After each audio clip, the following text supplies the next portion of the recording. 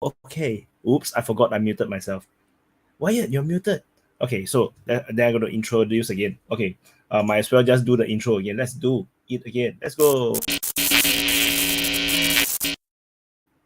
Hello, everyone. This is Defense Politics Asia, and welcome to the open mic. This time around is the episode 20, and there is 19 proper episodes. With one actually is a scam. Episode 2 is actually not a proper open mic. Basically, it's just a Discord chat which I just posted as an open mic. Yeah, so that was very lame. So anyway, yeah, can you guys hear me now? I'm quite sure you guys can hear me now, right? So yeah, I'm gonna say hi to people first. Hi 4K walking tour. Hi Duvid. Hi Do. Hi AJV 200,000.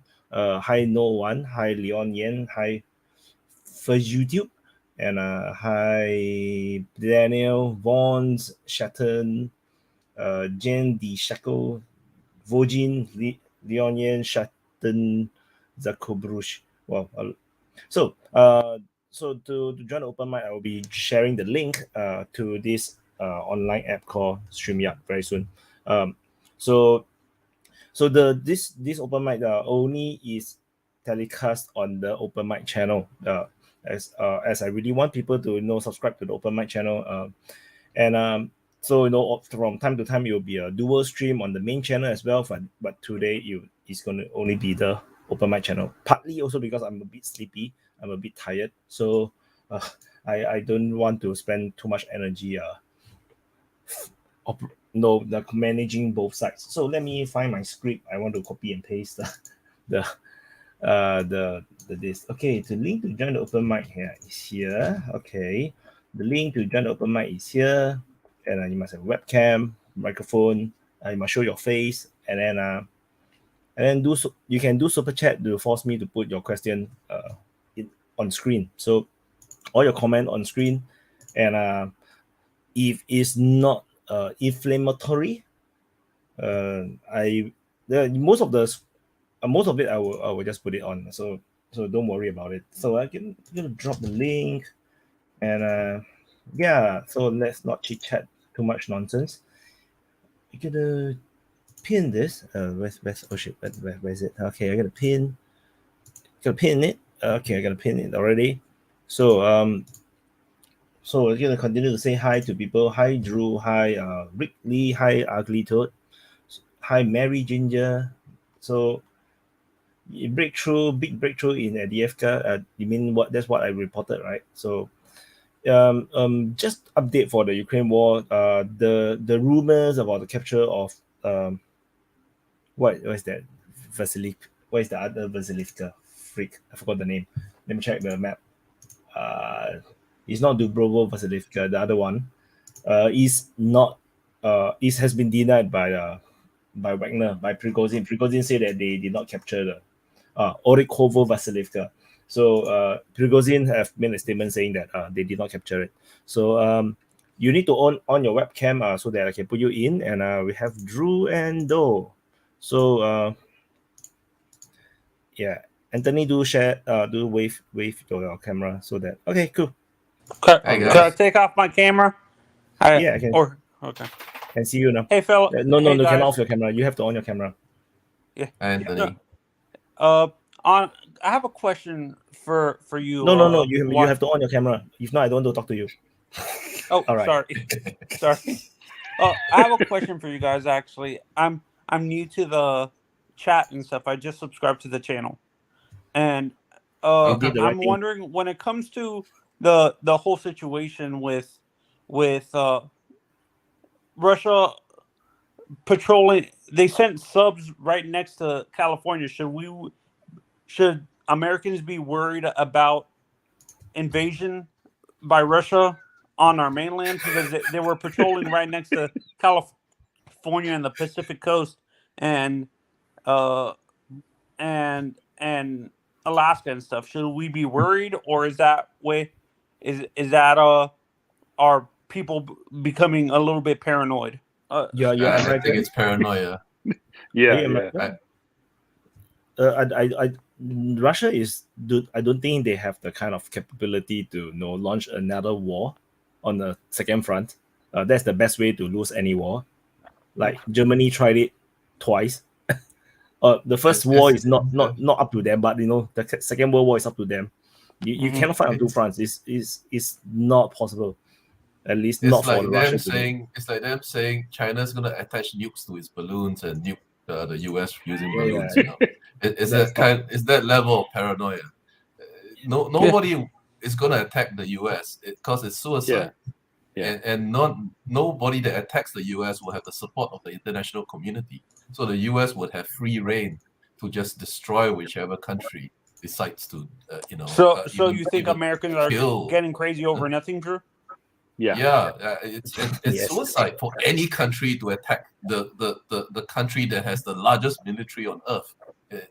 It's not it's the dumbest thing anybody could do. In fact, if you actually look at Russia itself, the Ukraine war, even Ukraine do not really dare to invade into Russia. Like they don't even dare to escalate this into a full-fledged war with Russia. So to Russia, this is just a special military operation, and Ukraine actually understands what it is, which is why if it's a full war, you have seen the Ukrainian military attack from Sumy and Chernihiv into Bryansk, and they are not doing that. They are not bringing the war exactly into Russia, because it's not a war for Russia. If you bring it up to the next level, Russia is not very far away from Ukraine in terms of military power. If Russia really go into full-fledged war, it's a different ball game altogether. You start killing a few Russian civilians in Russia. Putin will have every right and full support. They already did kill some civilians already. A few, like a couple, So and what did they do? They missile the hell out of them. Yeah. So that it's not not something that they want to do. We wouldn't be having this conversation on StreamYard if Russia were planning to invade the U.S. The main point, though, I'm trying to think of is what just happened recently, like Mexico applying to join BRICS. Long term,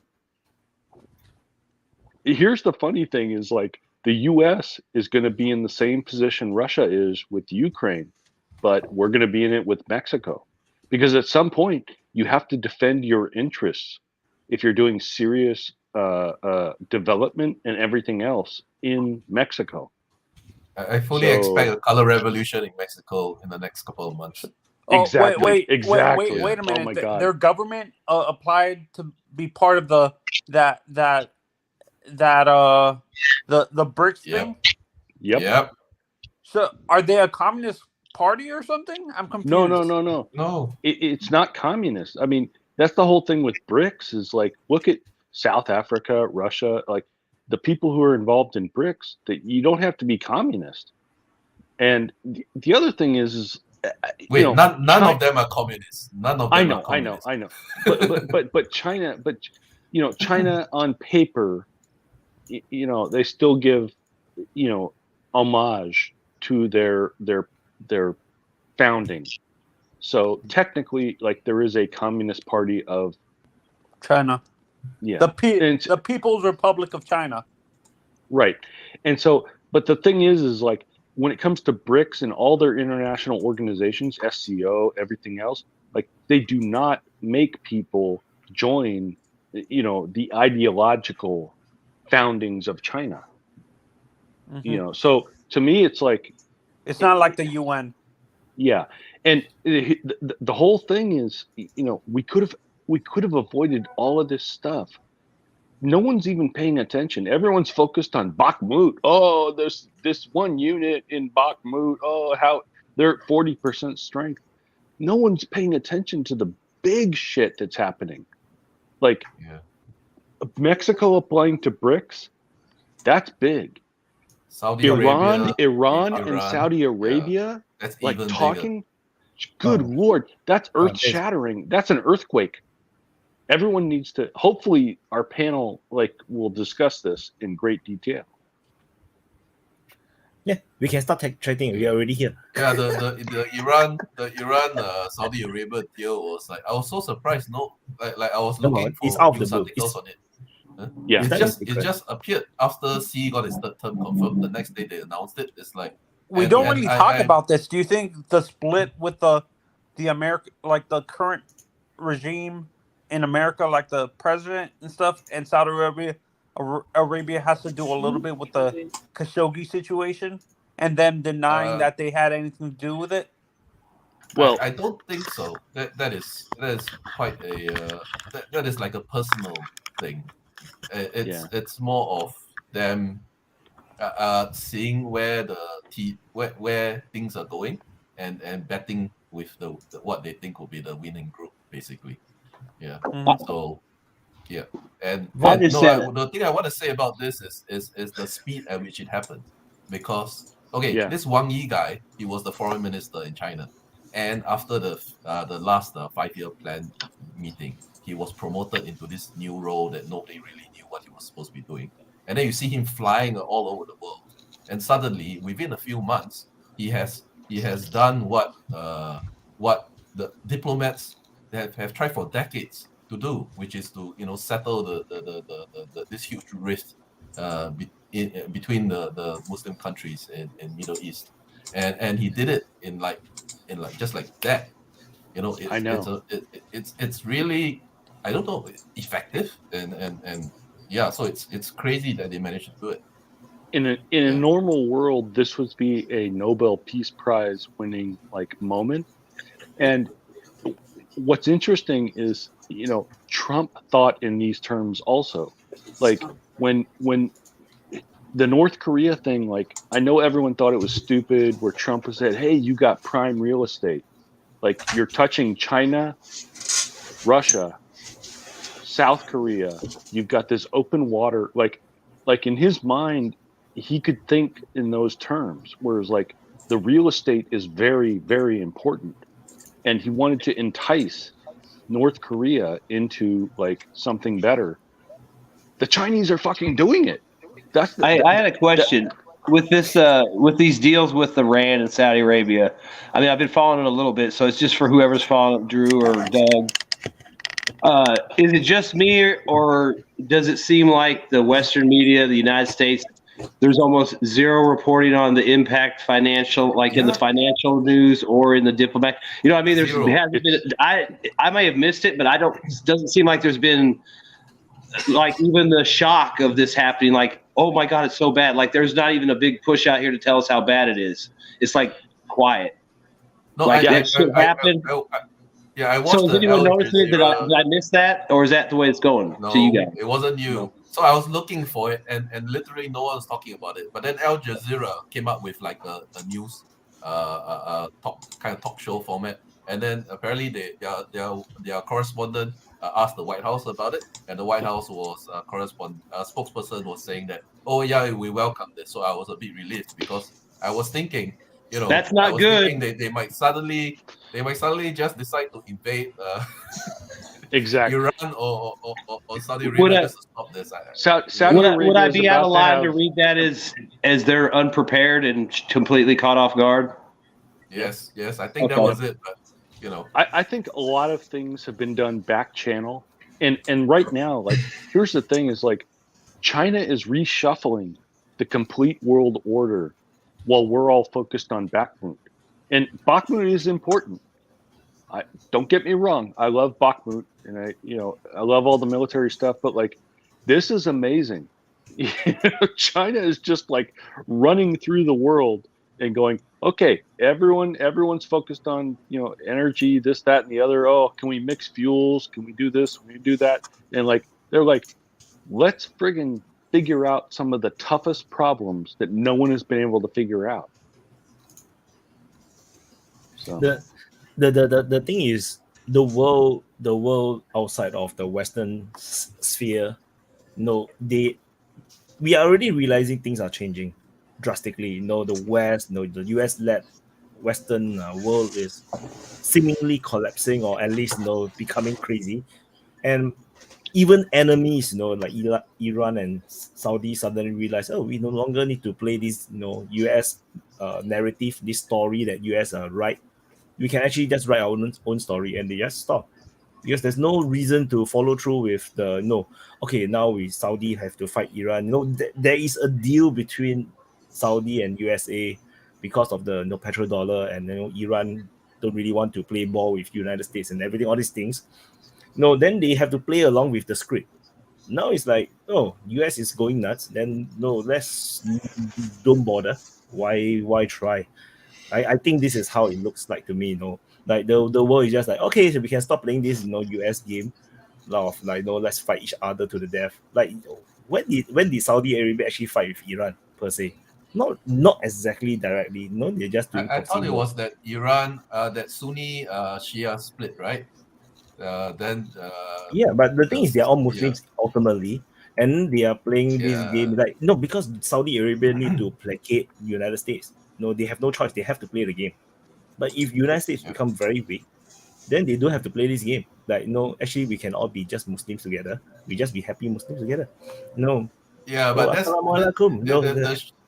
the Sunni Shia thing is like the Protestants and the Catholics back when they were fighting each other.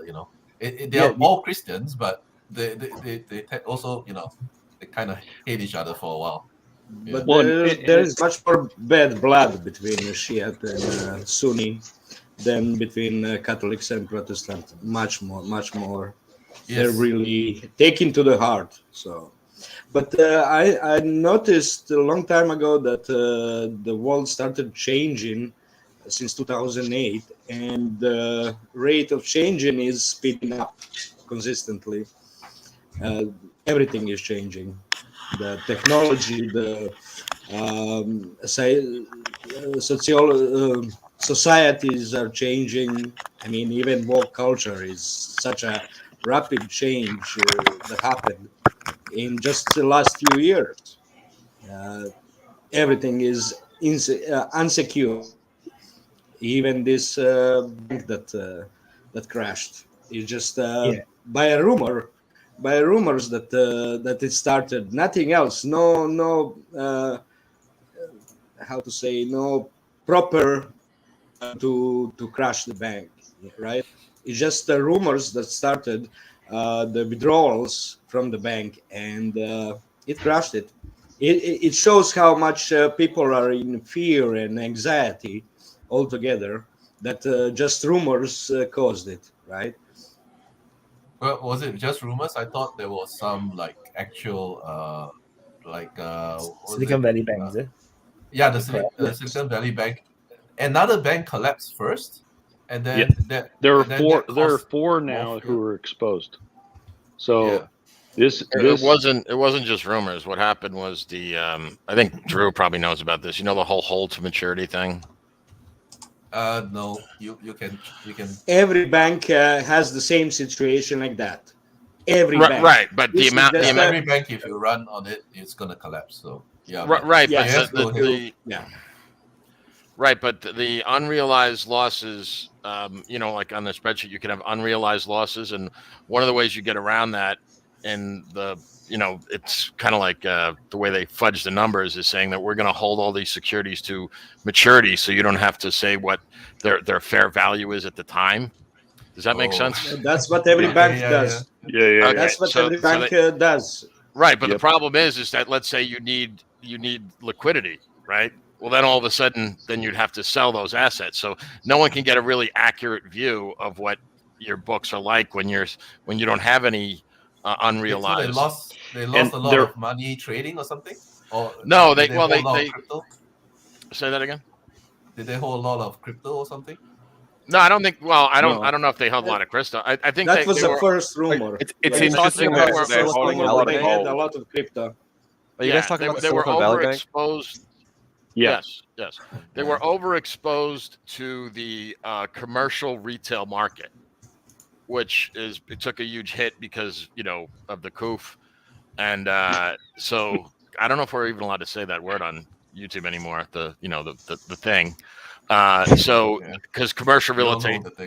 Yeah, I don't want to mess with Wyatt's channel. So that is kind of how it started. Okay. Also because they were a bank that did, they were pretty much all startups, right? So in and of itself, the very nature of the bank, there was dangers in that. But here's an interesting thing though about that bank was that for them to give you a loan, one of the covenants they had in their loan agreement was that you had to do all of your banking through that bank. So, yeah. So think about that, right? So that was part. So in other words, for you to get the loan, $250,000. Yeah. So forget about that. The FDIC. I mean, if you had 20 million, then you're left with 200. Right. If you wanted to get well, them that's to give you where a it gets loan, fun because only 98% of members of that bank have less than $250,000 held in that bank, which means 98% of all the people in that bank. Yeah. will be made fully whole. But see that's kind of you got to be careful about that too, because you could be counted in that 97% and you had $251,000. So but no, I get you. Yeah. Valid point, Alan. I'm just saying it's not as it might not be as bad, or it might not. Maybe it's even worse. We got to see. But the fact that you were forced to do all your banking through them if you wanted to get a loan, really, really interesting. So a lot of VCs. That's not a problem. They daisy so many chain options for themselves the loan to the system. It's interesting that Russia and China are holding a lot of gold. I mean, they can obviously see this coming, and then they've got a lot of they didn't gold know what storage to do with money. Sorry, it's the same as Bakhmut. That's the equivalent of economic, like digging defensive positions. Yeah. So when Western banks collapse, you're going to be looking at Russia and China because they've got assets to actually. But they didn't do it. They didn't buy a lot of gold because they expected the banking system to collapse. They started to buy a lot of gold because they needed to sell their U.S. holdings, U.S. dollar denominated holdings, and then they had nothing else to buy. So this is a separate thing. Don't blame everything on Putin and see. Russia needed to put some liquidity into the system. By buying gold, they put liquidity in the system. Okay, and since basically Russia's central bank has some kind on printing money, by buying gold, you provide liquidity. You add money into it. It's basically the same as printing money, right? That's the way. So now there was some last month there was a case that they sold the gold. That Central Bank of Russia sold some gold, not much, but sold it, which kind of says that they might have a reduction in the income from exports, right? Because of the ban on printing money, that's a pretty risky issue. They should remove that ban. It simply is stupid, right? And of course, people grab onto such news because everyone is a gold bag, believes in a gold, right? But it's such gold amounts are so insignificant for the size of the economies. It's completely unimportant. It's just the a gold stall that China. But KSA and Iran, it doesn't matter. Signing diplomatic relations. To me, that's more important than the physical gold holdings of any country. Massive, it's huge.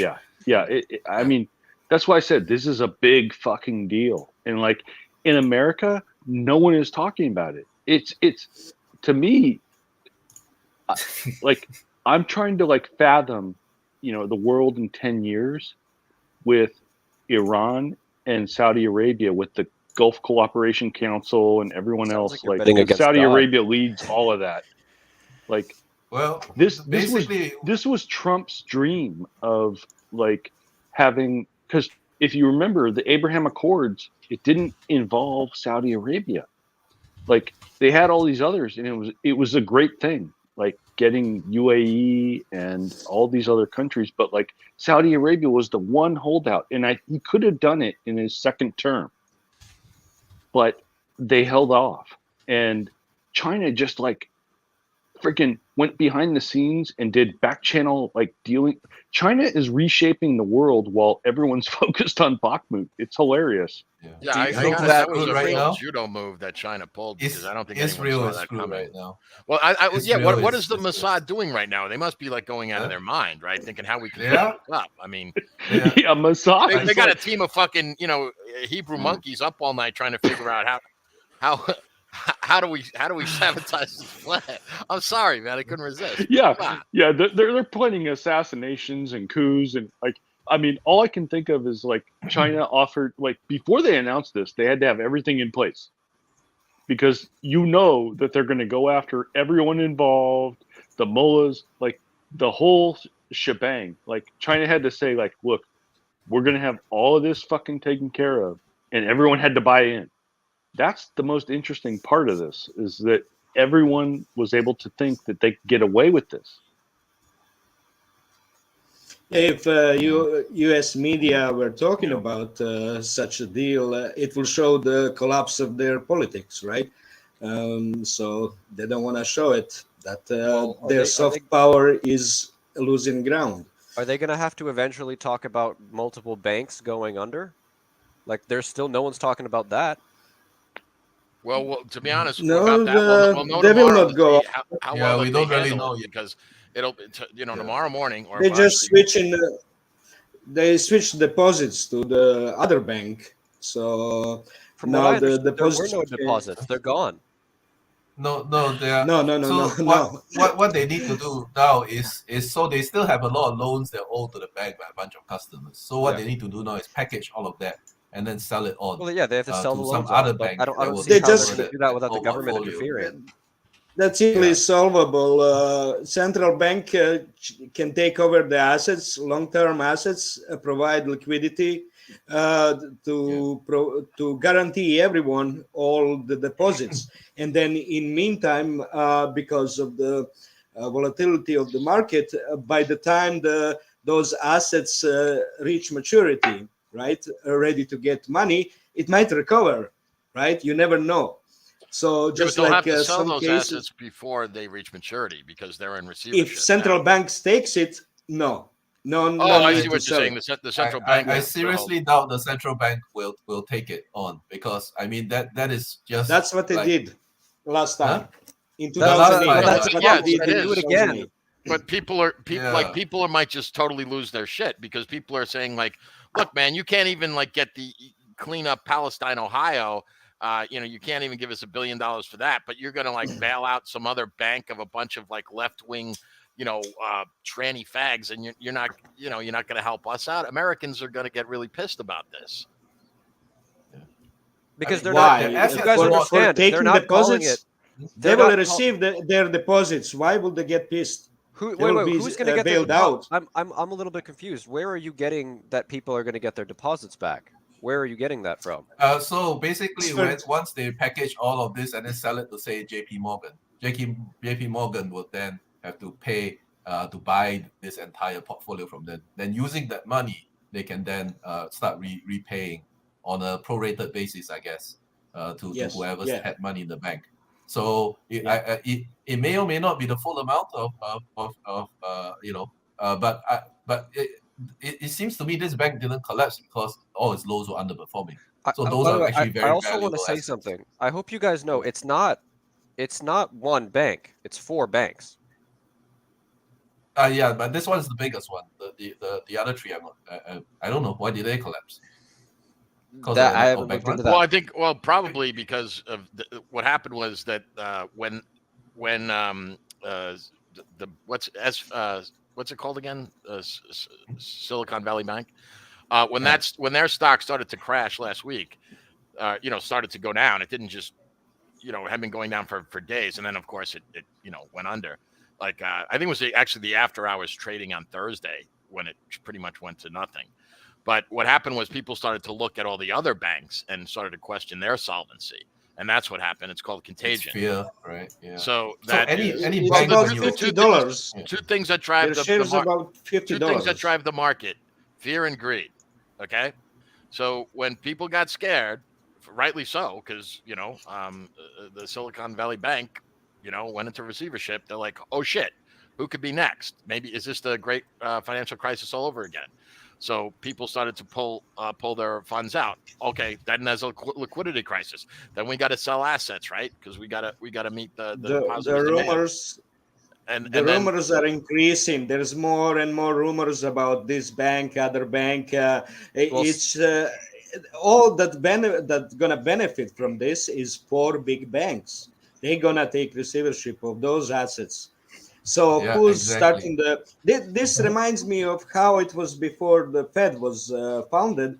The one bank would pay advertisements for the weakness of some bank. That's competition to them.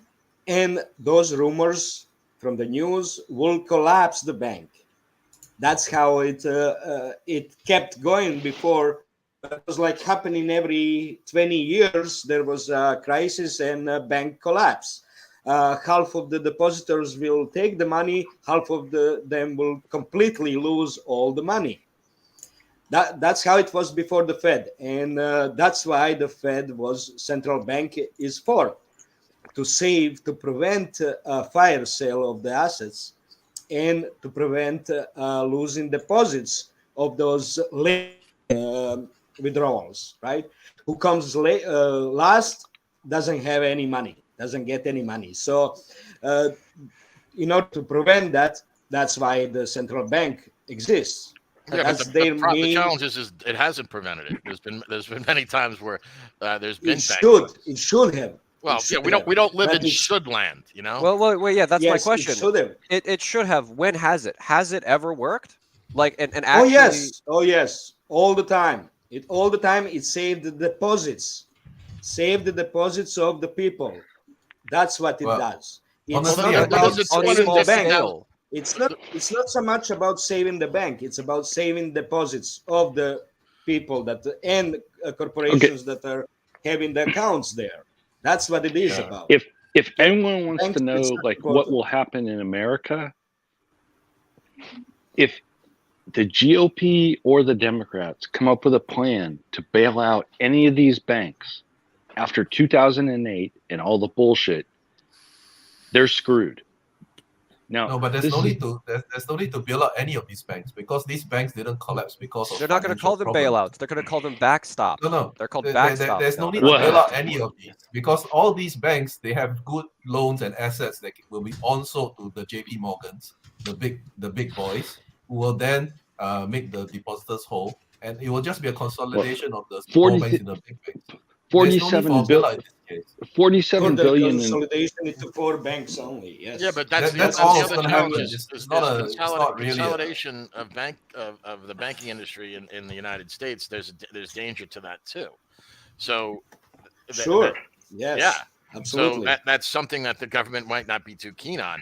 JP Morgan, I mean, this is a corporation / bank that is, I mean, these guys are professional criminals, for God's sake. I mean, you look at all the, I mean, they've manipulated. I mean, you were talking about gold earlier. I mean, they were busted how many times manipulating gold prices? Yeah. I mean, so do we want to, the people are saying, do we want to make them even bigger now? I agree with sure. It's no choice. It's capitalism. They have the money, the assets. Well, they are bigger now. They're buy it. They're they all got big. I mean, that's a problem though. Is you keep centralizing more and more power. I mean, the whole idea. You remember the expression "too big to fail"? Well, now we're just going to see too big to fail on steroids. But the aim is true. political. I'm sorry, they're but it sounds now. a little bit like you're saying like it's too big. If they were too big to fail before, why the government is not afraid? Why government is not worried about cartelization of those big banks? Because they need them for international power. They as bigger they get, they will have more power to control international movements. It's not just BIS and IMF. It's also when you look at global banking, right? you look at global banking, it's fairly common. In Singapore, we have 4 large banks. In China, there are 5 large banks. It's typical that banking consolidates into like 4 or 5 large banks. And then it doesn't get smaller than, because then they start to have anti-monopoly laws kick in. So in the US, it's more of like a weird situation where you got a lot of all these smaller, like medium-sized banks. China has a lot of very, very small banks, but it's dominated by the top 5, like one industrial bank, one agricultural bank, and whatnot. So it's just going to be like kind of become more like the rest of the world. It's not a big, And to me, that's the point here of all of this. Like, we have an 18th largest bank in the U.S. like implode. If you bail them out like you did in 2008, and you can call it whatever you want, you can call it a shoring up, you can call it, you can change the language, whatever. But if you're giving money to a bank to shore up something that they did, like politically within the U.S., I hope every international like member of this chat understands this implodes parties. So because everyone agreed that like the bank bailouts and everything in 2008 was like the end. All the McCain like nonsense, if either party like partakes in this, you could see a union between AOC and friggin' Matt Gaetz. Like I think they could do it a second time. Why not? They could do it a second time, but whoever does it is going to take a beating. They do it a second time, and then they never they cease to exist. Exactly. Politically, they will never ever have a voice. They'll take a beating. They'll take a beating in the polls. But I mean, okay, like you look at Biden right now. Well, I mean, I don't know how much of a actual real life, not just political future he has. I mean, the guy's old, So I mean, he could be the guy that gets thrown under the bus, for example, for that. And why not? But you have McConnell and everyone like everyone in the US. I hope everybody whose name is going to be on that bill is going to go under. Yeah, who votes for it? Yeah. Yeah. So anyone who votes for a bank bailout is toast in America. Everyone on the international scene, like China can get away with this. If something goes wrong, they will fix their shit and like China will buy it. But like in America, after everything that happened in 2008, like you will see a populist realignment like you've never seen before. Yeah, Trump is going to capitalize on that. He's going to use that as a hammer. Right? I didn't even think about that. You're right. That the government can do it, right? The government can do it. It's possible. It can be done, and it will be effective. Yes. The problem is they would need new legislation, though. But yes, they can. Yeah, and if they do it, they're screwed internally, domestically. They're done. Internationally, it doesn't matter, right? They can do. Yes, they have the ability to do it. It's and the new House rules, like where you can actually like go to the House Speaker and challenge his seat at any second. Like this is all like new stuff. No one talks about this internationally, but like right now, 6 members with a majority can destroy McCarthy, and he holds the purse strings of all the money that like comes out of the U.S. So I hope everyone's paying attention, but like all it takes is like 6 or 7 members to go, fuck you. And whatever's going on internationally will be cut that second. Yeah, they're going to have Matt Gaetz and people are going to jump onto that opportunistically. Are still there. Majority and minority leaders are still there after 2008. So that's who leads everything.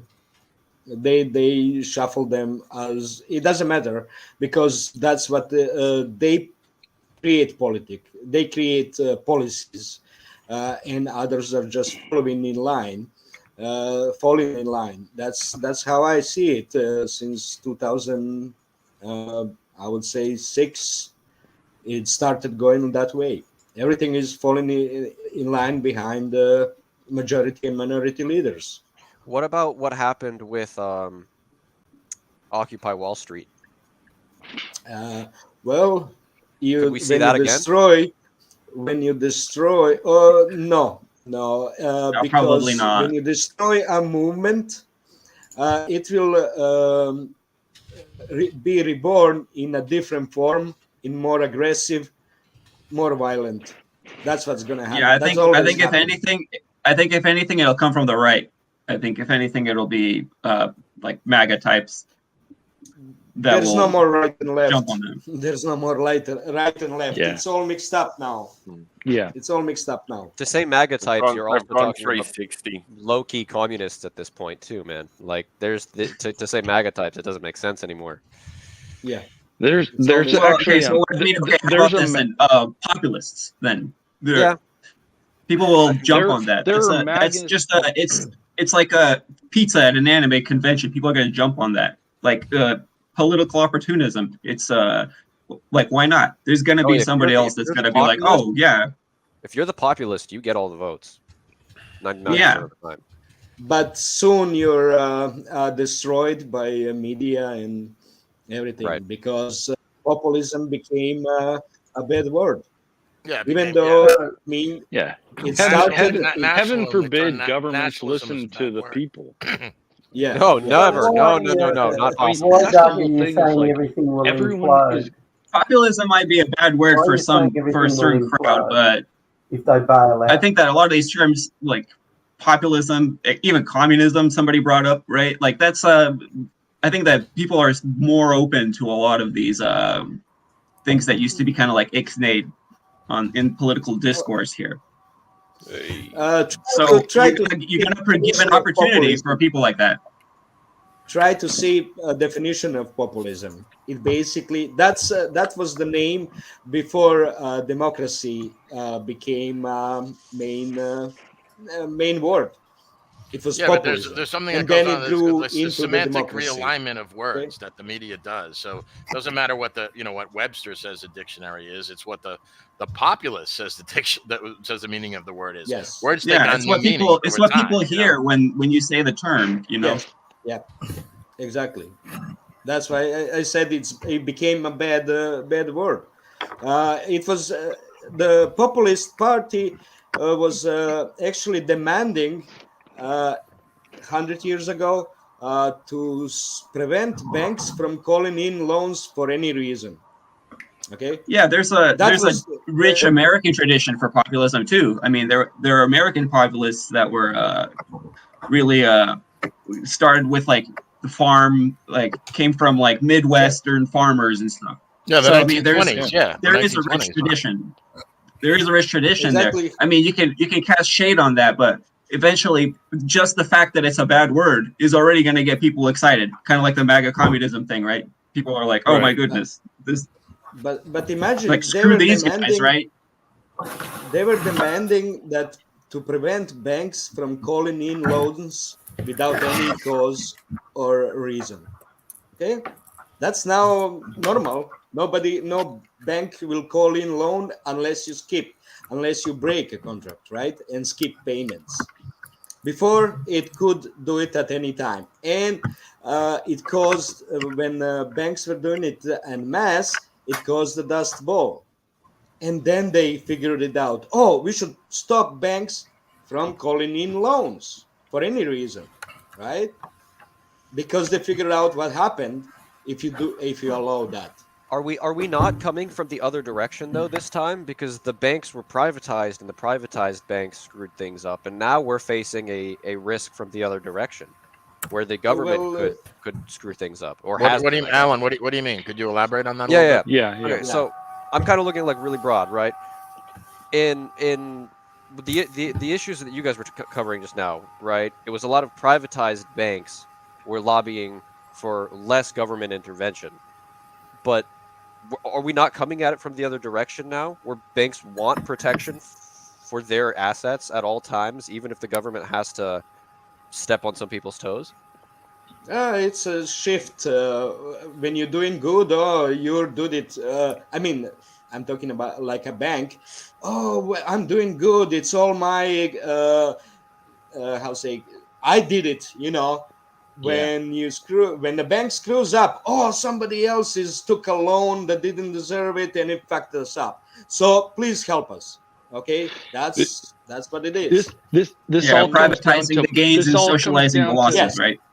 Yeah. This all comes down to moral hazard. And so, like 2008, what we proved was you could take risky bets on, derivative real estate, like calculations. And what we said was, if you fucked all that up and you took these stupid decisions, we'll bail you out. And that's what's happening right now. Like when they say we're gonna make a fund to quote unquote shore up banks, what they're talking about is bailing out like dipshits. But they got away with it. But in most countries, why do you think they won't get away with it now? In most countries, there is in Europe, for instance, the whole system will implode if they bail out, since they've been constantly bailing out. Look, in Cyprus, they took people's deposits. That's bail-in. You had absolutely no choice. What happened in Cyprus is something else. What happened in Cyprus is something else. In 10 or 20 years' time, when we've recovered, you can get your money back. Nobody railed against that. What happened in Cyprus is something else. The population is so docile now, and they're so easily manipulated that I don't know what. I mean, I hope you're correct, but I just don't see what happened in Cyprus was something else. So confident. The thing is that I was talking. I don't see why you're so confident. Well, we do talk over each other, and I think there are people who just jump in and. Anyway, so Doug, I'd just be interested in knowing why you're so confident that the system will implode this time. I don't follow. Who is confident that system will implode? Doug is. So, if you're asking me, to me, it's not. I'm not talking about the economics. I'm talking about the politics. Indeed, that's what I'm talking about. Yeah, this will, if a Republican majority, right now we hold the purse strings, right? It's a small majority within the House of Representatives, but we hold it. And if we come up with a plan like McCain did in 2008 and all these other people, if someone says, oh, we've got to do this or else, no one will buy it. So I hope the rest of the world understands this, that like. But this is the bit that you jump to. You say no one will buy it. No. Why? No. They did because before. Listen, Sam, the reason is because we have to actually, if the Senate comes up with let's say a package to save America, like we have to actually vote on that in the House of Representatives. And right now the House of Representatives is very precarious. And the reason for that is because when the speaker was chosen, he could actually be challenged at any time by a majority. So basically, the Republicans, if they want to slit their own throat on the altar of Biden, they can do that, but they'll be fucked. So, when everyone was talking about this, everyone right now, who's not going for Senator, who's not going for Representative McCarthy, this is all Crazyville, and I can't believe we're doing this. Actually, it was very, very, very important because anyone can introduce the bill right now to say,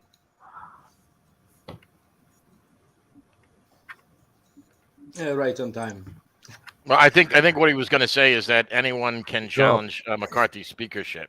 Yeah, you But see all the this domestic politics, Yeah. it's just theatre. It doesn't mean anything. It never we goes lost anywhere. Doug. We lost you for like Yeah. 20 Majority seconds. leader will decide. It doesn't matter.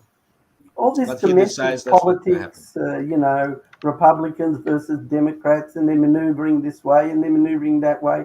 It's just to keep us all amused. It doesn't translate into anything. It's all crap. No. That's not where things are happening.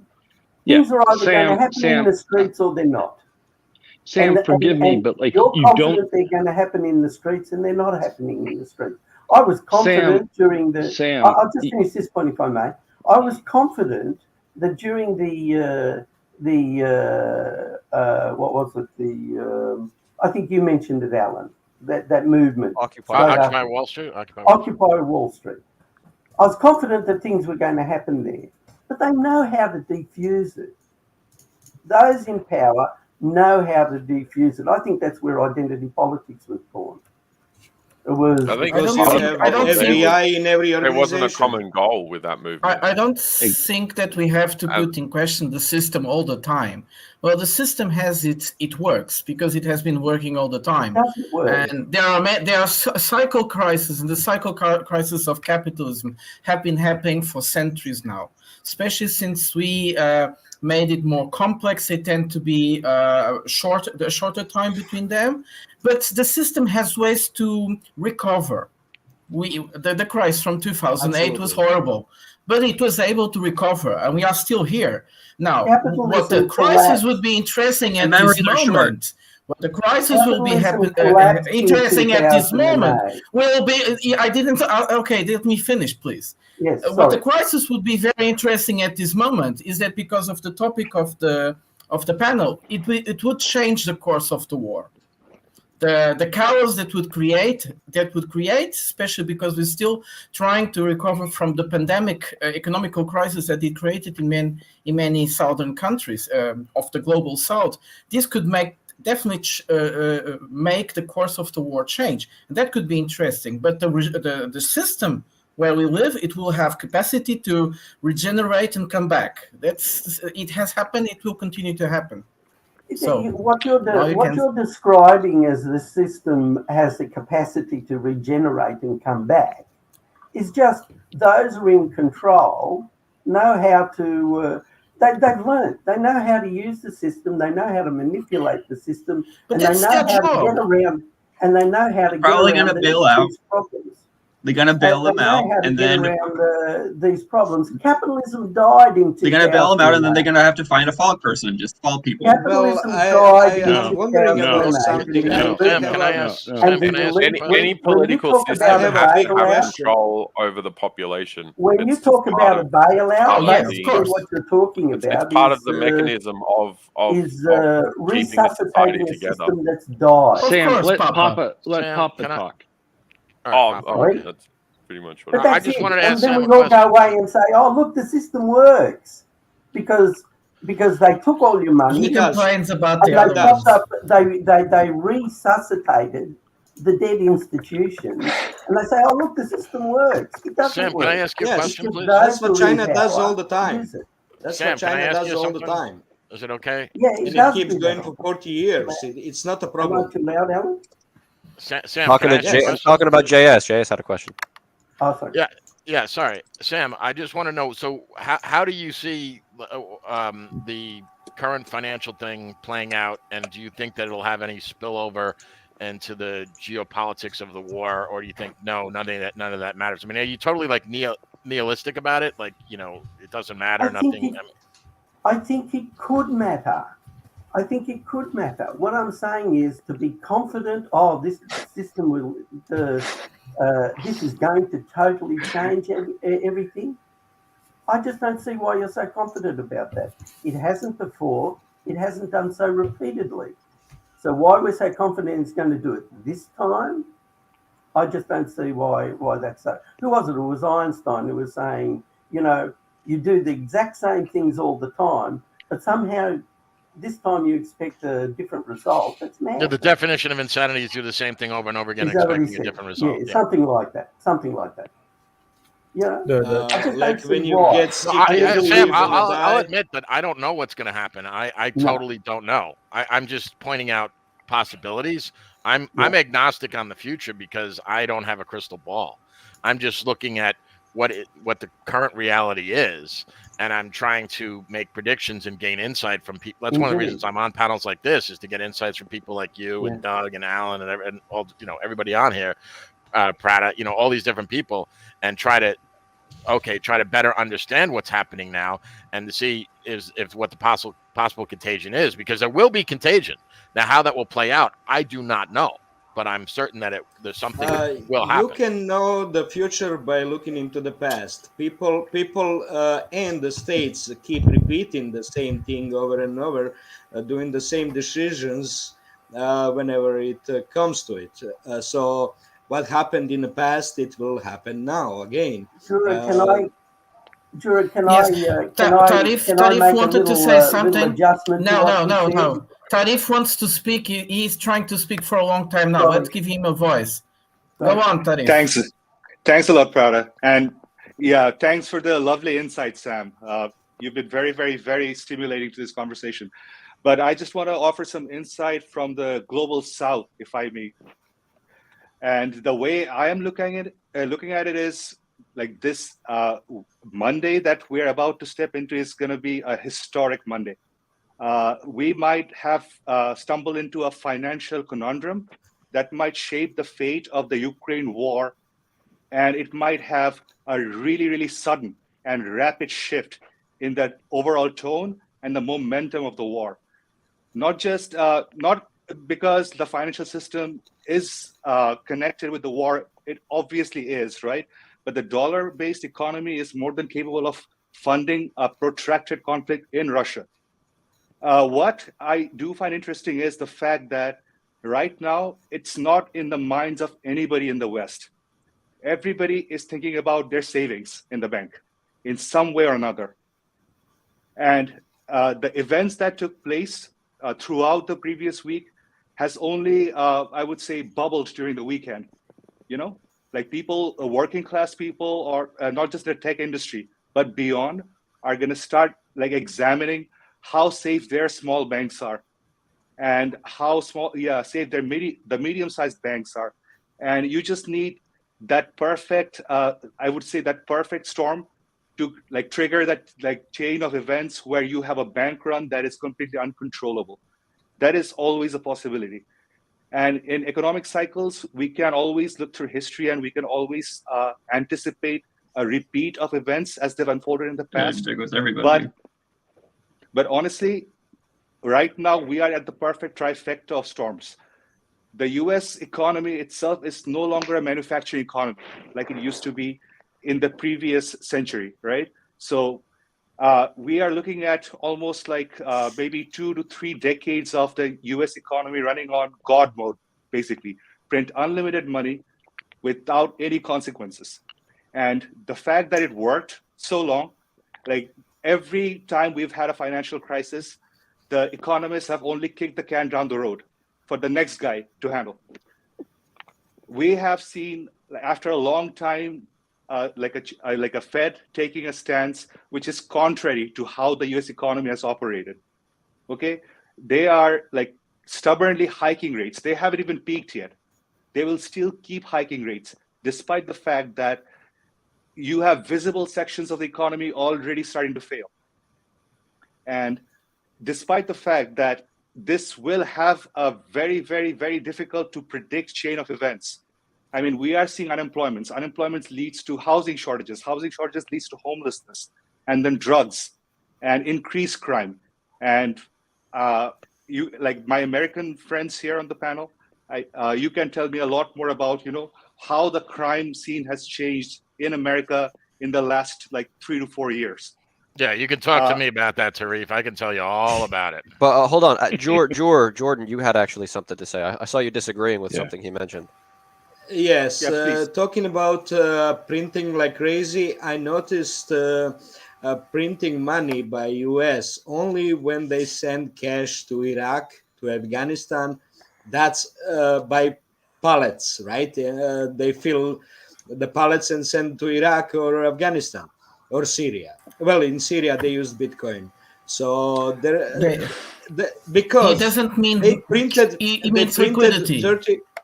They printed $32 trillion in 6 months, but there was like $50 trillion being destroyed at a time. Okay, so everybody calculates how much money is printed, but nobody calculates how much money is destroyed, or how much velocity slowed down. Okay, that's what's important. Also, velocity is so important, yet nobody counts on it. Well, no, we do count velocity because velocity is what's been causing inflation. Basically, the velocity of money increases as inflation goes up, simply because people don't want to hold on to the money. They want to buy real goods with it because it's going to be more expensive tomorrow. That's what fuels the velocity of money. How did they take $53 trillion out of the system? $1 trillion out of the system? That was my question. How do you? No, they remove what he means by destroy means they remove liquidity. They pull it out of the markets. How did they do that? It's all the values of or numbers of account. Okay. Yeah. How did they when do account that? you have let's say value of the stock market. People rely on it to take a loan based on the stocks that they own or the assets. So that's not a conscious decision. That's just what happens on the marketplace. No. If I may go back it is conscious. When it's done on the federal level, it is conscious because they are not in the business of creating a profit in and of for themselves. It's all automatic. It's automatic. It's called open the night. It's over the night loans that the central banks do to many little banks. So they kind of, by security, they have this liquidity there. But so many things, the banks can pay them back in the next day, and so that money is out. But let's say there is something called liquidity and there is something called printing money. And we in the normal language, we say printing money. There's actually giving liquidity to the market, which is something different. The US does it's the same thing. It prints liquidity a lot of is money. Liquidity is money. Yes, but then if you're talking about bills like bringing pallets, and we are talking just about liquidity, then we miss up a bit what we are talking about, because printing bills is one thing, and giving liquidity is also printing bills, but not just printing bills. So, and Tarif was talking about liquidity. He said printing money because it's an easy way for people to understand. You inject more liquidity, more money, actually almost like that, into the market. And in doing that, you secure certain situations. But inserting too much liquidity for a long period of time, it creates a lot of problems. Structural problems that Tarif was trying to tell us, or these structural problems that are there. It's unimportant. It's all in the savings, or it's kind of unused money. Okay. Unused money. Jur, so it doesn't Jur, I will agree with you on the issue of liquidity always being omnipotent and always being relevant, right? The liquidity will never stop being an issue, even if the world crumbles tomorrow. But the difference of the status quo, that is different from 2023, that was different from the stock crash of 2008 or the dot-com bubble of 2000, was the fact that in the year 2000, the global south was not nearly as large in terms of GDP as it is today. And the global south was not nearly as independent and self-capable in light and heavy and complex manufacturing as it is today. In the last 23 years, there has been a shift, not just a shift, but a growth in creativity, productivity and wealth.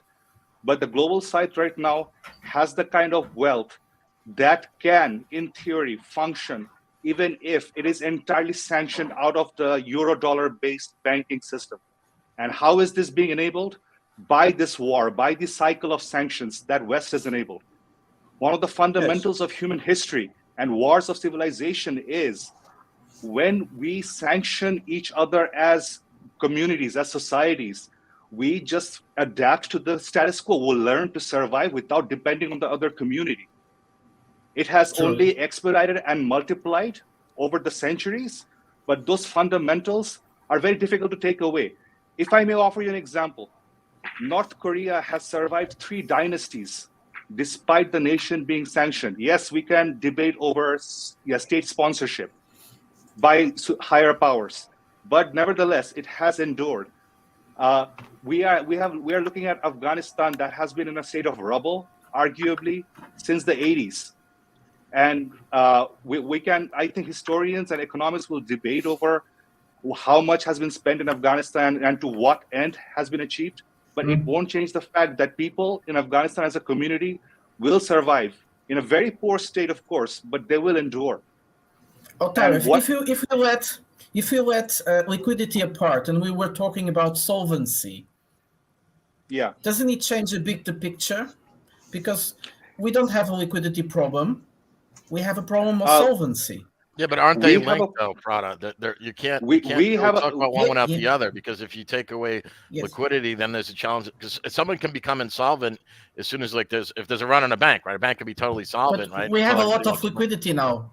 We have a lot of liquidity now, but we have lots of countries getting insolvent, and we have, like in Germany, a wave of bankrupts, enterprise going bankrupt. But there is enough liquidity. Go on, Tarif. Sorry for changing your thought.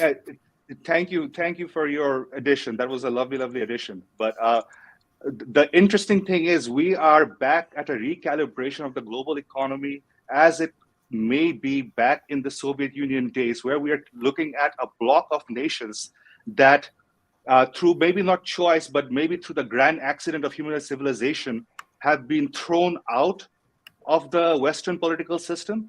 And they have just enough in between each other in terms of basic commodities to advanced technology, from primary, secondary to tertiary sectors, that they can possibly sustain themselves for a prolonged period if they were to be sanctioned for a much longer period.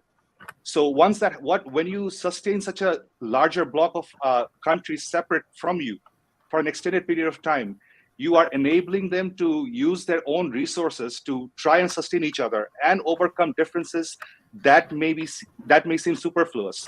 BRICS, as we say, BRICS, there will be a continuous debate within BRICS on how to form a currency bloc or a basket of currencies that can be independent from IMF, from the World Bank, and from the US and from Europe, so that those economic systems payment systems and solvent problems between countries. The new developing bank has a FME, MFI, International Funds function as well. It also has the same function, this new bank they are creating. Sorry, go on, JS. You're absolutely right. Yeah, please go on. Yeah, I'm sorry, Tarif. I was wondering though. I don't disagree with anything you said. I was just wondering how do you see that playing out in the short to medium term future? By that I mean, go ahead.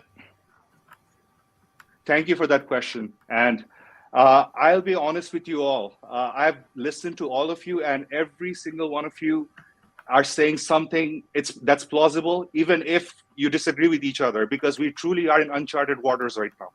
The world right now, as we stand, you cannot borrow any page from history to get a reference for how fragile we truly are. If you will allow me, I'll just add a list of events that I believe are of global concern, okay? So in June, the US Congress has to agree on whether it will raise the debt ceiling or not, which the decision for which lies in the hands of the Republicans, right?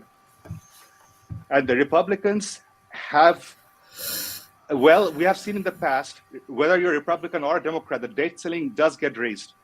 And Jerome Powell has recommended that the only way to service existing US debts and to be able to meet the current government's fiscal policy and its budget, the debt ceiling has to be raised. So if we go through historical precedents, a lot of, drama happens, right? A lot of noise happens till we inevitably reach that date and that month, and the debt ceiling does get raised. But the most important thing is, on a geopolitical scale, what else can happen between now and June? And when we talk about drama, Russia, Putin is definitely going to take advantage of it. Vladimir Putin has an extensive reputation of engaging in military conflict during times of financial distress. If we look back at Georgia and the South Ossetia conflict, it happened right on the eve of the 2008 financial crisis. When and I don't want to be a conspiracy theorist, but it is just a coincidence that I find to be interesting. But isn't that exactly how was they it game depending the on system? Russia Isn't that or how on they game it Saakashvili? all?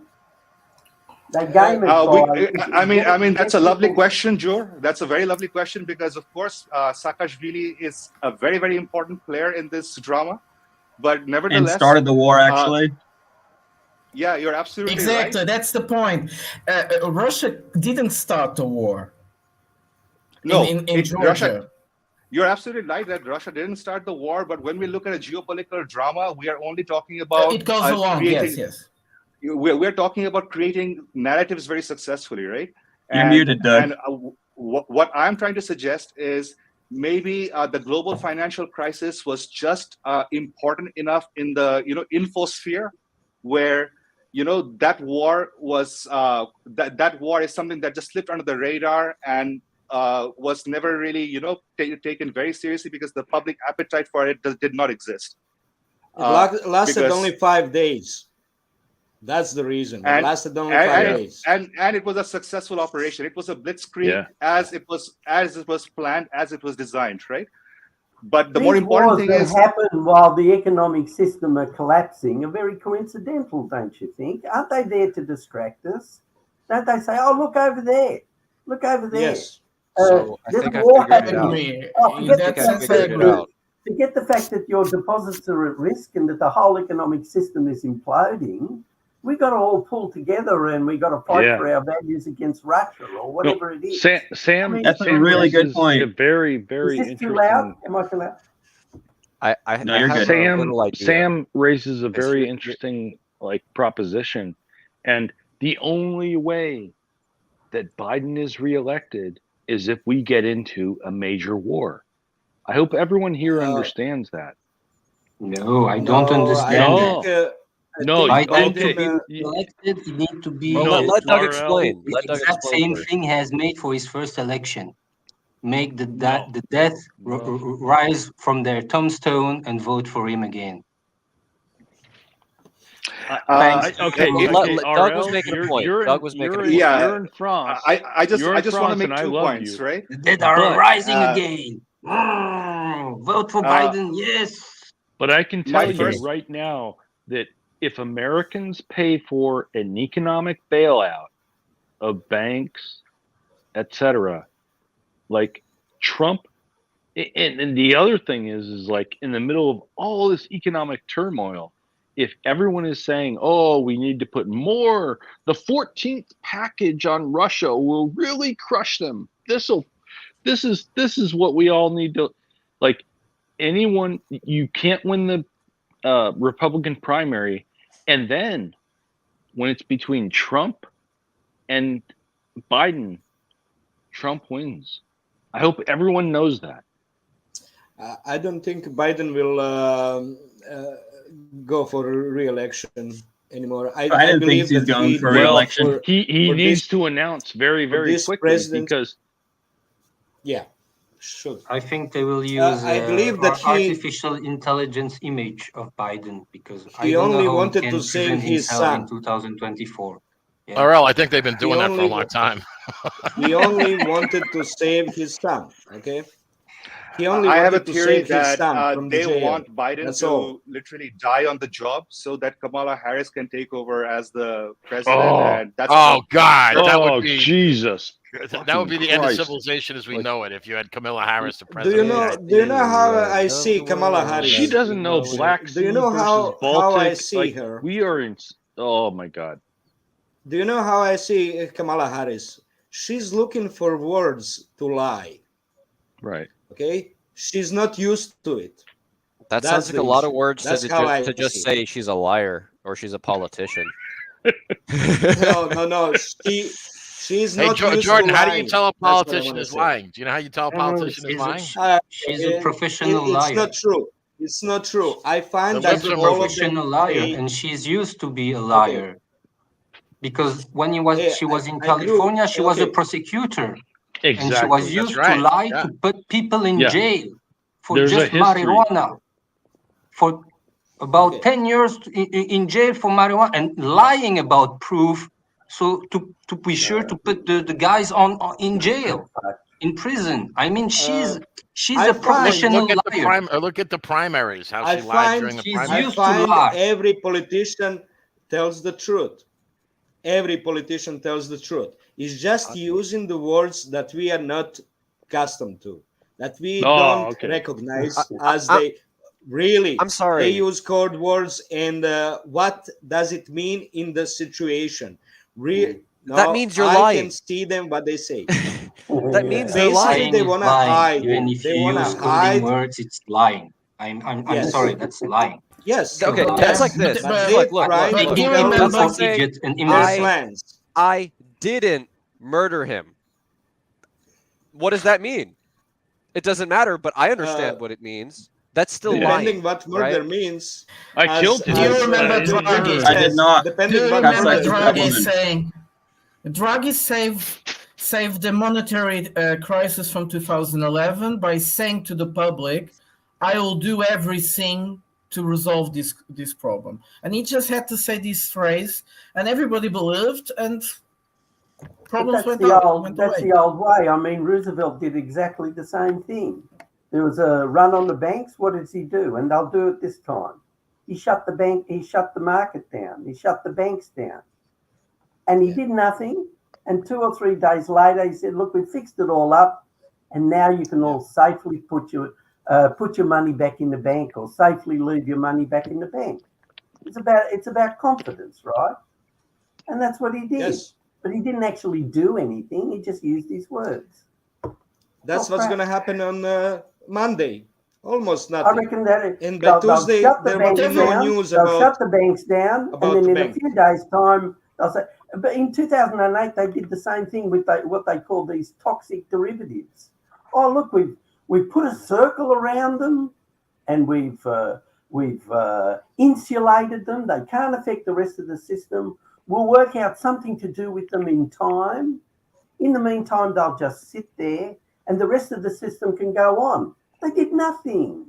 That was just all something in your imagination. Now we can either be convinced by these things, or we can say no, they're bullshit.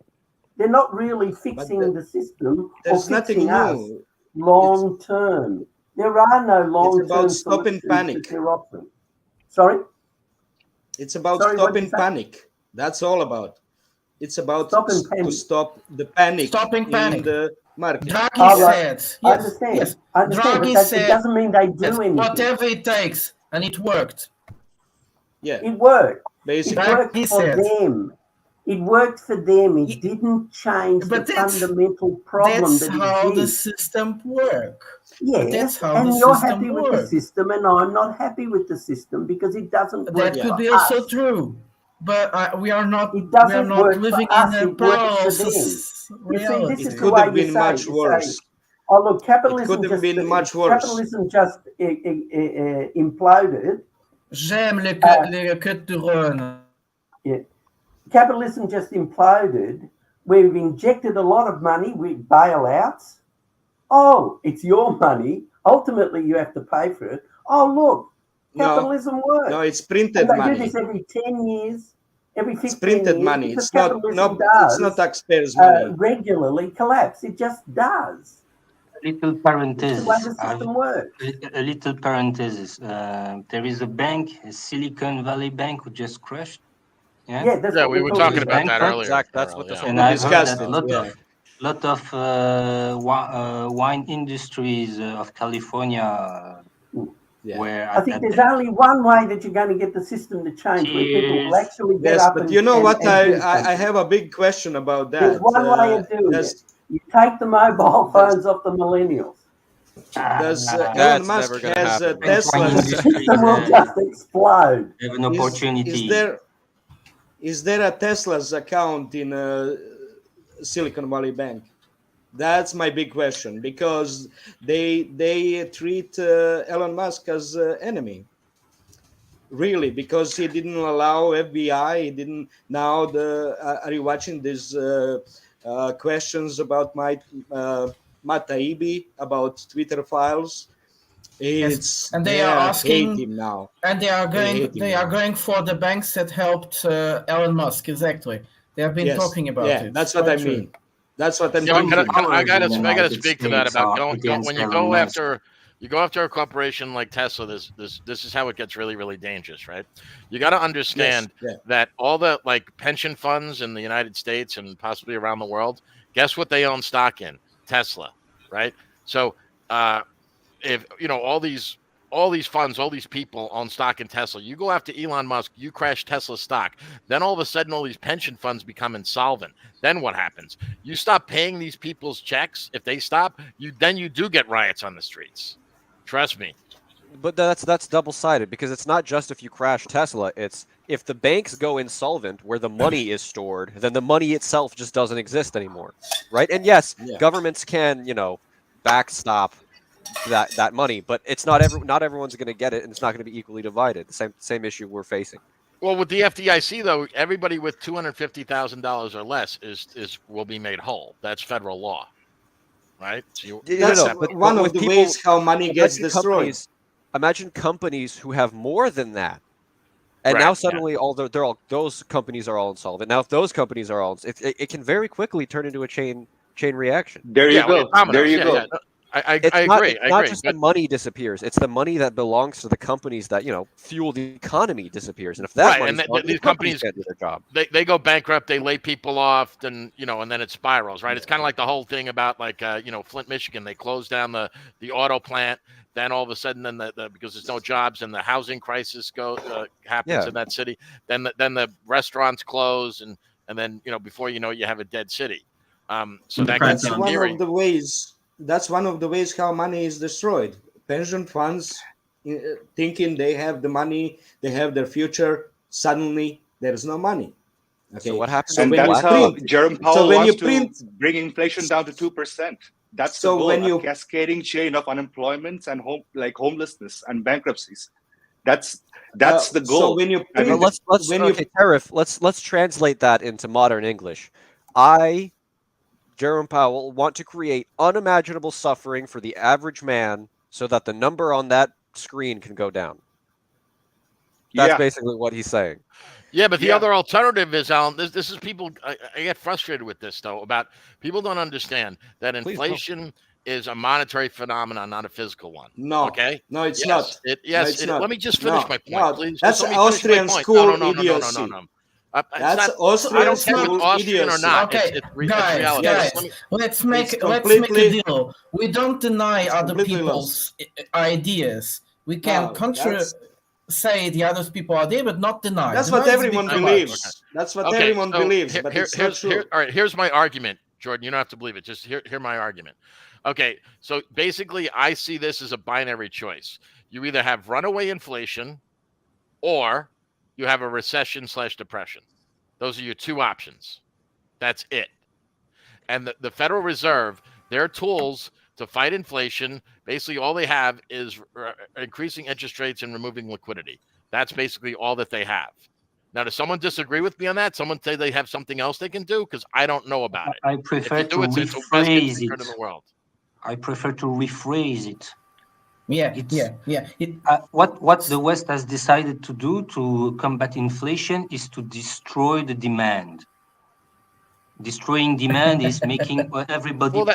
That's raising rates. That's how you bring demand down, right? But we have if you have more unemployment, if you have more companies that goes bankrupt, there are less demand and prices are dropping down.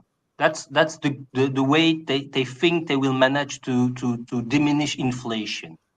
That's what they have decided. There is a third solution. And voila. All right, well, I want to hear the third solution. Will it be a solution? I don't know. Import substitution.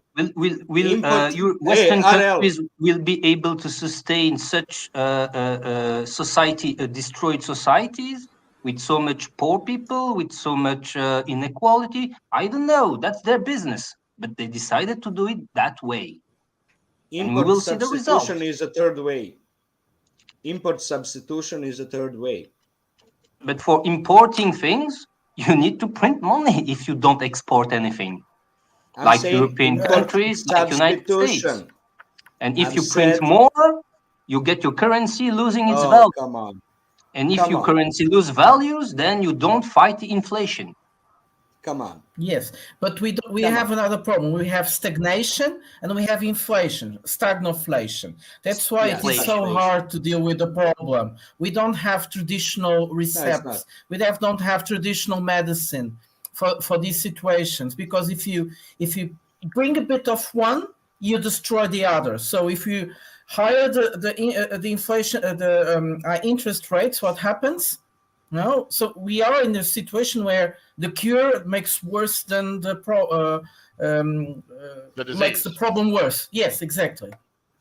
Import substitution, what Russia did when sanction hit in 2014, Russia translated to import substitution. Actually, what do you mean by that? Do you want to expand on that? The state organizes production that's needed. State organizes production that is needed. That's lacking inside the economy. That's what it does. But partially, not totally. Look at agriculture. Before 2014, Russia was importing everything from Europe. Yes. French cheese, apples from Poland, and so on. Yeah. And what the Russians have do? They have built their agriculture sector, but they are still importing some stuff from Turkey, for example. Yeah, they can't completely get rid of they can grow like bananas, like orange, or things like that because of the climate. But they've decided to make agriculture business growing, sectors growing, and now they are the fourth grain exporter in the world. But that's what Jordan was saying. It's a program of import substitutions. But it's partially, it's not just state founded. It's not so true. It's a whole. There is institutes that care about that. There are the firms. The changing the logistics to Central Asia in order to still be able to import Western products, making new deals with new countries like Uganda, which is supplying bananas. It has become the second biggest producer of banana in the world, Uganda.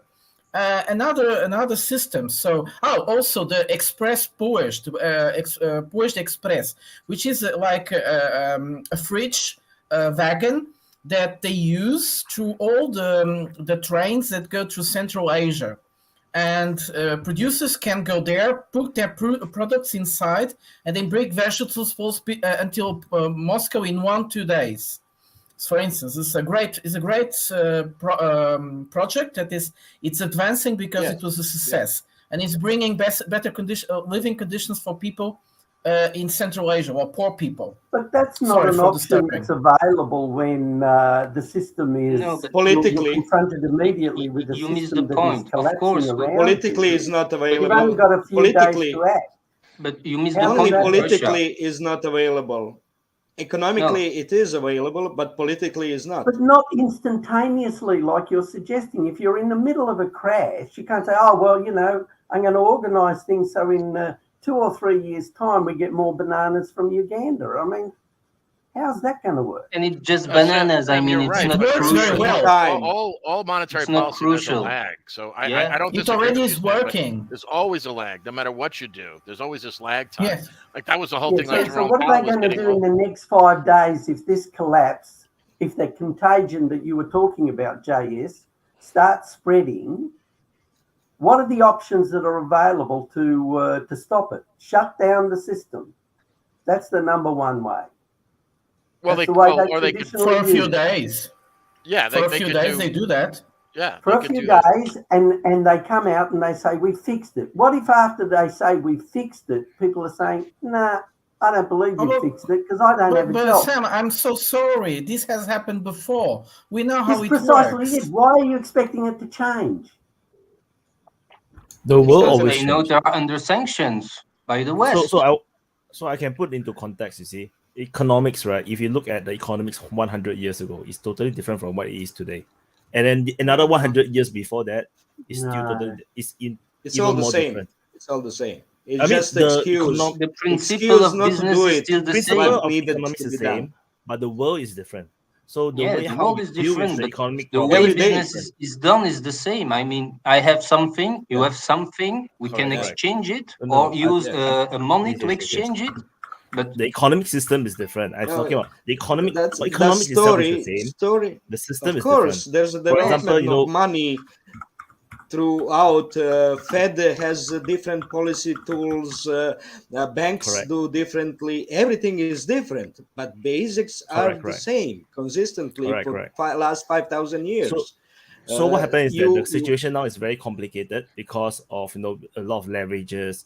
We have totally unpacked money that is unpacked to commodities or gold. So things become very complicated. And then on top of that, the banks started to have investment, derivatives, and then you have bonds, stock market. In the world 200 years ago, it's much more simpler. The British Empire want to buy tea, and then China don't want to buy anything, so they give them opium, and then they don't buy the opium, we go to war. Simple. Now it's like you don't even Hey know what guys, the hell is happening. hey guys, I'm new to the chat. Hi, hello, Yuri. Hey, how are you? Just had a thought in mind with the high reliance of the agriculture or total economic system on the use of credit, right? What do you think is going to happen with an agricultural cultural sector in the U.S. since the banks are going to be a little bit could be a little bit more reluctant to loan the money? Could you be and more the specific government about is what component of agriculture? Because it's in the United States, that's really broad. Specifically grain. All right, because grain production is contributing to multiple things, including the ethanol, right? And also, in light of the expiring deal on the grain, that's going to happen with the Russia-Ukraine, right? How likely is the problem with the banking system, American banking system, is to impact that deal? Because I was hearing multiple opinions. If the deal is to go through, then the Russians will have to accept the gains that they have achieved so far. If the deal is not going to go through, right, then the Russians are going to come in and ask for additional hard. So say that again. You cut out. With all this stuff happening in America now. Okay, I think first of all is like this. Ukraine doesn't have that much more grain to export like that, and Russia increased its production in an extreme way. Well, Russia, Belarus, and so on. And then we see in the news in Europe, for instance, how scary right, but the they Russians are can say, that the why do we need prices the are deal? going down. Yes, of course. No, but the other countries will say, why do we need the deal? Actually, that's more interesting. The thing is now they are very scary that the prices of wheat are going down. In Germany, if these prices keep going down, they won't be able to produce it anymore because it's too expensive. No, they'll just give how to government they'll have to subsidize it. Yeah, they'll have to. But they're not doing like French. The U.S. production has of, been doing subsidies for grain for forever since the 70s. It's so. stupendous subsidies. Everything, grain, milk. That's why. But they are doing it. They are already talking about it, and this is important. That's exactly right. The deal with the grains, the deal with the grain was just important at the beginning, but now it's definitely it's losing its tempo, especially because most of the grain was going actually to Europe to feed animals. Even the Spanish meat production skyrocketed because they were available to buy so cheaper grain from Ukraine to feed pigs, not to feed the Africans. So I don't want to make any comparison here. It's horrible, but it's the truth. But Russia is there, has a huge production. And what will African countries say? What will South Asian countries say? That they will think that Ukraine is important? No, they'll go to Russia. And if they go to Russia, the Russians want political favors. So yes, please. So if we there's need any to talk about crisis the in American, food production, the U.S. capability of producing. because there were a political decision in United States to diminish the production. Yeah. Why? I don't know. They decided that because before United States produced, listen. Before United States produced 18 million tons of grain, of wheat. And then it was the several biggest years producer. later, that production bankrupt to 40 million. Why? They can't compete with the Russians. That's political regulations. They can't compete with the Russians. Wait, no. That's political regulations. They decided to do so because we know American agriculture is hugely helped by state money. Yeah. And at the same time, while the production was crumbling, you see guys like Bill Gates buying lands. For what purpose? I don't know. Today, what we know is Bill Gates is the biggest owners of agricultural land in United States. Well, he's the biggest. So they got an idea behind, but unfortunately for Bill Gates and his friends, it happened at the worst time. No, they always same as the Georgian crisis. It happened at the worst time for the West, while they got a financial crisis. Well, one of the reasons it's beneficial to own farmland is because of all this legislation. RL, you're 1,000% correct on that. Subsidies. Is you can exactly subsidies. So it's never a losing investment because the United States in the past has literally paid farmers to let their crops rot. They still do it. Yeah. Why? They still do it. Why? The question is why? And then we are entering conspiracy theorist ground. No. The answer is to maintain my parents the own a velocity farm, of money. and it happens all the time. You can actually the grain gets tossed into the ocean. We toss grain into the ocean by the ton, and what they'll do is they'll just stop one of those trucks and be like, "Hey, here's $50. Can I get a shit ton of grain to feed to feed the cows?" And that's basically what they do. And because it all gets tossed anyway, nobody cares. The truck drivers don't care. They're like, "Oh, sure,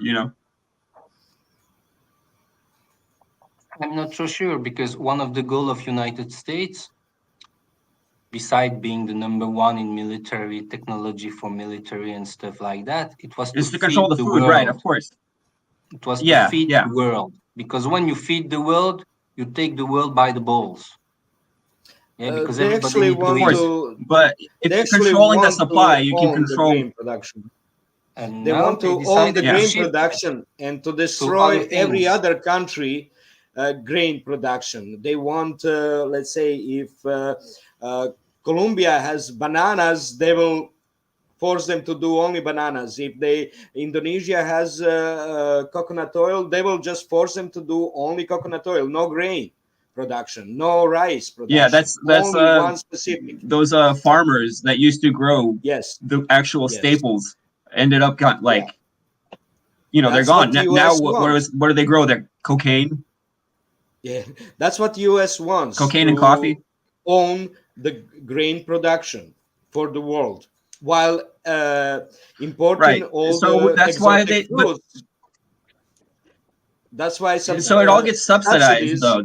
It's all that's why it has to be subsidized. And that's why there's a lot of thanks to 2014 crisis. That plan is bloop, bloop, bloop, bloop, bloop.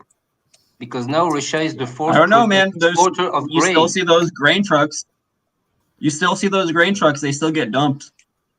That still in today. United States. In United States. Yes. While the production is today at less than 40 million tons of wheat grain. Yeah. Why? I don't know. They decide maybe they understand that they have lost that battle. They have lost that battle. I think a lot of that battle they have lost. It's because of their own fault. It's because of 2014 sanctions. And Russia became in very short period of time the biggest guy on the wheat market. Chicken. The Maidan coup was really a coup too far. I would say. And the annexation of Crimea was bingo for Russia. Yeah. Well, they had no option. What about NATO owning Sevastopol? It's no. I mean, you have no. one Well, of course side they didn't have an poker option, but players and in the other side the chess timing players. was worked out for them. The timing worked out. Timing. They should have gone to Russia further. is still pretty much reactionary. It's not doing plans and actions. It's still reactionary, reacting. I agree. I agree. Imposed. I'm just saying it worked out. Yeah, it happens when you're doing reactions. What you must, it happens. Yeah, but to have taken Crimea the way it have taken Crimea, I mean, that was planned. You can't make that in 2 hours or 24 hours or 48 hours. It's impossible. Yes, you can. I believe they even made an international deal. I believe they even make an international deal huge basis with the bigger powers. Russia Jordan, already had I wanted to say that huge I think basis in about Crimea. you called Russia reactionary. I believe, yeah, there's some truth to that. But at the same time, Putin had to build up the war chest. Like if you look at Russia's purchase of gold, he was planning this over a long period of time. So people were saying, oh, no, he should have done this earlier. Hold on 1 second. And Syria is not a reaction. And so he had to prepare the country economically for what was coming.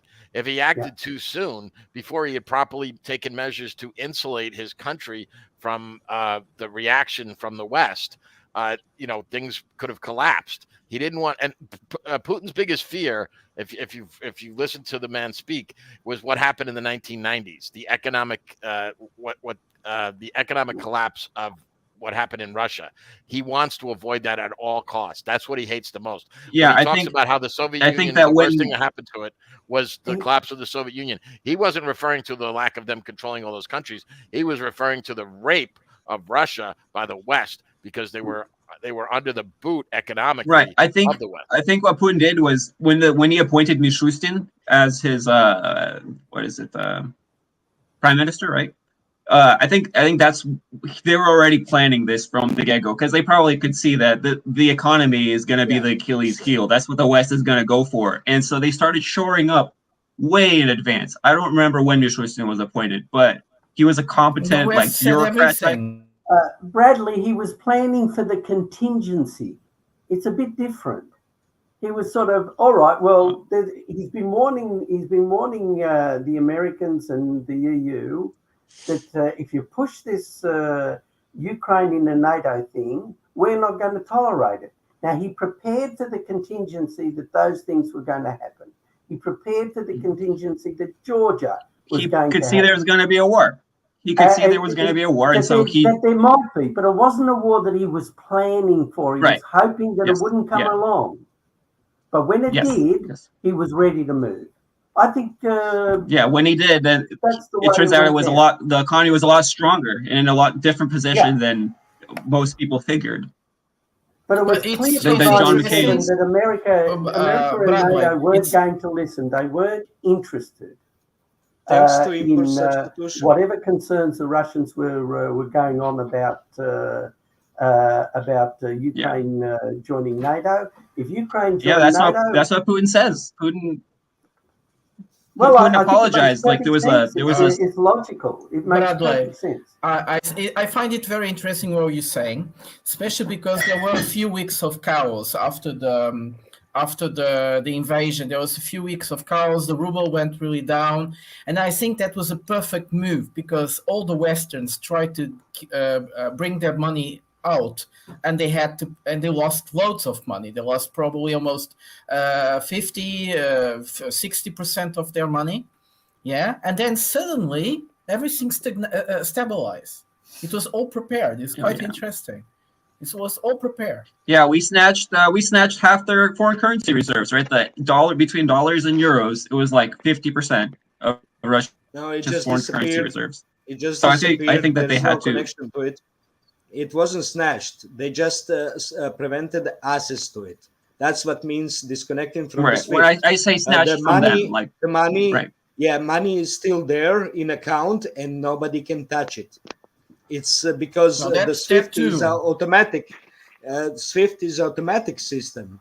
Okay, when you have it in a Fed account, nobody can access it, but Republic of Russia, with its central bank, can only access it. That's only one that has the permission to do it. It's all automatic. Yes, Jordan. It's all automatic. Yes, Jordan. There is a theory. There is a theory Thank for you. that as well. They want to have There the is a money theory of the for that as Russians. well. They need to crumble Russia. That's Yes, what happened but in Libya. That's what the money happened that to was Iraq. frozen. They destroyed the country. They destroyed the regime, and they took the money. The frozen money. The frozen money was left. The money that Russians left in the Western banks was almost the same amount of the international debt of Russia. Yeah, Did you know that, guys? Yeah, it was. That's why they left, and it's not 300 billions like they say. It's much less, but it's pretty much the same amount as the international debt they had. Close to 50 billion, I guess. If they pay it off, what would that mean, though? What would that mean for Russia if they paid it off anyway at this point? Paid off Russian bonds are no more interesting because it's a country that don't need money from investors or financial market, or they don't need to issue any bonds. Doesn't need dollars because it reacted to the ban of using dollars. Basically, that's what it is. It's pushed out of the dollar market. It's forced not to use dollar anymore because dollar cannot leave a federal bank account. Okay, it has to be placed in a Fed account, right? Did you notice how the EU and the US also sanctioned the import of printed bills? They were really scary. If the Russians said, we don't want any more digital money, you have to pay for gas and oil in printed bills. And they were really scary about that. That's why one of the very strange first measures was you can't bring money into Russia, printed money into Russia. Well, there's not enough printed money anyway. Not enough. Yes, of course. That would be that. Although it's quite interesting how much printed money there is outside the US. Now they talk about around 67%. Way more. Whoa! Officially 3 to 5 times more. 2/3? They have to have more money outside the United States. Officially just 30%. They have to. But all the studies go for 63%. But that's normal. That's normal because they are the world currency. As the world currency, I mean, officially there's about $5 trillion cash of dollars. This is a problem for every country which has the current reserve currency. It has to issue more money into the system because it's used in the outside countries. It's called the Triffin dilemma. That's why China doesn't want to do it. Small numbers, not big. Only for dollar, they're big numbers. But that's the balance, right? So you have to have a balance for the reserve currency for the dollar. Pound is also euro is all a reserve currency. When you not talk in about the amount of the dollar. I want to discuss something which is connected. There's no to specific this, reserve currency. Financial problem. That's why maybe currency backed by gold will be the future mean of exchange between countries which are outside the West system. Impossible. But is there enough gold to It do is that? possible. No, It is possible thanks to the geopolitical gold. situation. All right, You how just was it look, working? You just don't look need what enough happened gold. in China with Well, how do you Iran and make it Saudi with gold if Arabia. You don't need the gold to back That's it. 300-year-old mythology. It doesn't work like that. 300-year-old mythology. Okay. I explained it. No. Guys. This is 4,000 years. 4,000 years of humans have made business with each other. Very little. Especially this is the a biggest misconception. civilization. I Based explained on the gold system. and also I silver. explained the system. Now it's You gold just standard. need enough money in the difference between transactions. If you buy from one guy 1 million euros and from the other one buys from you 1.5 million, you just need $500,000 in gold. That's Yes, what's that's actually clearing. international reserve. That's clearing. So you need problem with gold. Yeah, but that's clearing. You just need for the clearing. Western You just need for the clearing. That's Western The main system. problem with the gold backing. The main problem with the gold backing is private banks print about 10% of new money every year. The state prints about 3%. In the West. But only state stop. In the West. But only state has to guarantee the parity. What about private banks? Why private banks don't? But that's on paper, and that's in the West. Stop, But Jordan. Stop, Perel. But that's the Okay. West. Why private banks don't guarantee the gold parity? Why? Why only state has it when the private banks print most of the new money? Because they don't have the Okay, gold. that's why it doesn't. That's why The state has the guns. That's why we call fiducial money. Yeah, and that's the West system. Yeah, fiat money. Yes. What does fiat mean? money. What fiat means? What does fiat Power means? of the state. Power of the state Confidence. to decide what money Confidence. is. Power of the Fiat. state. Yes, state provides the confidence. Yes, and believe into Not the money confidence. because all the Confidence money. is the wrong word. Confidence is Belief. irrelevant.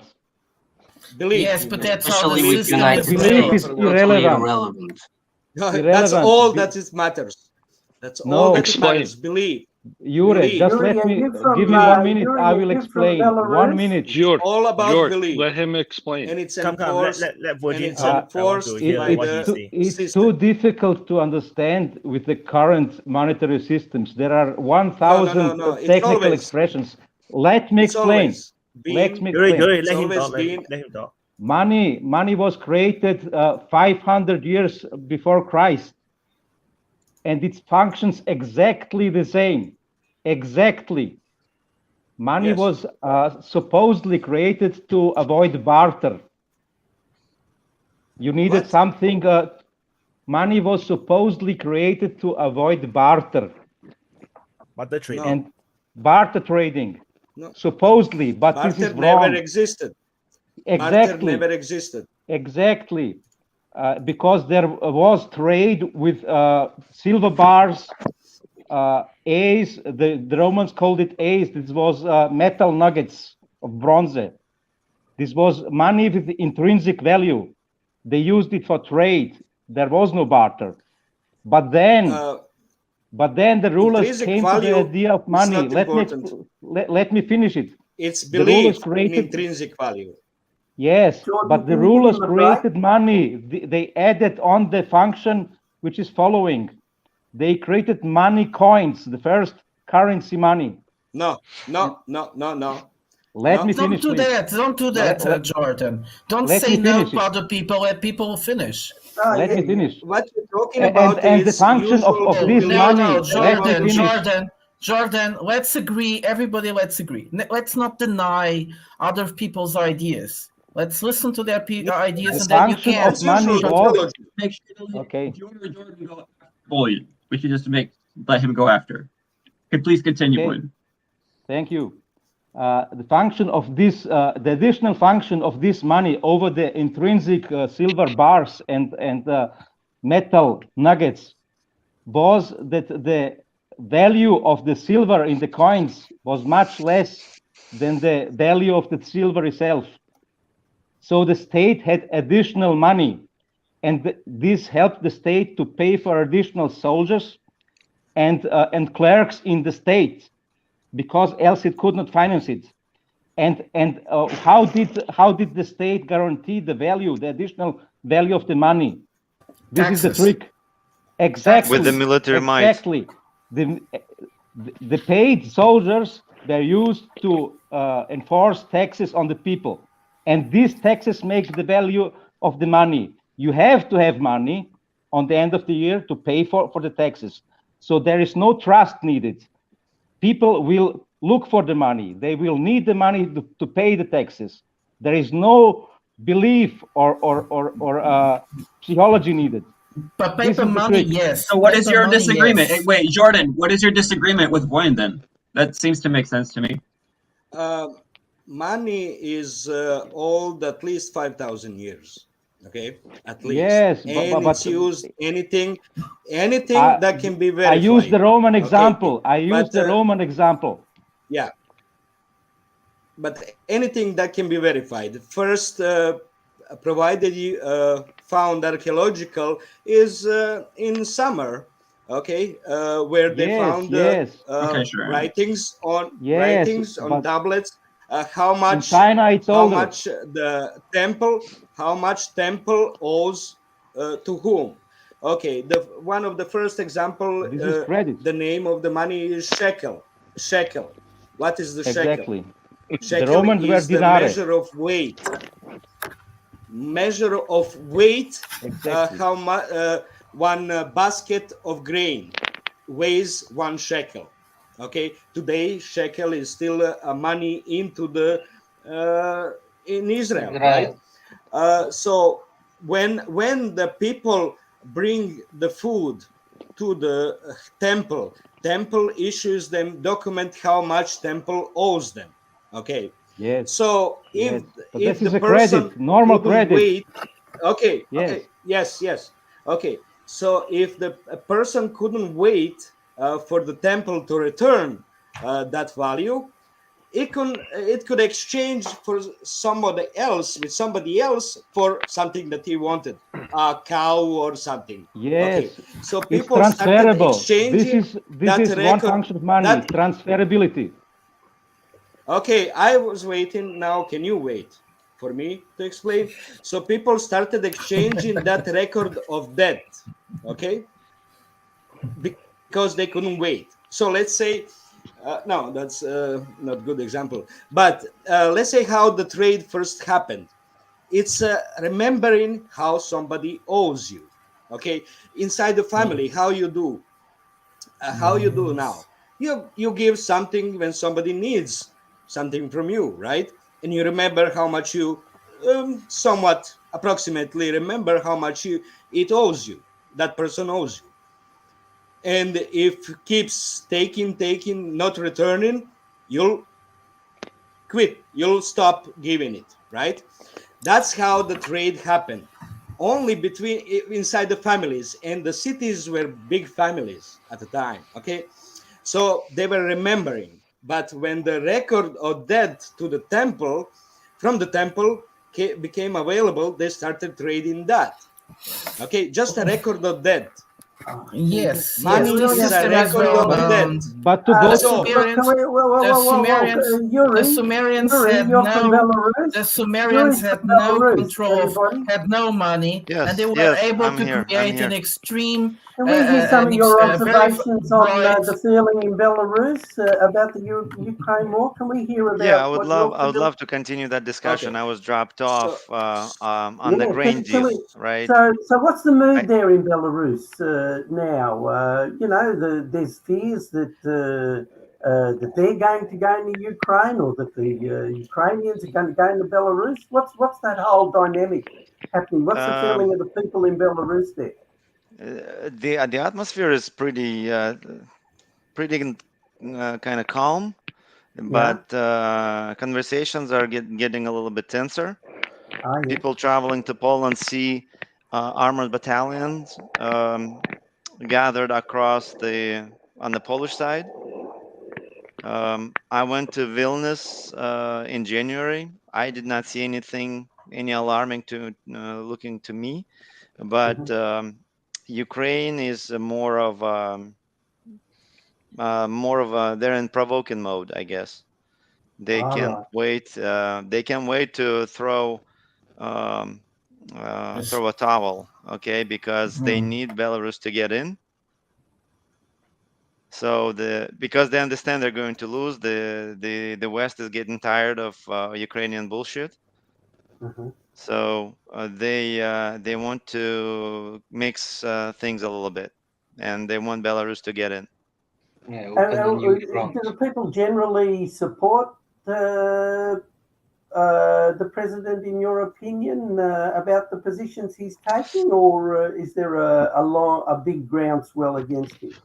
It depends who you ask, right? If you ask Belarusians on that side of the border, on the Polish side, they will of course say that it's it's rotten state. Everything is crazy. But from my point of view, the stores are operating fine. People are operating fine, making money, trading money, whatever. Right, exactly. But your conversation is interesting. I was asking actually because I read the news on the banks collapsing in the States and how it's going to affect the grain deal, right? Because based on the grain deal that Russia is about to expire, Russia is no longer interested in continuing the grain deal if it's not going to be beneficial to Russia, right? And if there is no leverage in keeping the grain deal, because if the West is not able to, or the United States to be exact, is not able to buy the grain, right, or to enforce it, right, then there is no really point of continuing that. A bank in United States or banking system in United States having issues. What it has to do with that? Because if the war needs the money to operate, right? If the banking system within the United States is collapsing, the United States is becoming focused on their own problems, right?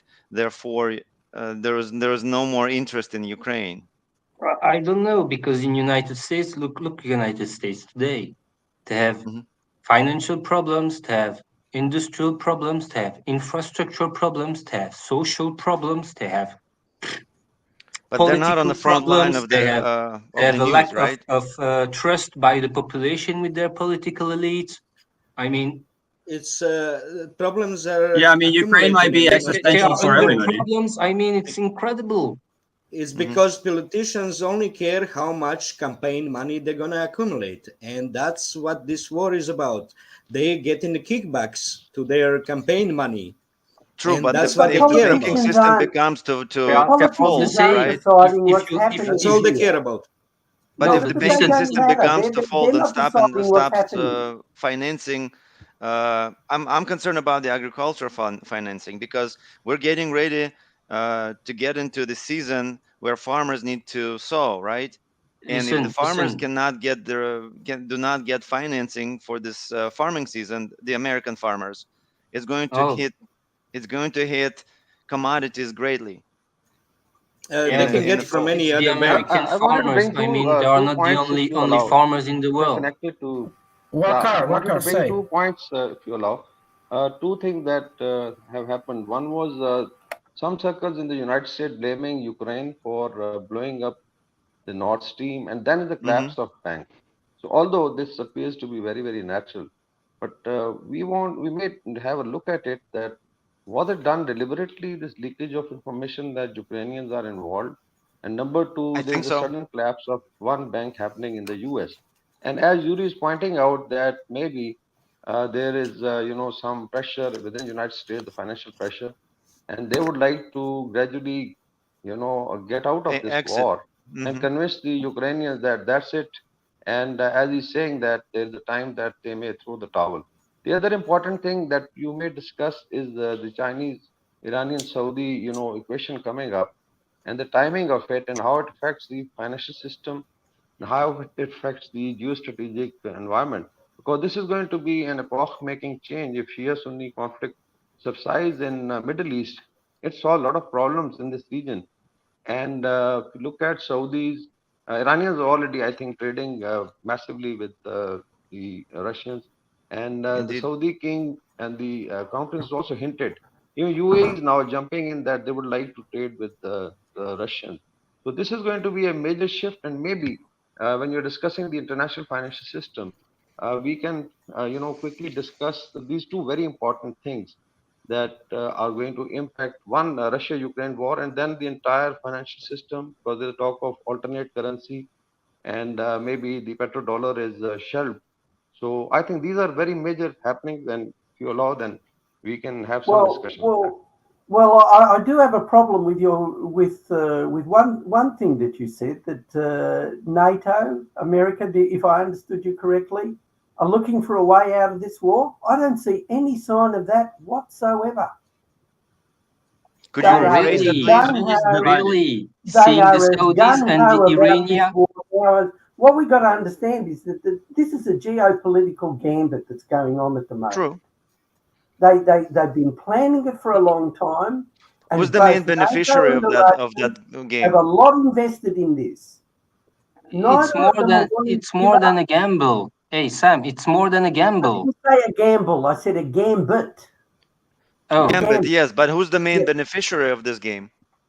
Gambit. Well, I think the Americans were wanting to get their hands on Sevastopol and see a NATO port there, and the Russians didn't want that to happen. Now that was going to be a decisive move for NATO, an absolute decisive move. Both understood it, and both have invested a great deal of resources, reputation, and basically survival. They both know their survival is on the line. If I were to say what is driving this whole thing, including your financial crisis, China in there,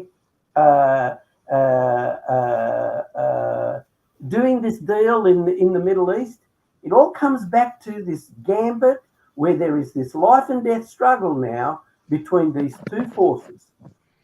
And to say that the Americans are looking for a way to get out, I just see absolutely no sign of it. Quite the opposite. It seems like the US is aiming towards China now. So all of the actions that are taken is putting more pressure in Asia, particularly between China and Taiwan. And it's actually due to US meddling. Can I say or something? Predominantly. What do you think? What do you say if going on at the moment? What do you say if the Americans, by creating AUKUS and controlling Japan, are channeling China's move towards Siberia? I think it's not possible. Why not? Not possible. Taiwan is no gain. No, really. because they first need to finish with that Ukrainian mess. That's right. But Ukrainian because mess actually because actually Ukraine is a mess. It is Ukraine a mess, but it's weakening Russia, right? Therefore, it's freeing weakening Russia, but very slowly. As Russian is advancing very slowly. I mean, if they want, they can bomb shit everything. They have the capabilities. We know that. It's getting they have stronger, the weapons to kill everybody. They have that ability. But they are not doing that. One additional thing which has happened. I was listening to Colonel McGregor today. He brought a very interesting thing also. Let's add that also. And I'll go with RL that first they have to, actually sort out the European mess.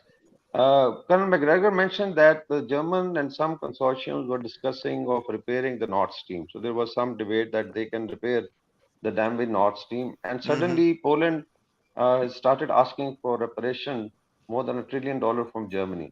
So there's a lot of division within Europe also. So there is a lot of division within Europe because the Germans are now convinced that anytime they were having close relationship with, Russia, even historically, the Anglo-Saxon would come in and, not really pointing to a race, but let's say Anglo-Americans and scuttle it.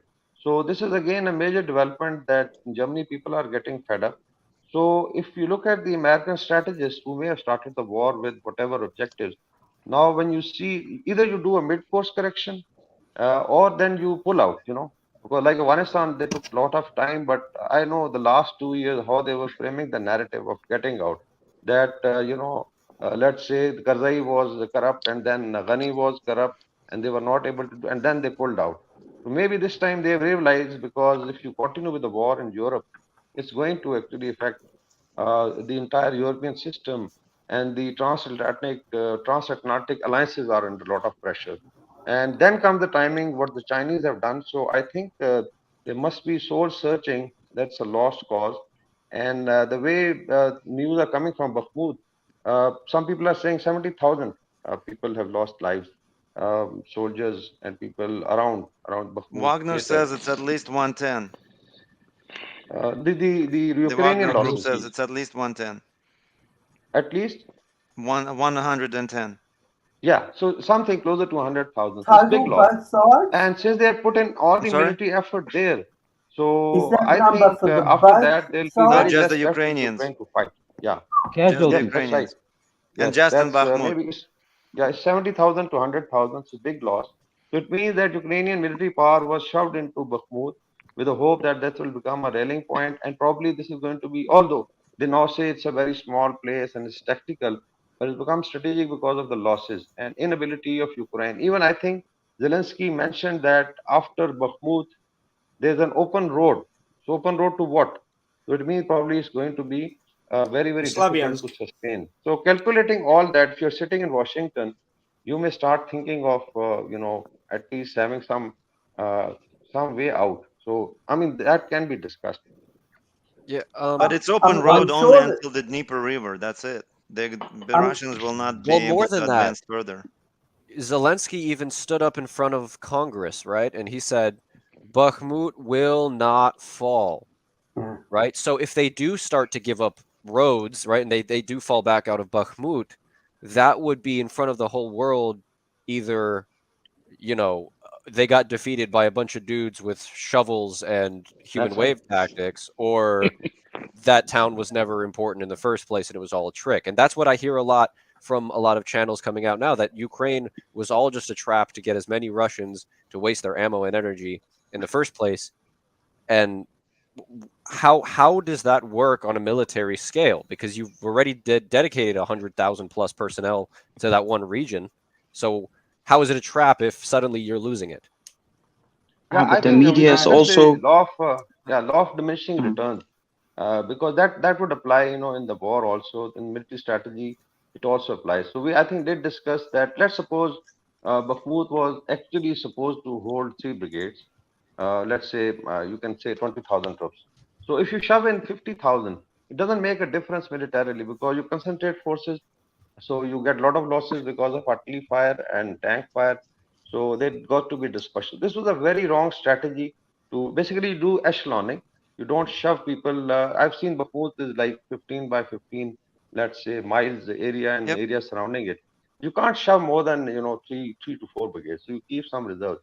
But the way they were shoved in, I think it became a meat grinder. And I think Russian strategy, military commanders, was to allow it. Even I think today they have kept some routes open to even, let's say, whatever comes in, and then they keep destroying it. So if you calculate in last 7 or 8 months, I think the figures between 70,000 plus 200,000 may be correct. So it means there were loss of lot of reserves, and these were the best fighting troops I think the Ukrainian could muster. And they are also saying that there were 2,500, volunteers or mercenaries which came from NATO and Europe and America. They also lost their lives. So this is a big shock. So maybe the calculation was that they be able to, let's say, deter Russia and hold them here, and then it becomes a rallying point, but it failed. So a strategic gambit has failed. And now What there is is a your rethinking because any military mind would definitely consider what's going to come next. What is your opinion Zelensky's regarding the commission current lines? depends on Bakhmut, it doesn't matter. That doesn't matter because he is receiving commission for every aid that's coming into Ukraine. So that's what matters to them. Nothing else.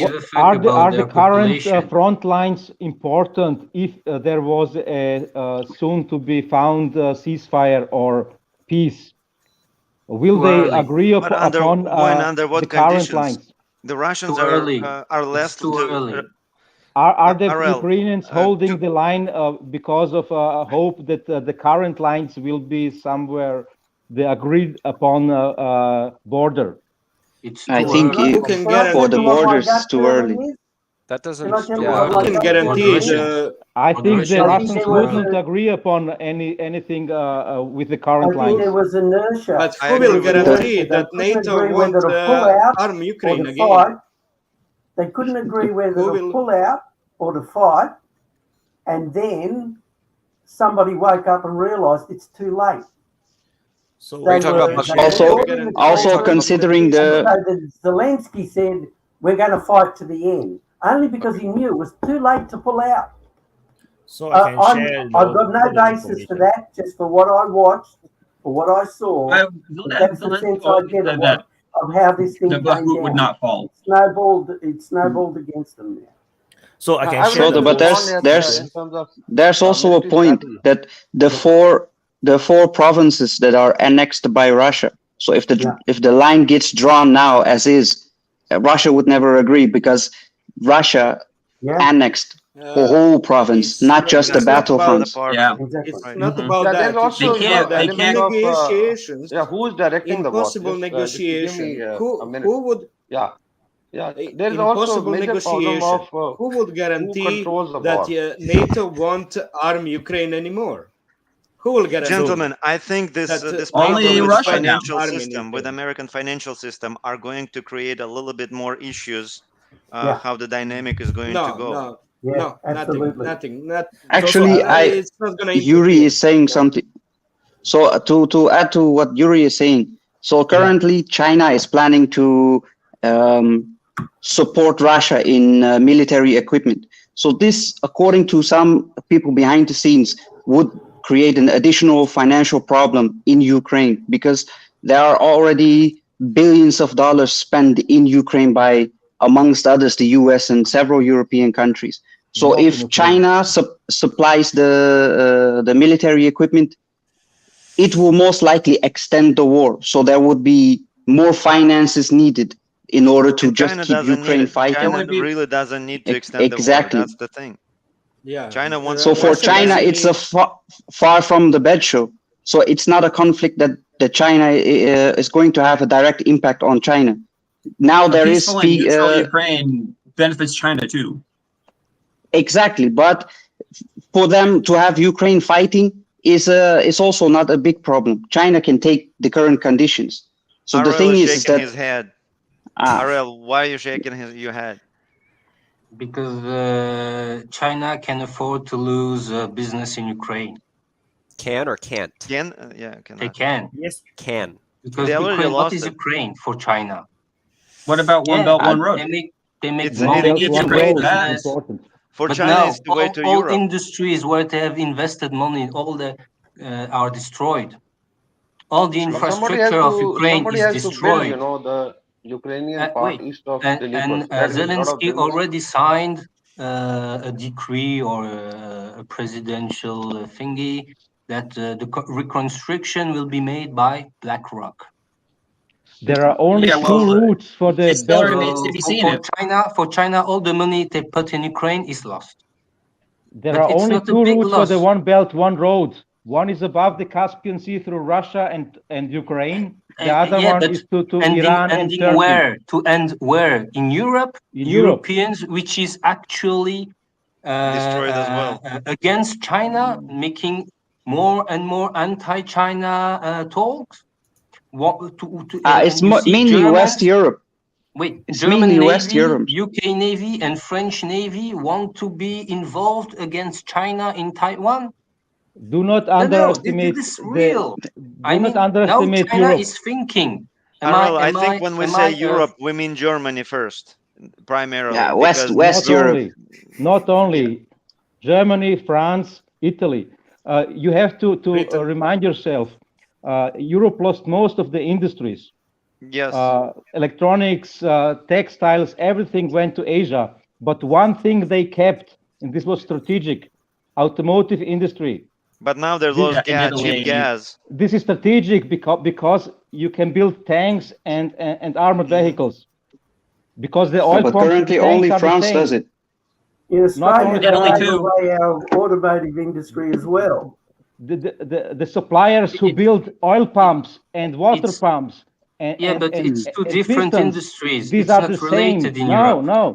No. It is. The oil pumps, everything, the suppliers are there, and Europe automotive industry is still very big. It's big, in but Germany it needs only. cheap Russian gas to operate. Now it's for German companies only. The suppliers are everywhere in Europe. The suppliers look, are everywhere. Wants to say something. Look at Renault. Yeah, let Wyatt go. No, let Wyatt go. Just look at Renault. Renault is building RL, outside of France. I worked 20 years in automotive. Believe me. Vojin, where are No, you from? believe Vojin? me. Some context. Believe me. No. Let him. I lived most of my life in Austria. Where you? Austria, not the Austria with the kangaroos, but the one with the Alps. Yeah, with the mustache man. So you're Austrian? the one, but I am Serbian from heritage. Oh, anyway, what we need to, I think, discuss, if you allow, is what we're trying to mix is the Russia-Ukraine war international system and what is going to happen after that, because only you can find solutions if you know what has happened after strategically. Russia-Ukraine war, what has it caused? So if you look at, we had discussed it that the Americans would like to move the Quad and the alliance in the Indo-Pacific against China, but I feel that has been delayed because this war is coming, and there's a lot of expenditure, attention, planning, everything is now in Europe because it is a matter of survival of the Western, I would say, world. So post, or let's say after 1 year of this war, the overall geostrategic environment has changed. If we look at the Indian behavior, which are part of the Quad, but they were, I think they bore the pressure and they went with trade with Russia, and they are under a lot of pressure. So this is the kind of change this Russia-Ukraine war has brought. But they if still you look are at trading. Saudis, Iranians, the Saudis, they would have never left the American camp. Even in our case, now there's a lot of thinking that we have to go with the Eurasia and the largest SCO and stuff. Maybe the BRICS will start expanding. Egyptians are. So this war has changed a lot. This war has disclosed, one, the hollowness of NATO. It's a paper tiger. Number two, the threat that was felt by smaller powers. Now they know that they have alliances within Asia, Africa, and Southern America. They can still survive. So this, shock and awe of the, let's say, West led by America is gone now. So what I'm Economic shock and basically awe, it highlighting is failed. that Failed. yeah. So it means that whatever the calculation, maybe the calculation was, despite even John Mearsheimer have been advising them that you should engage positively with Russia in case you wanted to contain China, but you can't fight two military superpowers, and they are. So this has changed a lot. So yeah, so I feel that the next Xi's visit to Moscow, which is coming up in next weeks or months, the 21st, will I think communicate to you how the trajectory of everything goes in Europe and in Asia. Wojciech, I have a question about you. You said you worked in the automotive industry and how it was strategic in Western Europe, right? My question is, if it's strategic, right, it needs to have a way of outputting even when under duress. And my understanding, since Europe has been so deindustrialized and cut off from the outside resources, gas, natural gas, oil, not fully cut off. Are the problem, yes. And so, also assembly lines. If Europe would militarize and create a military economy. That's fully. A big step, though. That's a mass. That's a huge This is not happening. Yeah, it's not happening. So Europe has the capacity, but it's not happening. The people, I would say, the people probably aren't willing to in Western. No, well, and they need cheap energy to do that, and they exactly. You can't do it without energy. Yeah, that's resources, materials. If you give them jobs, why won't the people do it? Jobs pay better. If you go over to a war economy, and you're offering people jobs that they didn't have before in manufacturing, the people are behind it. They'll be there. I think people are skittish about war. In the fun who wants to be put in Ukraine's shoes right now? Nobody wants to. No, because the people who are working on civilian industries will shift to military industries. You deliver jobs. People have no choice. And you win a lot of the argument. No, I think it's just not popular. Because if you shift from if you shift from civilian to military industries, the people who are working in civilian industries will shift to military.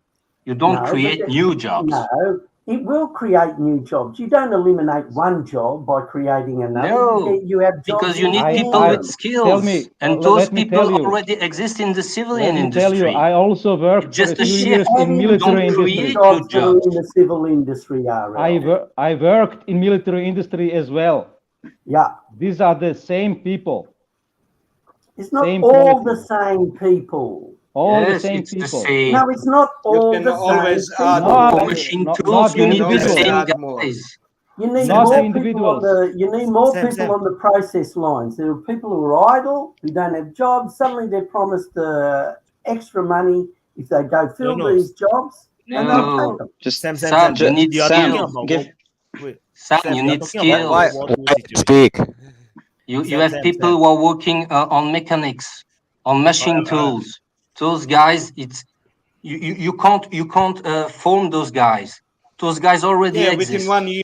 Yes, within 1 exactly. year. And Europe has a lot of Can skill you make builders. stuff for civilian industries with the machine tools? Can do a stuff for military, but it's the same guy because It's not the same experience, guy. competence, you can't get It's that not like the that. same people You're right. across the board. No, this is in 1 year you industrial. It can. has nothing to do with taking bananas in a banana tree field. Arel, hold on. It has nothing to do with that. You need Arel. competence. No, Wyatt wants to say something. What is Wyatt trying to say?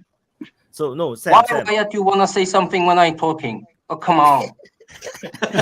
You always talking. No, so I understand what Sam is trying to say. The thing is, what Sam is trying to say is like a World War II kind of situation where people who are new is being brought into the industry.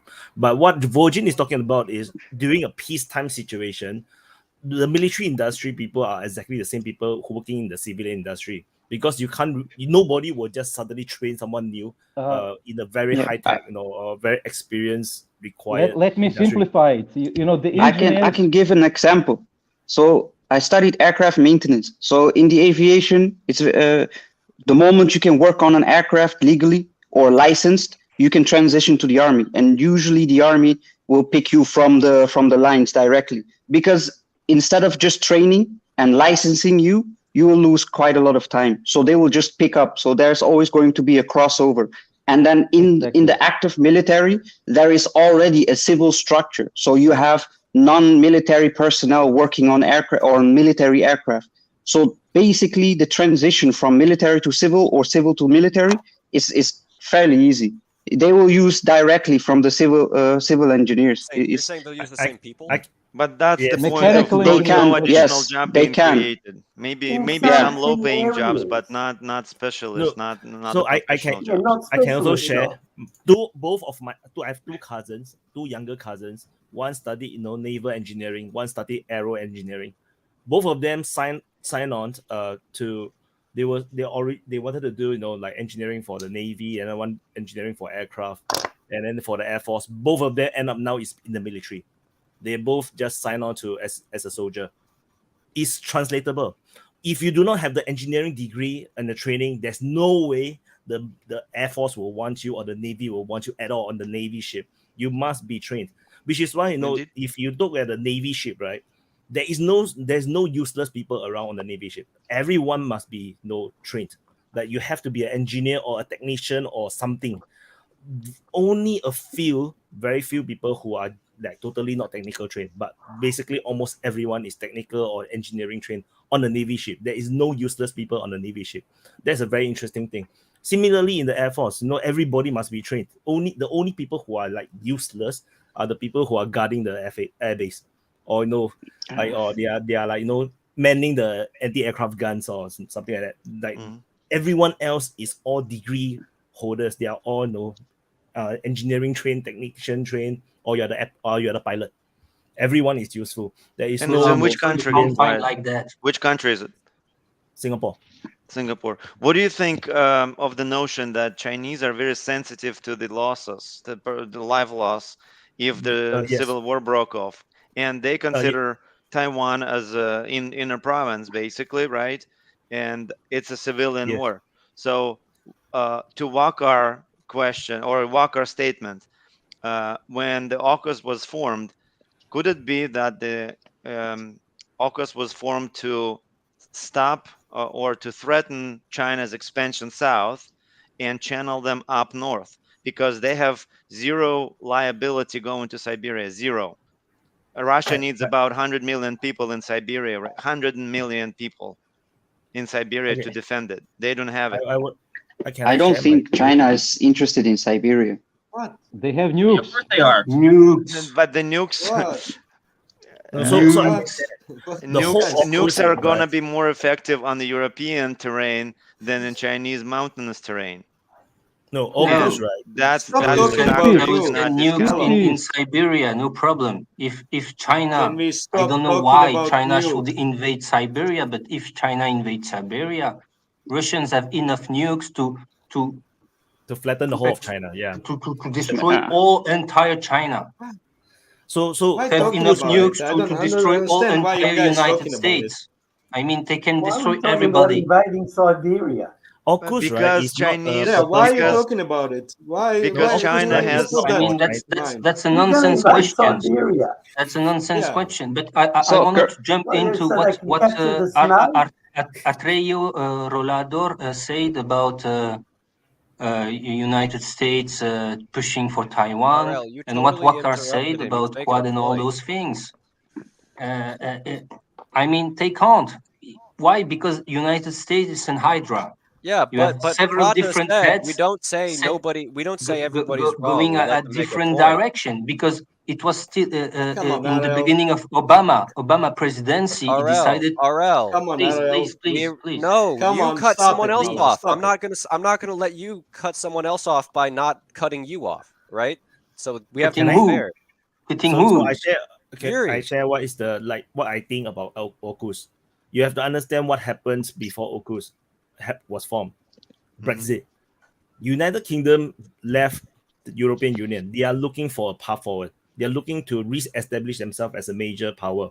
They are not going to become a superpower. They know it themselves, but they want to become major, something important. And they have been. That's why they are making secret deals with Australia and United States. Australia themselves are also trying to Poland. Yeah, but Poland haven't not yet. AUKUS don't have Poland. So like Australia, is also trying to get more powerful weapons. But it's like no one want to give you nuclear submarines. No one will give you it.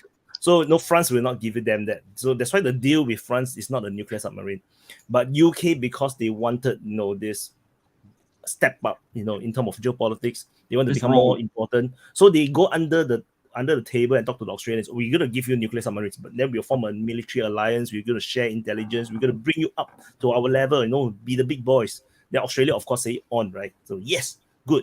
Are they going to use super glue for those submarines? Maybe. Probably. Maybe they Australia. The point is, how come Japan is not a part of AUKUS, right? Are not Anglo-Saxon. Yeah. It's supremacist white bullshit. Yeah. So that's also that's the truth. It has of nothing to AUKUS. do with China. You see, China is just an excuse for them to do all these things. They There say you that can China see is the the enemy. real face of those American, Australian, and British. That's Fucking true, but it's Anglo-Saxon only to supremacists. deter China from moving south. But China will not move out. They know it. No. You see, I'm in Singapore. The threat is not China. I'm in Taiwan. Invade downwards. The threat is China have too much power that it will force their will on us. That is the fear. So it's not a military threat. It's actually a political and diplomatic threat. So it's like if China use their military and just if they want to squeeze Singapore to death, they just build one port and say that every ship that go to Singapore port, I will not accept you in China. Singapore is dead. No, but the thing is they do not dare to do that because the world is still very connected at this moment, in a very Western centric thing. And then AUKUS, all this is just additional steps, to build on this to make sure that we all tied together. Quad is another example. It's just geopolitical. It's not really a military thing, although it's just an excuse. But it's, of course, China is the target, but it's not really the important thing. The important thing is Australia wants that nuclear submarine, they're gonna get it, and UK wanted the status in the world, they're gonna get it. It's less about Why don't China. you think about the resources? Maybe it's just a game about resources. The United States, China don't have all these control Australia's resources. because China don't have the resources. China is weak in that Exactly. sense. And that's the answer to your question. Why would China go to Siberia? Because Siberia is full of resources and no people. Yeah, so it's not a AUKUS thing. But how? Why would AUKUS protect Russia? Russia is not. I know, but it's like also how China Germany used cheap Russian gas to pull out of the crisis in 2010, right? Now it's also that cheap Russian gas is going to China. Now the China is going to even have more help to switch their production for internal consumption. That's their plan, to stop exporting and to use it up themselves, right? But for that, they need resources and cheap gas and oil from Russia. They don't need to invade because they will destroy that possibility. So it's just funny to talk about China invading Siberia, especially because of the why is that out of the table? Why? Of course it is. Why are you putting that in? It's eventually right. So if Russia actually lose the Ukraine war and then they had suffered, some major massive collapse within internally, China will move on. Absolutely, Russia, sure. It's going to be either China or the Americans. But it's one of the two. Unlikely. Tentatively, looking at how the war is going, how the Russian economy is going, it's very unlikely that Russia will lose the war. Not even the economic war. They wouldn't even lose the economic war. So China would have no chance to, snatch all these beautiful resources on the eastern part of Russia. Not yet. But no, that's why China will have no purpose to support Ukraine or Russia. And then they want them to fight it out. Yeah, Russia can be a raw resources, raw commodities provider. I mean, that's what it was to Europe, right? And it's going to turn around to the same thing to China. Why not purchase all the expensive, high-tech 5G technology, right, from China and, cheap natural gas and oil. But Bradley, the Russians did it under one premise, right? Because of the world thought the Russian military was very strong. Now it is. I think now it's confirmed. Now it's confirmed. Nobody thought I think that neither the Russians nor nobody thought the war would go on this long. Nobody hoped, but if anybody planned for this contingency, it looks like it's the Russians. I think that people are impressed. Actually, most of the analysts a year ago thought it would be over by now, by March of last year. Right? But also consider that in the West and in some parts of Asia, everyone was talking Ukraine down, making it seem that Ukraine was extremely weak, incapable, so it made the they are. And guys, don't get me wrong. I'm in Belarus. I think it's tragic what's happening, right? But I equally respect my southern and eastern neighbors because I know they can put up a fight. Yeah. Right? So, but the thing is that in Europe, that's one thing I wanted to touch on. Atreo, you were going to bring up about how Ukraine was played down, but it's also who played up that Russia would win by March or before March. Actually, the same in 3 days. The same people. Call in 3 days. Exactly, 3 days. The same but here's people. the problem: the war was gonna end in March. Do you guys remember there was a peace date? There was a peace treaty done. True. Technically, the Russian plan worked. Yeah, Boris Johnson went in to basically stop the disastrous on-threat of massive peace. Key. We can't skip that little key because that the plan worked. The war was going to end on April 1st. It was over. Yeah. Right. But then something changed. We had intervention from Boris Johnson, and now we're a year in, and 150 more thousand people have died. I think that we got excited. We're like, okay, the Russians are stretched. We're about to hammer them so hard. And so that's why Boris Johnson was like, no, you guys can't. What are you going to do? Lose Crimea, lose the Donbass, And so now Zelensky that peace deal is gone. That will never be back on the table. That'll be a way better deal than Ukraine. Ukraine would have looked like the winners. The Ukraine would have looked like they destroyed this massive Russian army. The Russians had to do a peace deal or whatever. Now the Russians are like, okay, this is how it's going to be.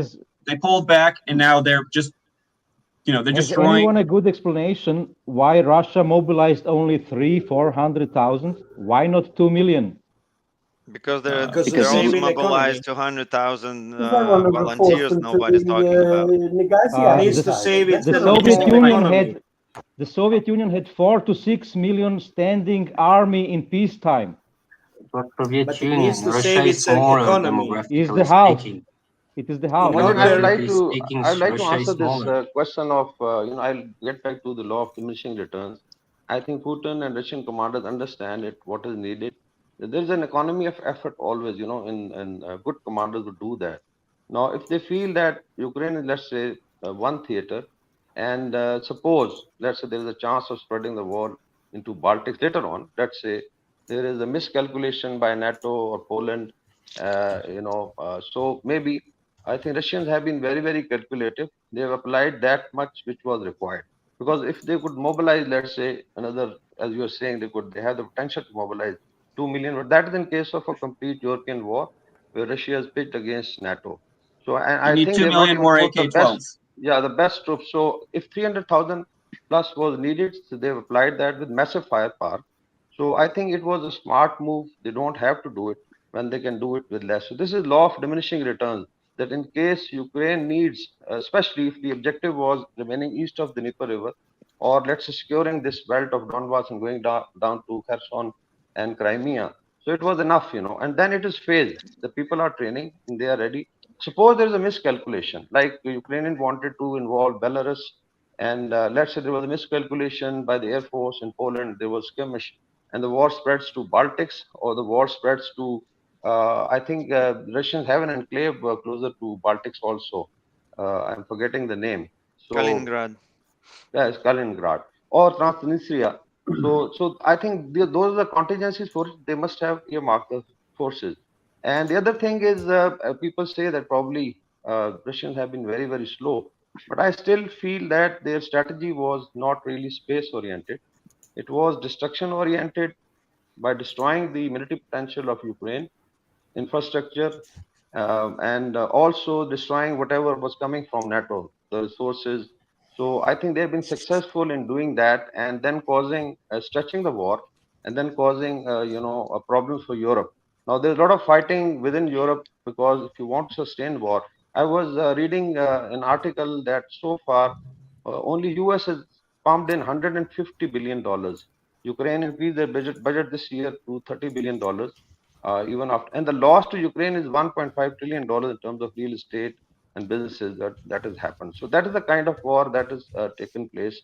So the other, I just like to highlight the issue of AUKUS and Quad, and why it was happening and what happened in between. Because let's say Obama's Asia pivot, what was happening at that time?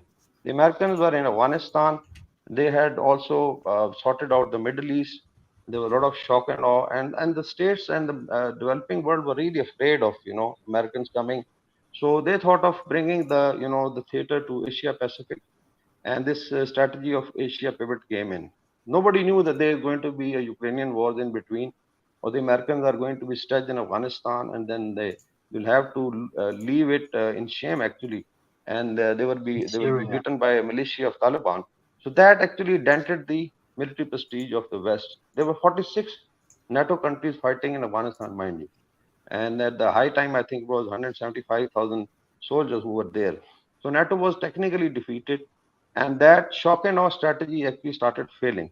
And that's why AUKUS came in, because when the Quad was formed, and I think it was the Japanese Prime Minister Shinzo Abe who came up with this Asian security diamond or something like that.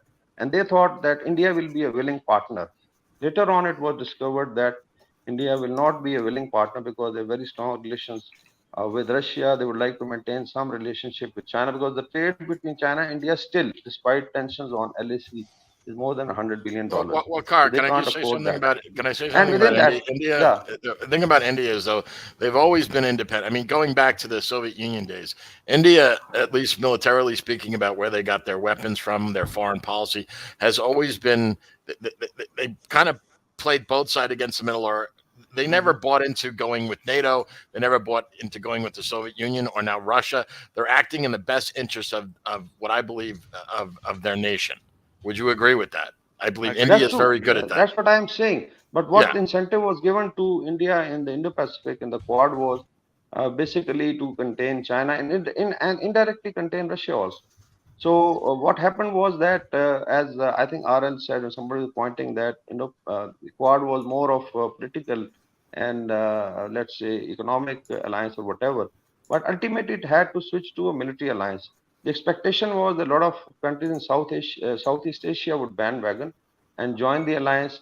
But then it, I think, did not succeed because India was considered as a weaker power within that because of its own reason. So then came the AUKUS, and in AUKUS they started drawing the Western powers like UK, France, even I think German have been doing some military exercises. And this was again to put pressure on Southeast Asia to bandwagon. And then came the Ukrainian war. That's why I say that you can make scenarios, you can make planning, but at times there are intervening strategic events which change everything. So Russia-Ukraine war has actually now shifted the entire focus to Europe.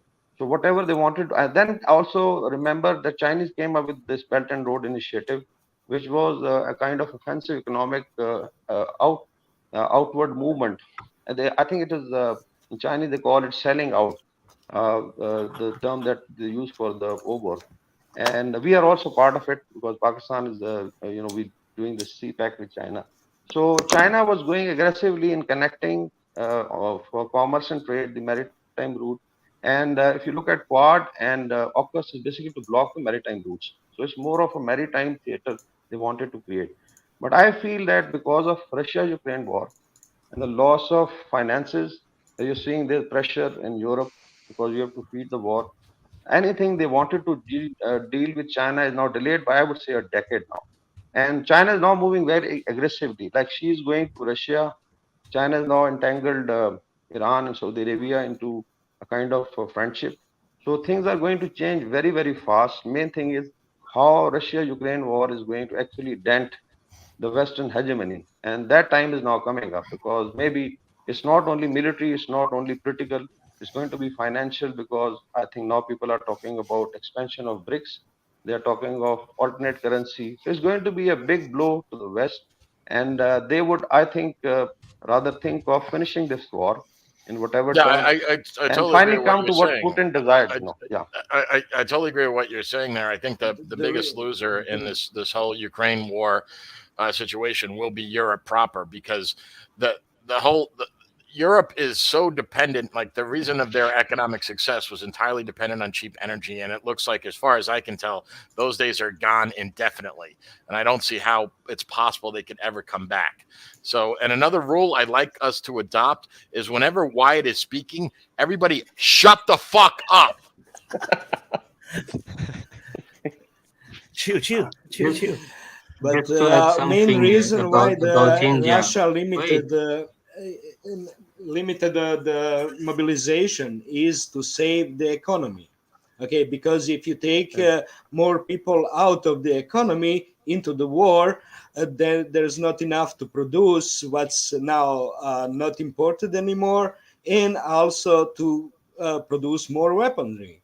So you have to balance how many people to send to war, how many to employ into the economy. That suddenly needs much more than it used to, right?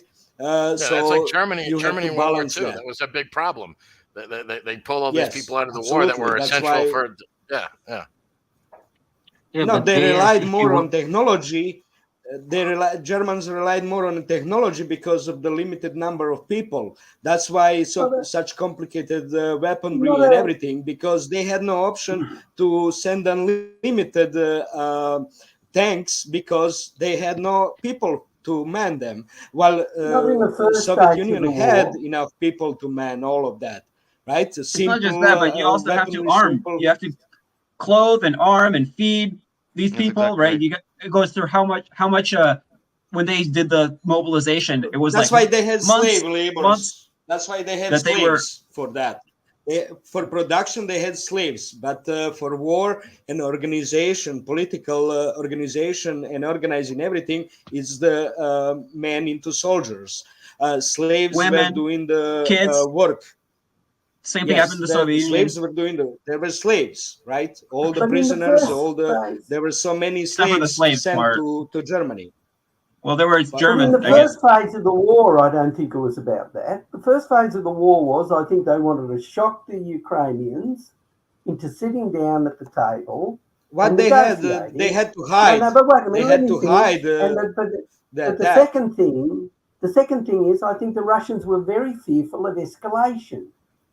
They didn't want to. They didn't want such a huge invasion into Ukraine that they thought that Ukraine would be lost forever. The whole idea because believe was, it or not, guys, we still consider them ourselves among our people. So, it's not foreign. So they had to come up with this balance. They had to come up with this balance, and I think this was what was really primary in their mind. They wanted to put in enough force to get what they wanted, to get that document signed, a document they could have confidence in, that said Ukraine would no longer join NATO. They would give some measured recognition to these other regions, and not go in with so many people that the Europeans and NATO would think, they're going to take all of Ukraine and they're going to keep it forever. And the Russians Sam, were really scared of escalation. Can I say if something? we go in hard, they're going to go in harder, at least in the initial stages. So if we go in soft, then they'll understand that this is a measured that's operation. not the issue. That wasn't the issue. It was hiding the start of the invasion. That was the issue. If you pile up too much, it will be open, right? So you have to hide what you're going to do. So they used limited, and that's why there was those training exercises and maneuvers going on in Belarus at the time, and they just used those forces that could gather at the place. And the military exercise was the maskirovka, or hiding exactly. thing, right? The first shots were fired from Belarus, actually. Yes, yeah. So they were hiding by. That's the whole point. But you know, guys, I see that you're making, in my opinion, humble opinion, making the same mistakes, especially people from the West. You cannot look at this conflict with the Western mind, right? Because you guys are approaching it as it's economy stupid. It's no longer an economy. The Russians are seeing this as a really existential threat. And the enemy they're fighting in Ukraine is the United States. Yuri, I think we do. At least, well, I can't speak. I mean, maybe the lemmings, the morons who watch CNN believe that. But I think people that have been on, I don't know if you've watched Wyatts' channel for a while. We are very aware of that to Russia. And I think you're right, though. Most Americans don't get it. That the fact is that, like, for example, I completely understand this is an existential threat to Russia. They know if they lose this war, Russia ceases to matter in the world. Okay? But no, I I'm understand saying what Sam is alluding to is he's trying to look it through the Western lens, right? I think it's misplaced. Not at all. This is clearly a geopolitical war between these two camps. There is no, there's no Western mind about this or Eastern mind about this. I think yes, there is. Yes, there is. Oh, absolutely, it's visible. A proxy war. I don't think that most Americans grasp what the relationship between like Russians, Belarusians, and Ukrainians. The Ukrainians, exactly. They're consider themselves like brother nations, right? Right now, it's the most Ukrainian thing ever to cut your nose off to spite your face. There's like I don't know. Was the term in Russian would be vredные, right? They're just просто vredные. But at the same time, like after this war is over, the Russians want not just a peaceful Ukraine, but a friendly Ukraine.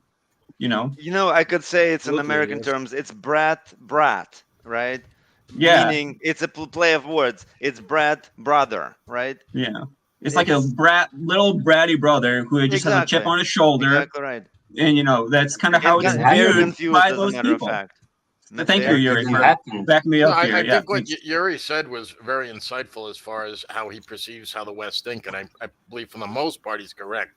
I do believe he's overgeneralizing, but I do believe it's correct because the way the narrative is presented in the mainstream media in the West is that the Russians and the Ukrainians are blood enemies, or going back right.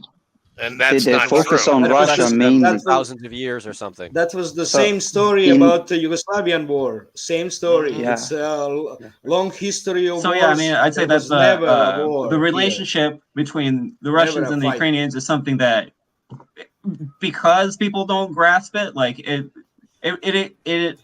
explains a lot of the ways that the Russians were fighting this war. Like if you take a look at the way that we went into Iraq or the way that we went into, let's say, Yugoslavia, right? They didn't absolutely wreck Kiev, right? Not because they couldn't, but because that's like almost like a holy city in a way, right? That's like, you're not going to do that to Kiev. So like Americans maybe don't grasp that despite just the bloody noses, right, on both of them, at the end of the day, like the Russians are still like kind of they're still looking at it like my mistaken poor idiot brother that right now I have to beat the shit out of him, unfortunately. So it's kind of like this idea of, because I mean a lot of Americans couldn't find Ukraine on a map before this war, right? That's right. That's right. So they have no idea about what the histories here or how just similar for the the languages edification are. just for the edification of non-Americans, most Americans can't find Nebraska on a map. Just so you know. To be fair. You know, to be fair, by Wagner, for JS though, I think most non-Americans wouldn't even know where Nebraska is. Well, that's fine. They're not Americans. They're not supposed to know. Yeah. I mean, no, I agree with you, but they're not Americans. So, guys, true story from the Wagner group from the front. There was a soldier coming in looking for some cigarettes last week, right? All of a sudden, the Ukrainians started to attack. He picks up a gun, starts shooting them off. After the attack is over, they find out he was a Ukrainian. He just messed up some left turn, right turn, and he ended up at the Russian position. So they're so freaking similar. It's not even funny. We speak with no accent. We speak the same language. It's just the differences in the brain. Yeah, the difference is in like what's happened is Ukraine's been hijacked, and I've seen this before in the That's exactly open mics, right. where Wyatt, for example, was like, I don't know about the whole Holodomor thing. I don't know what that has to do with it, but it has everything to do with it. I remember that open mic.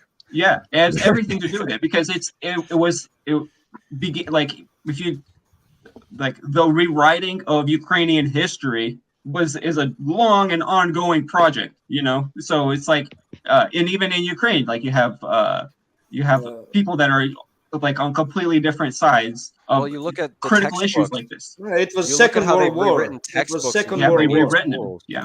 It's not what's the saying? You control the Holodomor past, is a control new the story. future, you control the present, you control the past. Yeah. That's exactly what's happening in Belarus in 1990s.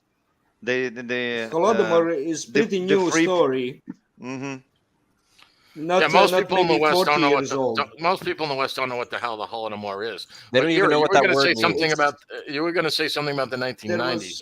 Yes, in the 1990s, the same forces that came to power in Ukraine, similar forces came to power before Lukashenko. They came to power in here, and they started changing whole history. Like they started introducing the factor that the Belarusians were these old nations of I don't know what, right? Belarusian nationalism. First time anybody heard of that? Like what? Exactly Belarusian, right. White Russian. What? Nope. Complete. And same I mean, now you look at these Ukrainians. Same story. Obviously, a bunch of Slavs that for some reason think that they're, I don't know, Aryans or something. You know, That's literally you've been hijacked. It differs where from Ukraine though. Same story. It differs to some extent, but I mean, okay, so I mean, but how does it differ? Russians and Ukrainians are more genetically similar than Russians are to other Russians. Like, exactly. It's true. Really, this really point, but there's a person right now in Russia, in eastern Russia, north of Mongolia. They look Asian. They're still Russian. Yeah. No, but the point I was making is that the point I was making is that in Western Ukraine, they feel different than Eastern Ukrainians, not only because they speak different. So after the collapse of the Soviet Union and Ukraine was created in it or out of it. But the problem was that there was always a division line between East and West, which ignited the Orange Revolution. Yes, so there was always a significant difference. It was the return. It was the return of kids from the Second World War. I can't believe I'm actually going to say this, but let Jordan speak. It was the same situation in Yugoslavia before the war. Once in the Second World War, there was the But okay, so I mean, army, Croatian army. Let me was put it like part this. of Also, the yes, fighting sure, with the that Nazis, are Western Ukrainians that Germans. feel very different, right? Than like we're definitely not the same people as those. You know, it was the kids. I mean, it takes a certain mindset to bomb your own, your own countrymen. Bradley, for let him years. go, bro. Because, let him go. Let him go. Come on. Oh, it was the kids. It was the kids of the people that ran away after the Second World War, that hid in South America, in Canada, in America. Okay, they hid that were fighting on the side of the Nazis, of the Germans, right? That were killing Poles and everyone over there. Here it was killing Serbs. Okay, so the kids of those people were sent, organized, most probably sent by US, supported by them, to return to the homeland, right? It's now free, it's new, and they started all that thinking, new nationalism. Okay, it's Soviets that destroyed Ukraine, caused the Holodomor. It's actually just a drought, right? And no special treatment of Ukrainians against Ukrainians, but that they made a new story in 60s and 70s. Sure, there was not just a drought. There was the fact that the United States refused to accept gold for machinery, and they required the Russians to pay with grain, and that therefore that's additional, probably. Yes, there was a drought in here too that people suffered in 50s. Okay, but that was in 30s, right? So it was the kids of the people that ran away in the Second World War, that were on the side of the Germans, aside of the Nazis, that were killing other nationalities at the time. Okay, they started a new idea. It wasn't that the changing history and everything. That was the case. Same here. Okay, organizing, and they took the power over there by force. Here in Croatia, they took by CIA financing. George Soros financed those nationalists. Okay, those returns. Even the minister of defense of Croatia was from Canada. Okay, he was minister of defense during the war. I mean, you don't have to go too far, but to remember that the president of Georgia is French citizen, the president of Moldova is Romanian citizen, right? And what kind of independence we're talking about? I mean, those are puppet states. Which is funny because in the U.S. you have to be born here to go for leadership, and then now there's protests funded by us abroad to allow. In Georgia. In Georgia. Yeah, I'm specifically referencing Georgia. Now there's protests in Georgia to say that we should allow foreign agents essentially to be in power here. That's what doesn't make any sense. Yeah, if you try to do it in America, you would be as a foreign agent. Like that is actually federal law. That foreign agents actually have to register with the federal government, and we're actually funding people against them enacting the same laws that we have in the United States. Exactly right. Yeah, it's insanity. I mean, so recently I saw on Twitter someone shared, that the governor of Odessa was formerly the leader of Georgia or something. Correct. I was like, my brain was like, right. I just cannot. What a joke! What a clown! An unfortunate clown. He sent those snipers on Maidan. It was him, his snipers. That's why he got. Well, it depends who you ask. It depends who you ask. If you ask an American, those are Russian snipers. That's right. But guys, depends on the American, Alan. Pompeo came into Belarus. You Belarusian troll. I'm a real American. Stop making fun of me. I don't like it when these Belarusians make fun of us dumb Americans, okay? Bro, I am an American. Sit down. Okay. He is an American. He is an American. So Bradley, I'm actually partial American as well. Sorry, yeah, I'm a Russian American too. Oh, I see. We're taking over the chat, Wyatt. Sorry. Oh shit! I wanted Bradley to introduce himself. Sorry? Hi, I'm Bradley. Because I pay a lot of attention to the Ukraine war. So, yeah. First of all, not even joking. For real, I'm dead serious. But so what's the feeling, Yuri? Have you got any sense of what the feeling is in the western part of Ukraine with regard to the war? Are they still wanting to fight it? I mean, I understood Zelensky was elected on 70% of the vote, and that he was an anti-war. Yes, candidate. it was a peace platform. So he got elected. Initially start yes, off he was able to finance and to bribe 70% of people. That's how can you explain the Ukrainian war happens? Himself. How can you explain the Bradley Ukrainian was trying war? to introduce himself. Wait a minute, Jordan. No, sorry. So what were you saying, Yuri? Bradley was trying to introduce himself. So if you could let him. Hi, but yes. So I'm Bradley. I'm a Russian American, and followed the Ukraine war, like really. So maybe since 2014, that's probably kind of like my geopolitical awakening. I just really started paying really a lot of attention to the Maidan. And, now that everything is escalated to where it is, I find myself watching Wyatts' channel every day, Dima's channel every day from Military Summary, that kind of stuff. So I'm really extremely interested in this promote war. other channels. All right. And I'm by the sorry, way, I'm not meant to do that. where are you? Excuse me. Just for the NSA that's listening, what is your zip code? Yeah, but no, I used to write a little bit on the Ukraine war, but I've been banned from writing because I wrote about Bucha. So I've been kicked. I've been kicked from Twitter as well for the same thing, for pointing out inconsistencies about Bucha. So now I'm just something that I want already on blacklist. So this is something I want to share. I'm being watched. I know. About dealing with censorship, we must always weigh between saying the truth and maintaining your reach. If you lose your reach, then you can never speak ever again.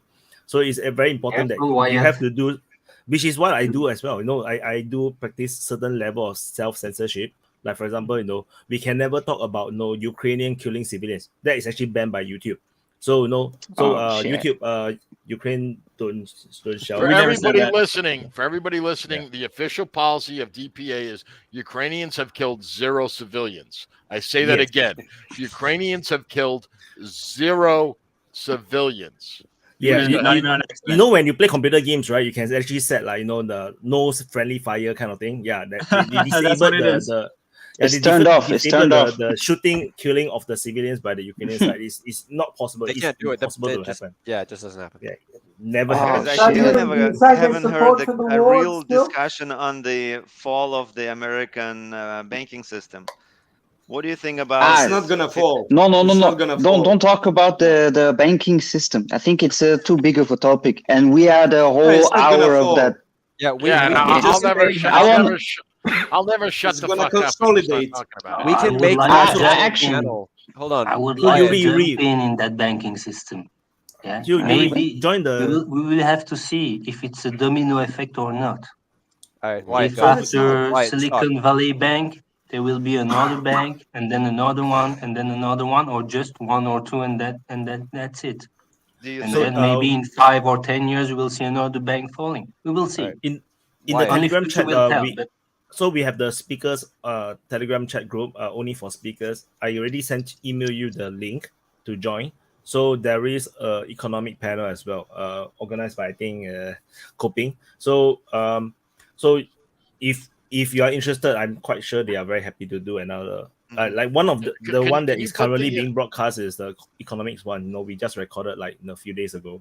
So now I'd be interested in now I want to talk about the war between how people in the rest of the world see Russia in that intervention. Because most Americans actually like Russians. They don't care.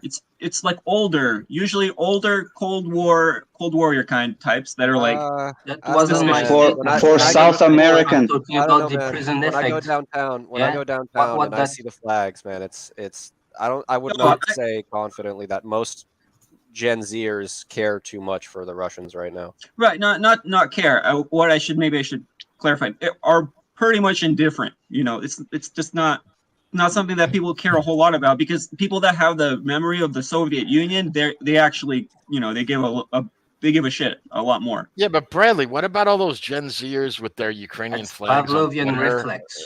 That's they're the same people that take selfies and have anime. Guys, I have to say that I was in Atlanta last August. I was in Atlanta last August, in the scary part of it. And the guy came to me in the middle of the night saying, "Where are you from?" I'm like, "From there." He says, "Putin is cool." One of those scary guys. So I think it's So was he melanin enriched? Exactly. That's exactly. In Australia, it's tied up a lot with wokeness. Huh? In Australia, it's tied up a lot with wokeness. A lot of the sort of younger generations see Russian culture and and Putin as sort of anti-gay, anti-identity politics, and so on. Is it the same in America? Are you talking about the view? Are you talking about the view? Sam, are you talking about the view, the perspective of Russia from the U.S.? I'm talking about the feeling on the street, the general feeling on the street towards Russia and Russians. Okay, I sensed in Australia was people immediately were happy to buy into the Russia is an aggressor. They just want to win back the empire, because there was this underlying resentment towards Russia and its the perception that it was anti-gay and all that sort of thing. Right. I can speak to college age downtown people, right? That's a large portion of population. That's most of Gen Z, right? College age individuals who use social media a lot or on the internet a lot. I can say a lot of people jumped on the bandwagon, simply because it was popular to do so. But you also have to understand, my generation has grown up. Like, you watch movies, the Russians are the villains. If you're a guy and you play video games, the Russians are the bad guys in every action game, right? It's not that it's not even a like, oh, I know what the Russians have done, therefore I dislike them. They've just been trained through the media and the content that they have consumed to have this predisposition about it. Yeah, have you watched that film? What was it? Black Widow came out a couple years back, where they're trying to like paint the Russians kind of as like chip on his shoulder, want to take back the empire, still thinks it's Soviet Union days, and that's kind of what's painted. But I don't know, most Americans, most that I speak with, and I'm not speaking mostly about most they don't Americans. care. I'm speaking about a specific, generation of people. So here in Taiwan, at the start of the war, everyone was more pro-Ukrainian because of the media, but after a few months, everyone forgot. If you ask now around about the war, people will ask you, is it still ongoing? Nobody really knows. Wow. You'd be surprised how many times people ask me the war. In America, because in Australia it's fallen off quite a bit. I find it hard to see a flag, people waving the Ukraine flag. I don't think Taiwan people. It's everywhere here, man. It's everywhere here. It's still everywhere in America. There's one down my street. It's right down the street. But listen, the Ukrainian flag. The Ukrainian flag, like putting a sticker of the Ukrainian flag is like putting a sticker of freaking the Apple logo or something, right? It's just like, it's just what's cool and what's in the news. And I have to disagree. A lot of the people I know who do that, who put those flags up, who have those in their profiles or tags or stickers on their cars, they are very much in the know and for Ukraine and have consumed a lot of that media. And still believe that the Russians are orcs and the Russians are, being imperialistic. It's a I guess you run with a different crowd than I do. So hold on a second, Wyatt. You got something to say, Wyatt? Yeah. So both of them could be right. You see, there's the subset of people is very huge. Like for example, like everybody would think that the young generations don't really care about politics. Then after that, everyone went out to vote and get Trump voted out. But they don't understand what is happening. They just vote for Biden and kick out Trump. And And it's the same thing, it's just super. If you go very superficial, you just think of the very simple. Oh, Ukraine are the good guys, Russia is the bad guy, Russia invaded. Nobody understood the history or the context of what happened. So that is expected. Even in Taiwan, it's exactly the same thing. They have no freaking idea what the hell is happening. They just go straight on and support Ukraine without realizing that Ukraine actually wants China support, not Taiwan support. They don't really give a damn about Taiwan because the one that can influence Russia is China. So they want China to be their part. They don't want Taiwan. Taiwan actually affects their relationship with China. It's a very, very weird context. And Taiwan also don't understand that. Taiwan also don't understand that Russia is the one that can pull back China. If you go against Russia and you push Russia towards China, that is going to play badly for Taiwan themselves. Atreyo. So basically, in current conditions, because Taiwan is pretty much an American vassal, slave state maybe. So in current conditions, you can say is that if Ukraine wins, it's beneficial for Taiwan. If Ukraine loses, it will have an after effect for them too. It's because Ukraine losing, it would mean that the Americans are most likely going to try to provoke somewhere else, because it's going to have a prestige, how do you say that? A dent on their prestige. I kind of wanted to summarize it pretty well, Wyatt, what you were kind of making the point for. Kamala Harris, the great vice president of this country, said it perfectly. Russia's a bigger country who invaded a smaller country called Ukraine in Europe, and that's a bad thing because a bigger country should not invade a smaller country. Kamala Harris, 2022. Yeah, and the United States never does that. Oh my God. The United States has never done that. Okay, in the entire history of the United States, we've never invaded a smaller country. We don't do that. Okay, we would never.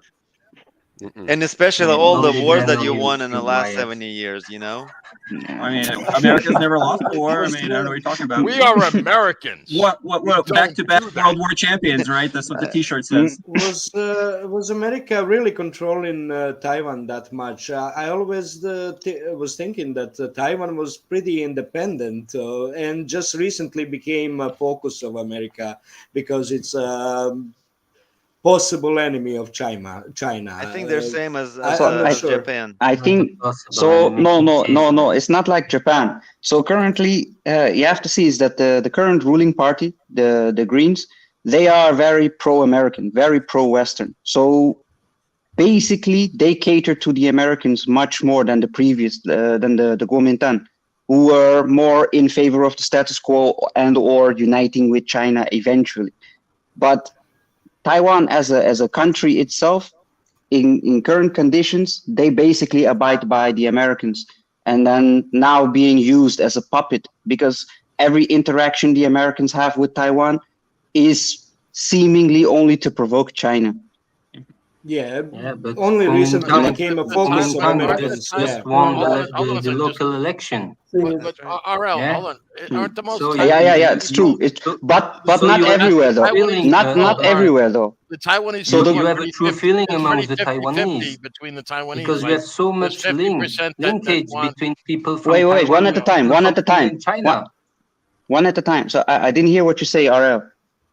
I mean, Kuomintang just win the local elections. That means in Taiwan, but not everywhere. People, but majority. It was a kind of a big blow to the ruling party of the president.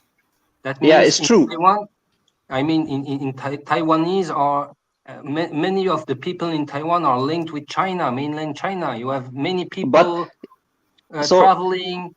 I mean, the first economic partner of Taiwan is not the United States, but China. It's China. It's true. Can I tell on that? There are so many things together. Even if RL's point is that, from what I understand about Taiwan, is it's pretty much like it's like 50-50. Like it's not like they're actually it's more like 80-20. 80% of the Taiwanese, from my understanding, kind of want to maintain the status quo. Like they don't want quote unquote independence, and there's 10% like psychopaths that want to completely separate declare our own country. Western Ukrainians. Actually, Okay. no. So actually, it's a little bit more complicated than that. So currently, you can divide the Taiwanese population into three. So you have the northern Taiwanese. They are more supporting the Green Party, the DPP. The southern Taiwanese, they are less in favor of the Kuomintang. And then you have the indigenous people. So the people in North Taiwan, they really prefer the status quo in many regards. And then the southern Taiwanese, I believe that they prefer a Taiwanese separation in general. And then the indigenous people, I think, are against everyone. But do they want a war though? Like, do they? So that's, what do they do? I don't know. That's a little bit tricky because it's because in the end, politician wants war, not people. People don't want war. That's funny saying. It's only politicians that push for it. Yeah. Hey guys. Because for example, like what RL said, the Kuomintang victory. So in the south, because the southern part, the Taiwanese speakers, they are very anti-Kuomintang. So they rather vote for the DPP over Kuomintang, even though the DPP fucked up the south quite a lot. But that's more of the historical or the history behind it. Andrei, percentage-wise, how many of the expats Chinese are in Taiwan? Those are that are actually fled China. Small. So the proportion how is. How much are they influenced? What is the influence? So you mean the Chinese influence in Taiwan? It's actually expat Chinese. So it's not that big. It's not that big. So the Chinese tend to buy a lot of property in Taiwan, which messed up the market quite a lot. But the Taiwanese government has been trying to solve this, or they are mitigating the Chinese on the market. But the people here, they tend to localize much more because it's basically a different version of China in many regards. It's just that what here about you have followers. What are the what are the split there? So the difference is that the Kuomintang followers, they tend to just prefer the Chinese version of things, but based on Republic of China, not on People's Republic of China. And then the DPP, they are just opposing, or they prefer to be the opposers. And how many of those are there? How many of Kuomintang versus DPP? So currently, DPP is the biggest party. The Kuomintang is mainly the middle-aged to older generation, and the core. So you have in the north you have a few how do you say that, like a cores of hardcore Kuomintang, and then in the south it's the opposite. There you have the core DPP. True. Can I bring some context into this, because a lot of people don't understand what Taiwan really is. The population of Taiwan doesn't want to and has never wanted to be independent of China. What happened was China had a civil war. Two political parties fought it out. And then one political party, KMT, basically went into Taiwan and then pointed their guns at the local populace and said, we are taking over now. You don't get a say. So for the next 30 years, they ruled it as a military dictatorship with martial law. And the local populace never got a vote, never got a say of how they were just taken over. So after 30 years of basically manufactured consent, their media was all US media and whatnot. There's now a small minority of people that support the DPP that want independence, and that is like, it depends on the poll, you get 5 to 10%. But the vast majority have no idea what to do, because they never got a say, their parents never got a say, and they were born into this situation where they are kind of this rebel, used as a rebel province against China, and so they just want the status quo. They don't want to join China because they're ignorant of what's going to happen. They don't have no idea what's going to happen. They don't want to split because they know there's going to be war. So most people just want the status quo. And that's what I was saying. That's what I thought. Drew, may I ask you something? May I ask Drew something? Drew, what kind of population was there before the Chinese get in? So you had the Hakka, the What was the the Taiwanese and indigenous. what was So the you had Some three. Japanese, indigenous? and some Japanese. Yeah, the Japanese Japanese. So who that's actually the problem. Why aren't we talking about facts? Because Draco, each time you talk, you wake me the up. fact is that let me please say something. So the problem is that that the pro-Chinese party is Chinese people, and the pro-US part of the Taiwan is Japanese. No. It's That's not. what It's not I like that. understood. No. That's So what I the understood. Japanese. So after the war, after the World War, when the Japanese returned Taiwan to China, or the Republic of China at that time, so many Japanese stayed behind in Taiwan, but they converged to Taiwanese. So they basically but you can imagine that they are not pro-Chinese. but they are. So, yeah, that's the important fact, man. When two nationalities are living on the same place, they are but like the amount, enemies. But how many Japanese Like in stayed Singapore? behind? You mean like in Singapore, like 3 nationalities? Yeah, it was like a 300,000 or something. Yeah, but I understood that now there are much more Japanese than before. No, it's not that Do you much. mean like in Singapore? Draco, you're yelling. The main population now in Taiwan is Chinese. Draco, it sounds like you're screaming into your mic. Chinese Taiwanese. So you have to see. So you have to see is that after the civil war was lost, and then the Kuomintang came to Taiwan, a lot of the Kuomintang supporters and the Chiang Kai-shek supporters, they moved with him to Taiwan.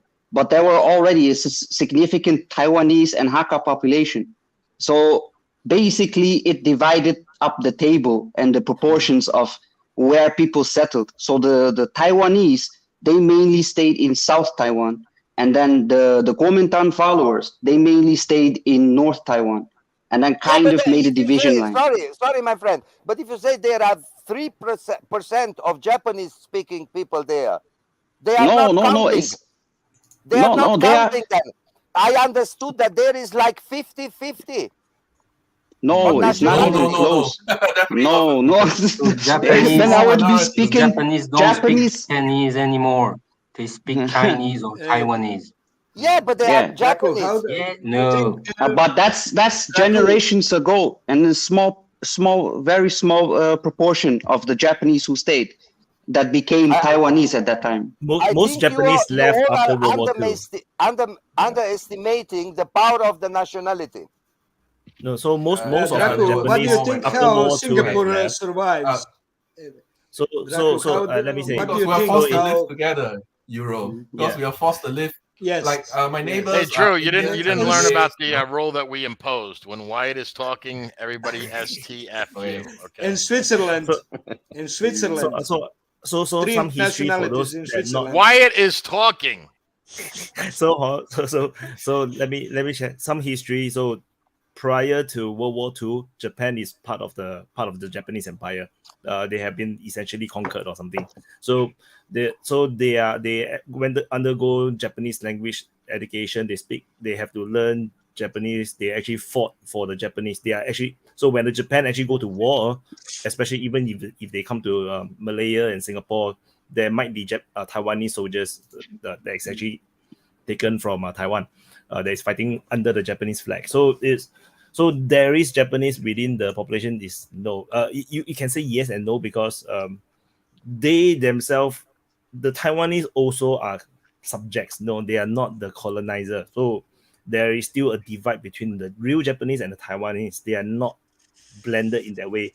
And at the end of World War II, most of the Japanese has retreated. They all went back to Japan. So there is nearly almost not much real Japanese left in Taiwan. I'm not even sure if they can allow to stay in Taiwan after World War II. So that's why I'm a bit confused when they say there's Japanese in Taiwan, because not from my understanding. But of course, the Japanese culture, the kind of music that they have, is still there. Then Kuomintang, KMT is Kuomintang. They fought the Civil War. They lost the war. They escaped to Taiwan, and then then their population is very huge. The people that come over is very huge. They dominate the island. They they have a dictatorship, military dictatorship, as Drew said, for many years. Their true democracy didn't really come until recent 70s. 1980 yeah, it's very late. So it came very late. So you mean but also the Chinese which are living now for 70 years there, which were losing this civil war, and now they are living on Taiwan. Now they are half of them are pro-US, and half of them are. So it's not really a pro-US, not pro-US thing. For example, if you have to understand, most of the people don't even understand the Civil War by now. Like most of them, they my generation of Taiwanese, they don't even understand what the hell is happening. In Civil War, they are all Taiwanese. They are born in Taiwan, and the entire culture in Taiwan is totally different from China culture. It's entirely different. Just like Singaporean Chinese is so different from China Chinese. It's like we just look at the person, we know he's from China. It's like we don't mix. China Chinese in Singapore don't mix with Singaporean Chinese that much. Similarly in Taiwan, it's very different people. And that point earlier that Euro said about US only interested in Taiwan recently, that's not true. The US was the one that funded the Kuomintang during its civil war. So right from the very beginning, even before this whole thing kicked off, the US has always been supporting the Kuomintang, and then eventually became supporting Taiwan because they ran a hit in Taiwan. Okay. Can I talk about something? Can I change the subject a little bit? I want to talk about. No. I just want to add, at those time in the core of what will become later the United Nations, it was the Kuomintang which was representing China and not the Communist Party. And that changed with General de Gaulle, who was the first to recognize Communist China. Yeah. Drew, please change the subject now. Please. Just now when I left, there was a lot of talk about this whole financial meltdown of the US. I just want to reassure everybody, nothing is going to happen tomorrow. This is not 2008. 2008 happened because there were a lot of loans that were given out that turned bad. There were bad loans. That's why Lehman Brothers collapsed. This bank didn't collapse because of bad loans. This bank collapsed because of perceptions. The money is still there. They still have a lot of very valuable assets that can be sold on to a bigger bank to then take the money to then pay back the depositors. All this will do is consolidate the bank, the SVB into a bigger bank. That's all that's going to happen. No, there will be no, unless the Americans go crazy and everybody just starts a rush to go and run the banks. Nothing's going to happen. So you heard it here, folks. Heard it here, folks, ladies and gentlemen. You got to buy banks tomorrow as soon as. No, don't buy banks. I got it. I'm on it. Put in your orders now. I didn't say buy. Not tomorrow, on Tuesday. It's not going to melt down, and this will have zero impact on the war. Zero impact on funding for Ukraine or anything like that. It's not. More Americans tomorrow go and draw all your cash. Go and draw out all your cash tomorrow. That's only if you don't convince everyone to pull their money out tomorrow. That's only if you don't. Listen, Drew, it will have an impact. I think Drew has some shares. $1 million in the Silicon Valley Bank. Yeah, I think Drew. What is your portfolio? Like full disclosure, brother. Zero. Come on, tell me. Drew, it will have an impact. I don't hold any He stock. has $1 million. Zero. Hey, Drew, it will have an impact. It will have an impact on wine industry in California. No. Yeah, what you mean? The grapes gonna stop growing for about a month. That's about it. They just have a cash flow. What do you mean? Grapes will not because their money was in the it's because of because in wine industry in California, most of them got a bank account in that Silicon Valley bank. Yes, so their cash is frozen, but when they sell the bank and get the money back, no, it's not frozen. Withdraw the cash. $250,000. That's all they can get, and almost of that, that's way more than that. No, unless it's very interesting. The grapes, please. The grapes are gonna stop growing. Let's don't talk about finance. United States, yes. If you don't have money, Wyatt it won't wants grow. to talk. Shut the fuck up. UGS too. It will be cool, in 3 weeks' time, you will know who is right, RL or Drew. By tomorrow, you'll know. By tomorrow, you'll know. You have Just time think to about, name. guys, America is spending 800 billions dollars per year for its army. This is more than whole world together. Put it, more than whole world together. So please don't ever say again that America is comparable to some countries on the world. Yes, it is When it comes comparable. about the army. Let me explain something, Draco. Wait, we were not talking about You that. look at the military budget of China. It's Yeah, about how they have 250. now. Yeah. Please, it's about 250, 300 billion equivalent US dollars. But in terms of real value, it's about the same. Oh no! It's about the same as US military budget. No! You cannot do this comparison. Yes. I have a point. Because, I have a point. Because you don't do the same thing with $100 in China and $100 in United States. Arel, let me tell you something. These statistics are made to be fair. So when they say 250 or let me please finish. No, they're not. Draco, you're wrong here. I'm sorry. I am not wrong because here is not about Draco. I nuclear respect power you, but money. you are wrong on that. You The are very wrong. comparison. I respect You don't consider. You don't consider so the. sorry. When they are saying Russia is Draco spending finish. $60 billion No, and not China. 250, 300,000, Romania is spending million, $3 billion. billion. Equivalent of US dollars. Romania, may I say let a him talk proposition from begin to the end? Thank you. So this comparison, these statistics are not made about the value of the money of the each country which is put it in this statistic. No way. This comparison is fair. So when they say China is spending $250 billion, that is a third of $750 billion. And the value of the 250. Hold on. The Oh, value I of got the one question. 250. Draco. I got one question. Yeah. Are you then implying that if first I want to know where you get that source from, because I would like to read about that, because that doesn't make sense. Are you implying that China or Russia, with their smaller budgets, with the comparable money that they're spending, have equivalently powerful militaries? No way. Never.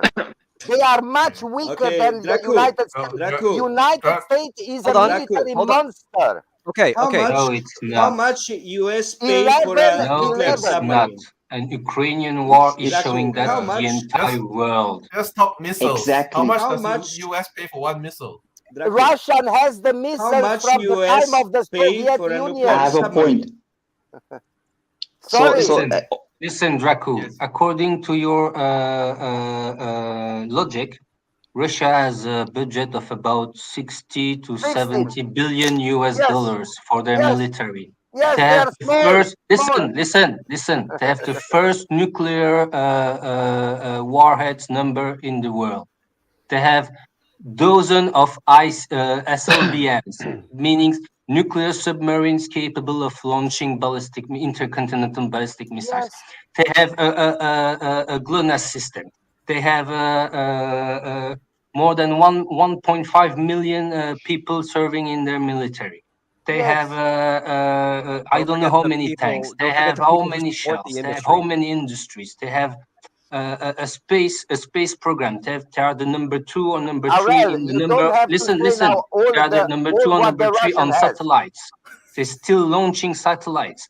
They are the only one who are able to Make the point. The point is that so your statement to make a is tank in just Russia bullshit. costs $3 million, and complete in America costs Have a $300 military million. budget. That's Russia the has a point. military budget which is about the same as what UK and what France has, and they are way more bigger than French army or UK army. I mean, just the 150,000 guys who began the intervention in Ukraine was more than the French army. RL, And it was George just speak a for a second. small part of the Russian force. Okay. So every one of you I'm not knows talking about the planes. I'm not talking about the missile launcher like Iskander. I'm not talking about all the frigates they have with their new weapons like Zircon, like Kinjal, RL. like I mean, he has to reply. All right, Wyatt speaking. Shut the fuck Wake up. up. Shut the Wake fuck up. Hey, Draco. Let me say something how much, to Arel. Draco, Jordan, if I may ask I you, have to answer to Arel now. Jordan, ask me after I answer to Arel. There was no question from him. Oh yes, There was no question but I have from to. him. Yeah, but that it's not of you to decide who I'm answering. So I want to talk to Arel. Thank you. So Arel, do you, all of you, do you know that the whole atomic power of Russia is based on the Soviet Union? It was made by Soviet Union. It's not new there. The budget of the Soviet Union was much higher. Arel, let me finish because I like to talk. Let me reply to you. That's why after the fall of Soviet Union, all the countries. That's why on the fall of Soviet Union, all the countries who got nuclear missiles gave them to Russia. All the nuclear missiles of Russia are from the Soviet Union, my friend. So that's why. And they are still building new today. Oh yeah, like the Sarmat missiles, like the Sarmat missiles, like the Avangard. Oh I mean, yes, oh yes. So actually, 6,000 Draco actually have a very good point. Actually, Draco is making a very good point. He's saying that Russia is very powerful today, yes, but he say that most of the military power that Russia currently have is built during the Soviet era. It's not built after the Soviet era. So actually, Draco made a good point in that sense that but yes, Draco their needs to understand that the Soviet Union, Russia was the core of it. Yeah, but they still different. Wait, no. Draco, and still today, Russia is the first exporter of nuclear materials for civilian nuclear power plants. What has this with the military power to do? Is what Wyatt said correct? Is that basically what you're trying to say? Yes. Okay, here's my problem. You say Russians have all their stuff from the past Soviet days. Okay? Not all the stuff. The atomic stuff, their power, their real power, the real power of Russia is based on the Soviet Union power, not on the today Russia.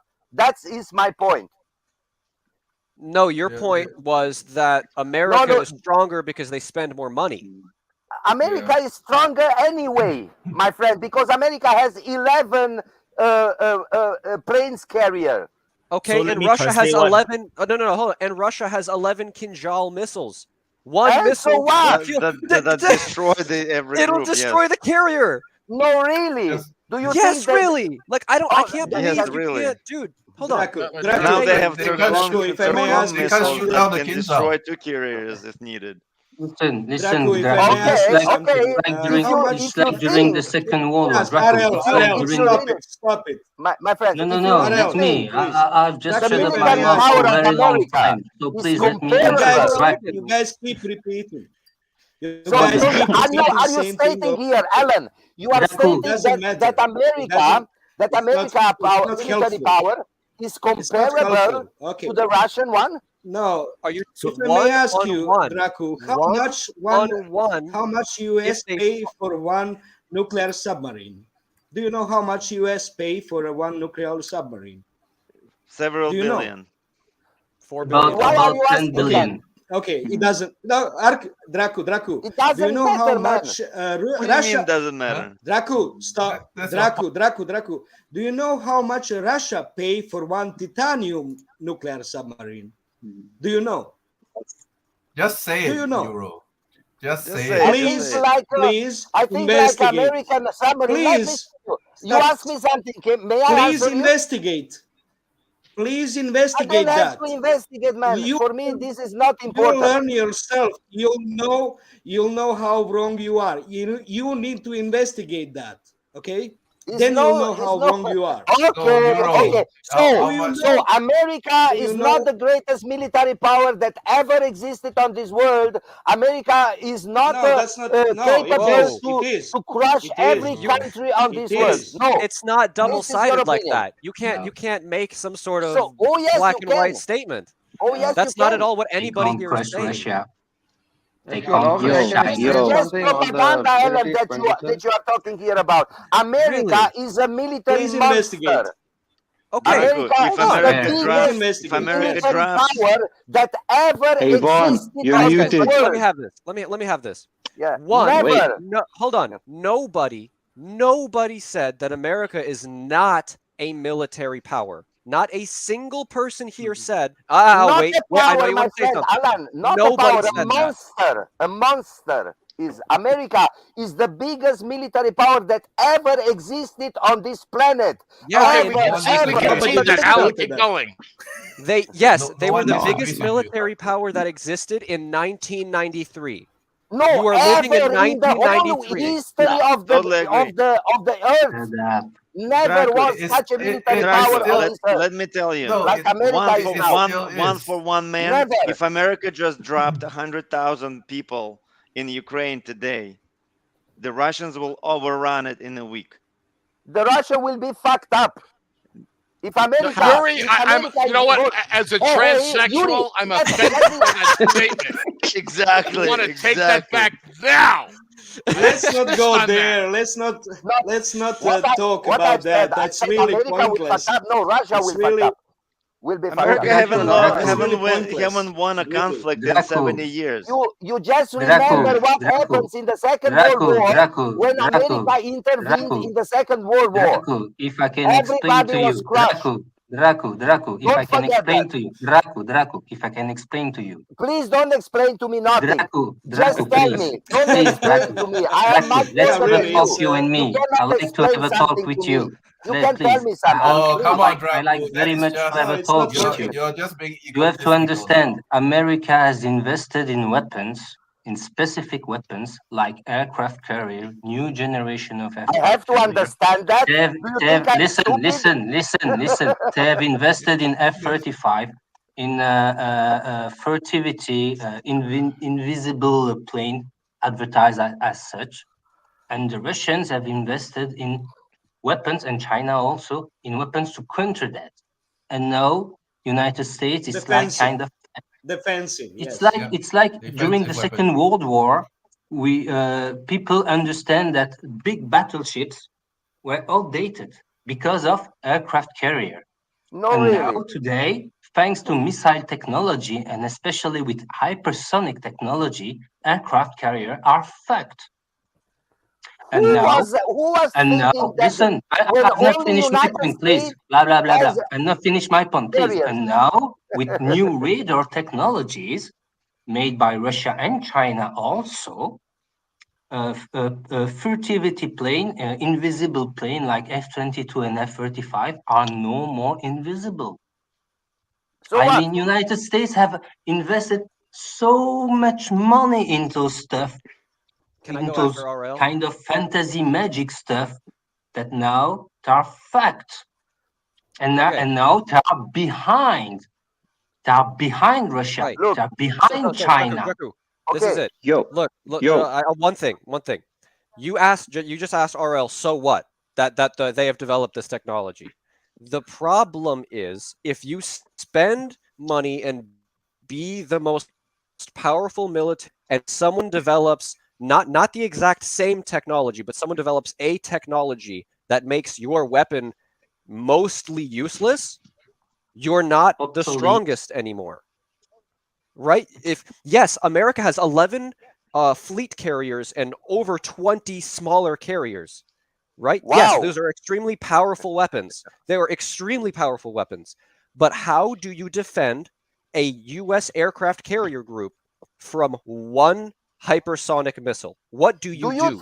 Do you really think, Alan, that that the U.S. Army is the main issue is Wait, Look, Iran is thinking they are stupid.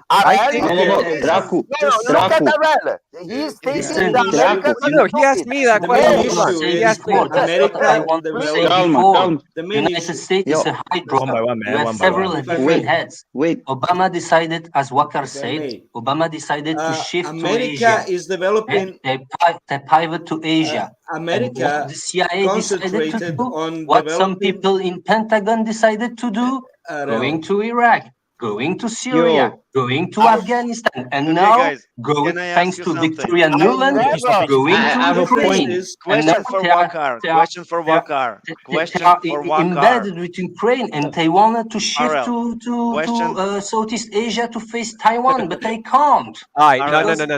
I gotta answer this question. This person. Give me a second. They are paying the price for it, and everybody in the world can see that. Everybody, shut up. Let Alan address the question. Someone paid money for me to see this answer. Okay, I want to ask whoever this is specifically.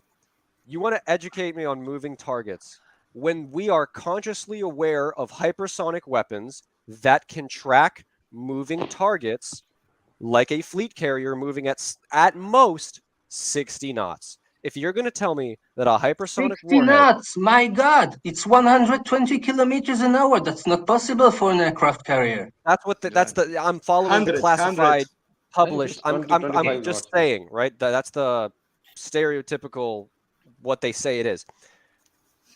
If you can't believe that, right, then there is other research that you have to look into.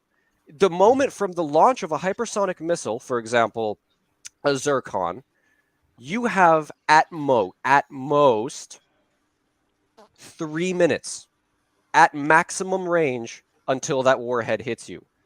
How far can a ship magically traveling at 60 knots travel in 3 minutes with a warhead that is consistently as accurate enough to hit a vehicle the size of a semi-truck? Keep going, Alan. It doesn't Wyatt make is very sense. happy. Keep going. It doesn't make sense. Alan, there is a point. I can Somebody says that it has never been used. You know what's been used? The nuclear weapon was used twice. Do you know why it was used where it was used? Tell me, who knows why? Exactly. Exactly right.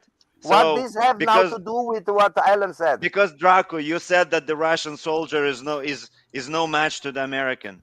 Americans cannot match a Russian soldier in the field. I said Russia as a country is no match for. You want to know when I graduated West Point? I graduated West Point the day I was born because the people who come out of West Point are brain dead.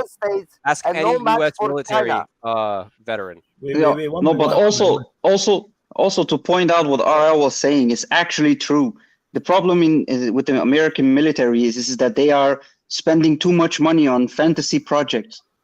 Okay, Americans are stupid. My friends, Americans are Hey, I'm a very intelligent man. Yeah, that's why I'm saying. Americans are greedy. Americans are greedy. Let me say something. The main issue. I have another point. I have another point. But let me make my point too.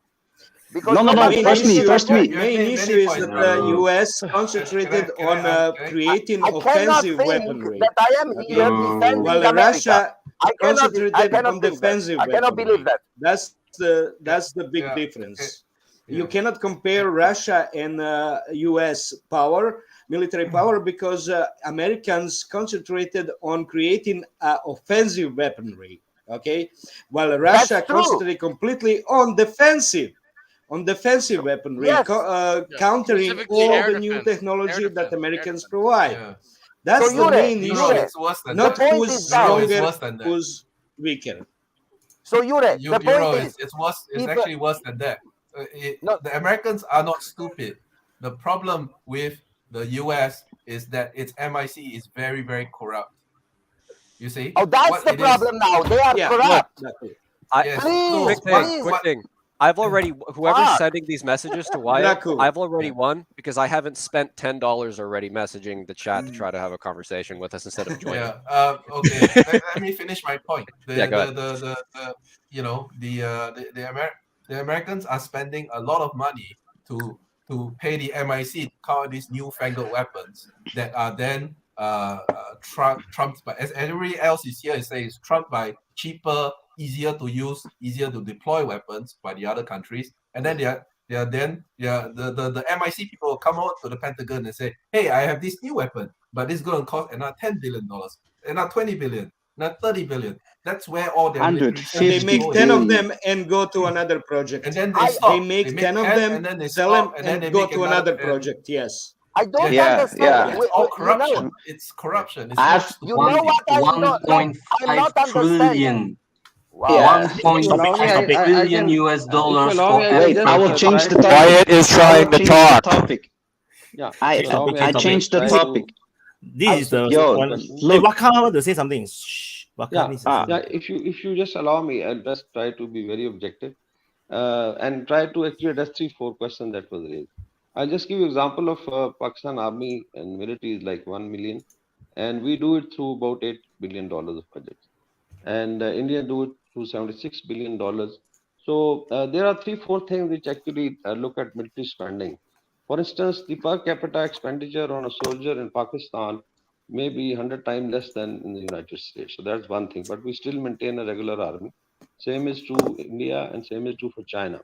That is the cost of training and production and the way you basically, pick up your army. There could be, difference of weapon system.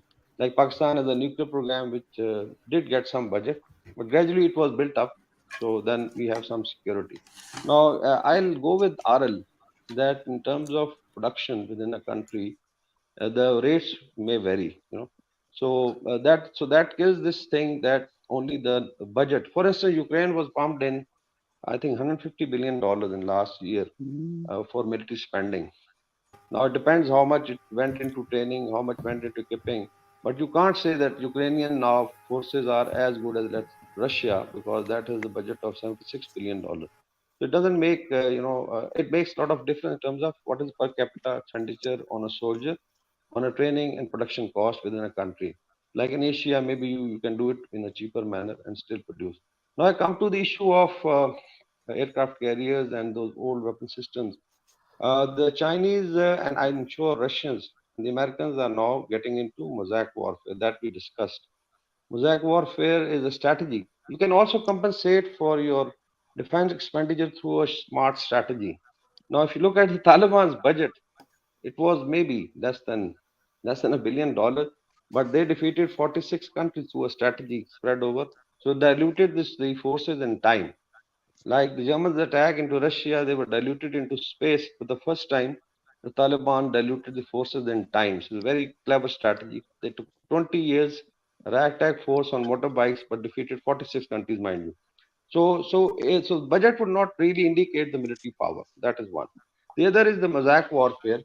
Now, mosaic warfare, I think we discussed, is that anything which can be detected can be shot. So that's where the hypersonic weapon systems come in, the surveillance, the satellites, the anti-satellite systems are there. Just imagine if the Chinese or Russians, in case of war, shoot down, the GPS system of the US. So I'm sure their military will be blinded, So this is the kind of war which is coming up. Yeah. So in mosaic warfare, basically, maybe let's say Chinese have, I think, 3 aircraft carriers, US has 11. Now, if you have maritime theater and somebody mentioned about the speed of aircraft carriers, I think not more than 25 knots. It's very, very slow moving. Any ship, I think. And submarines is less than 15 knots. So it can be taken out by these hypersonic missiles. And mosaic warfare then is not only that you can hit, it also says that in case your system is destroyed, another system takes over. It's a kind of network kind of warfare in space and on ground. So this is the new strategy.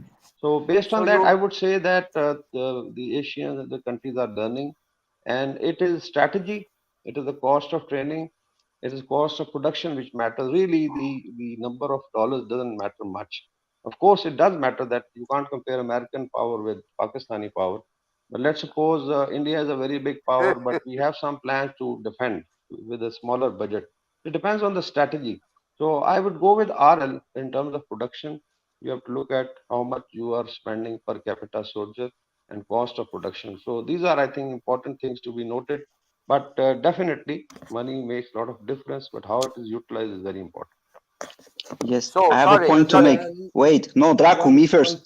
Yeah, you first. Wait. So, first of all, Vaughn, you're muted. And then also to add to the point of the spending the money.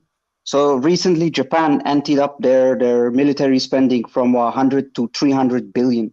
So far, it has been quite anonymous.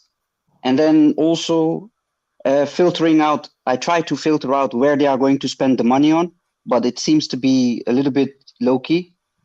But like Wakar said, how the money is utilized and how it is spent, I think is far more important. So if Japan starts buying American equipment, then they run out of the money relatively fast.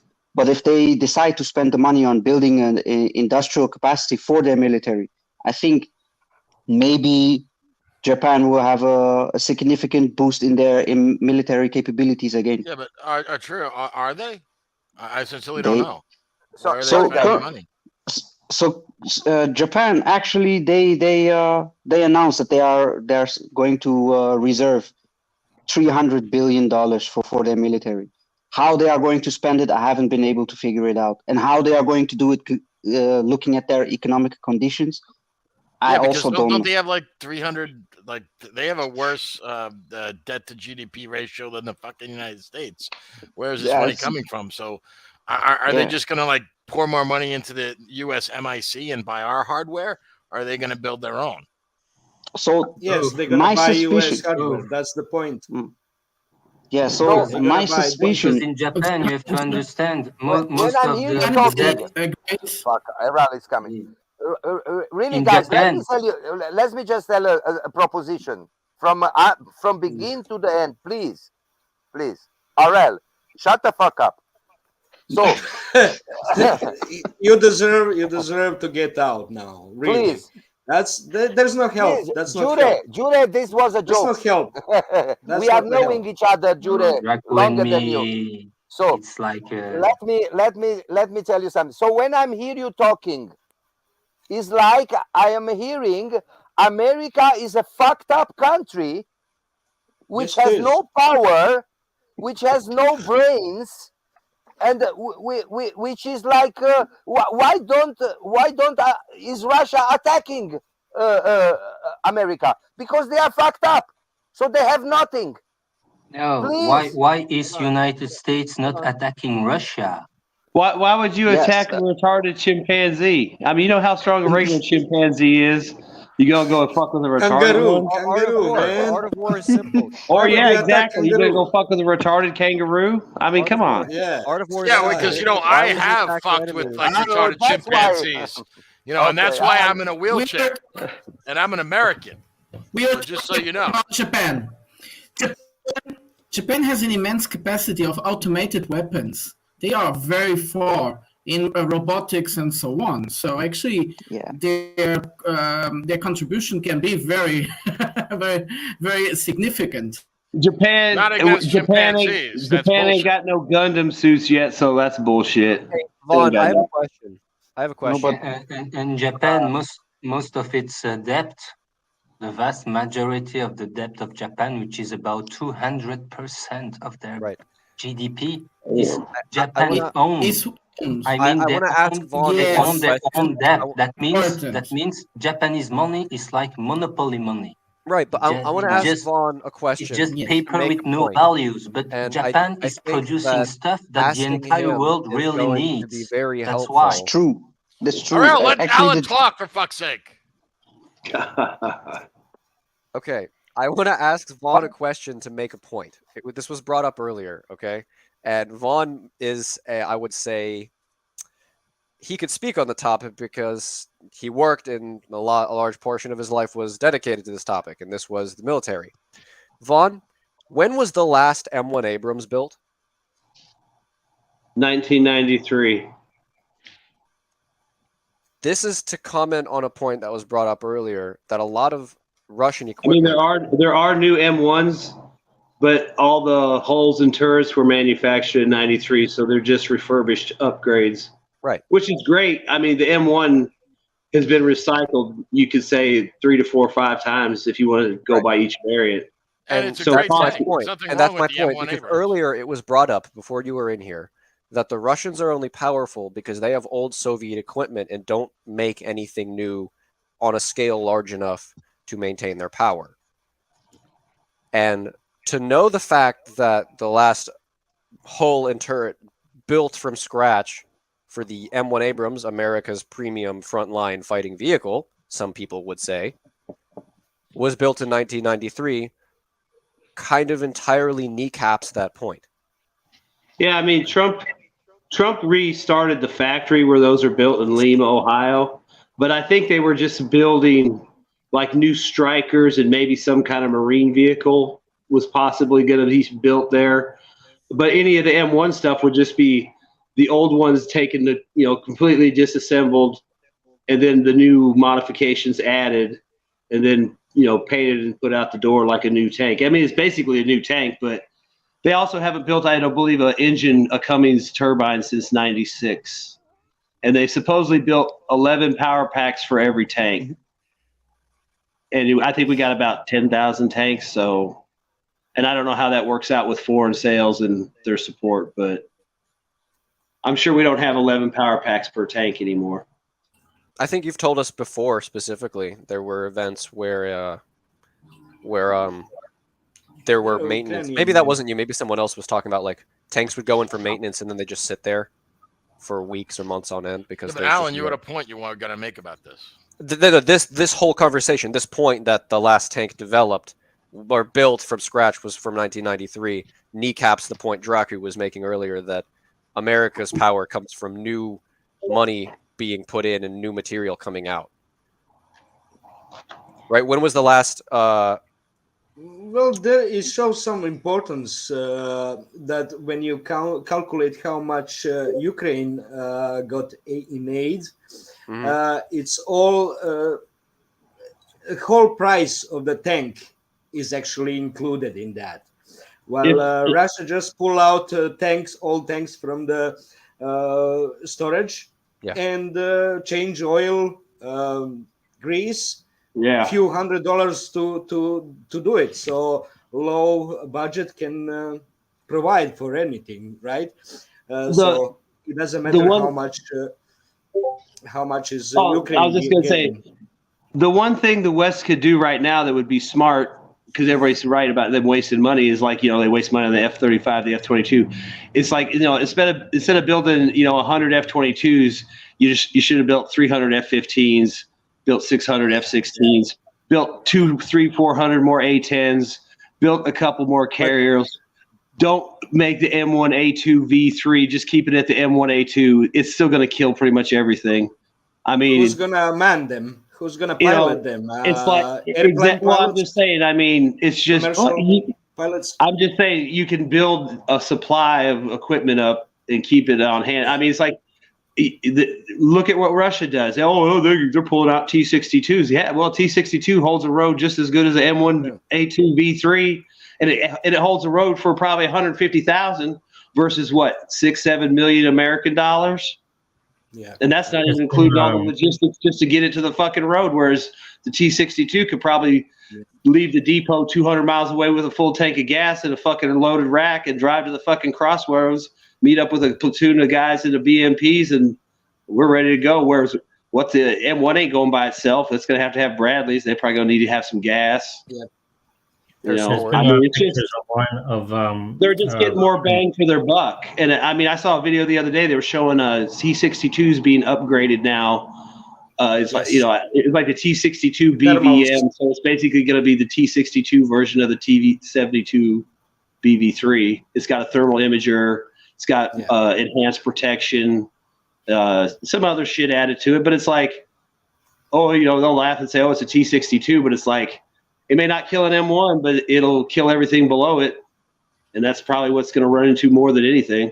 Yep. It's not the going to run. Americans have a comparable upgrade program. So you know, a lot of the Russian military hardware, they bring back Soviet stuff, and like the T-72 model has been built to be very upgradable, and they're still, you know, still equipping them with new equipment and sending them out, and they do pretty much the same job as the new tanks. Does America? I know America uses the Abrams, but they have a lot of, you know, tens of thousands of old tanks. Did they upgrade them and use them? Those tanks are gone. I mean, because we they sat don't for have so those. long. We don't have those anymore. Those The are last gone. they exist. All tanks. They exist. It's just that they'll never be used. Yeah, it's like the M60A3 Medi would have been on that, and those got phased out in the early 90s when all the guards went to the M1 with the 105 at the minimum. So they've all been. I mean, you'll see. You're more likely to see one at a VFW on a piece of concrete than you'll see one anywhere else. I mean, the Marines were probably the last ones to use them in Desert Storm, and those were all the upgraded ones with the reactive armor and everything else. But yeah, I mean, it's sad because there's probably 10,000 M60s of various, assorted variants sitting somewhere that if someone would have kept a few hundred of them here and there in a warehouse and had a couple guys take care of them. I don't know. Hard to believe that we just didn't mothball the tanks. Like, why not? Yeah, they didn't. They didn't. I mean, I guarantee you could go out all over. There's probably I think there's a place down in Georgia where somebody found, like, I don't know, 40 M60s just laying out in rows and in the woods, all rusted out. They weren't even using them for target practice. It's like they just parked them there and left them. It's like, that's the kind of dumb shit that America does. I mean, I'm sure Russia wastes stuff too, but they probably melted down and reused the shit. At least. Well, I mean, America's from my understanding, America's military-industrial complex is all private companies. They go do tenders and all that kind of stuff. So they're very, they're ultimately profit-driven, and their incentives are really, they're not going to make a lot of money from refurbishing old things. They want to make new things. Whereas I think the Russian one's all publicly owned by the government, so they want to try to get reuse their old stuff as much as possible, even though it's not as nice and shiny. But like you said, if it just needs to put down a suppressive fire or whatever, then it can do that without the latest. I mean, it's like, I've seen some of the T90s coming out, and like, you can tell them fuckers are brand spanking new. Because like when they first fired, like I saw one, I was around Bakhmut somewhere, and it wasn't even all that muddy. It had that nice green, like red square green parade paint on it. And when he fired, it was so new and shiny. You could see the mirror reflection down the barrel. I was like, that motherfucker must have got that thing straight off the train, untarped it, kinked it. I mean, it was beautiful. I was like, God. And then they showed it inside, and it's like, you look at the sights and everything. It actually looks a little roomier than the older models. There's no fingerprints or like paint scuffs on anything. It's all just. There was nothing. It was like brand new. I mean, even the tracks looked like they didn't have mud on them. It was on the road. It was just like. Well, that was the thing that the Russians have been doing though. Like they've been like refurbishing like the T90. I think it's the T90M is the most modern variant. Yeah, they heard about a T72M. Now, I heard about a T72M, so I'm wondering if that's going to be like the 72 version of the 90M. Would it be the M3? I don't know if you know Lokar. Like Wakar. BM3, yeah, BM I something. I want to also add the concept of packaging. I'll just give you an example of a skirmish with India. In Pakistan Air Force and Indian Air Force went head-to-head in 2019. And the package went from Pakistan was very interesting. It was flying a Mirage 5, which is 60-year-old. And then there were, the JF-17, which is a Chinese-Pakistani production. And then they had F-16s also. So the Mirage 5 was doing its job of engaging the ground targets. Of course, they had surveillance system, which was basically blinding the other side. And the modern aircraft were going for strike. So I think taking what Vaughn has said, how do you package? I've seen a lot of combination of Russian old and new, equipment being applied, together and compensating for each other's range, So this is also how do you use technology, old and new? You can combine and still create an effect because numbers do count. So I think Russians have been very smart in that, and we've seen some of the newer equipment even seen some older guns firing, with the modern system and the drones coming in for target acquisition. Yeah. So Are you familiar? Hold on a second. Are you familiar with the statement by Stalin? He said that quantity has a quality all its own. Yeah, I mean, one answer to about a new version of T-72. They actually taking out the liquid cooled thermals because they need them for T-90s. Okay, they producing so many T-90s that they need good thermals and replacing it with non-cooled thermals. Okay, so that's why the new version of T-72. That's the thing. That sounds bad, right, on paper to someone who doesn't know. Not so much. No, I know. I'm agreeing with you. I'm saying to people who don't know, to people who don't understand what that means, that sounds bad. It's like, oh, look, they have to cannibalizing their fleet, right? But what people don't understand is they're building so many new T-90s, that they have to reorganize their supply chains, which should really get people. Doesn't it? But Did somebody in chat ask what about the T-14? And what about the T-14? They don't need the T-14. The T-62 will do nicely for 90% of the things that they needed. They're talking about you just need good communication and information, right? That's why you need drones. And, they're talking about you can just have a what do you call it? A freaking not a phone, pad. What do you call them? iPads, right? You can just get an iPad with the GPS connection, right? Like that's what they do to a large extent. There you go. It's modernized now with GPS. They're talking about using the T-14 as maybe like a battalion commander's network tank. Like it would oversee the entire battalion, because it's got more room in it. So it's got a 4-man crew. They're all down in the turret. You could probably put more radio gear and stuff in there, stuff that would enhance the situational awareness for the commander. And it's the same thing with the K-52. That's supposedly a airborne data link that they can use. And like Wakar was saying too, if we built way more F-15, I mean, why do we have to have the AH-64D? Why don't we just have the regular Apache with regular Hellfires? They're more than effective. It's like you could be spending money on good systems that work and are proven, like the F-16, the F-15, the A-10, the Apache, the M1, and maybe to a lesser extent the Bradley, and then some of your artillery units.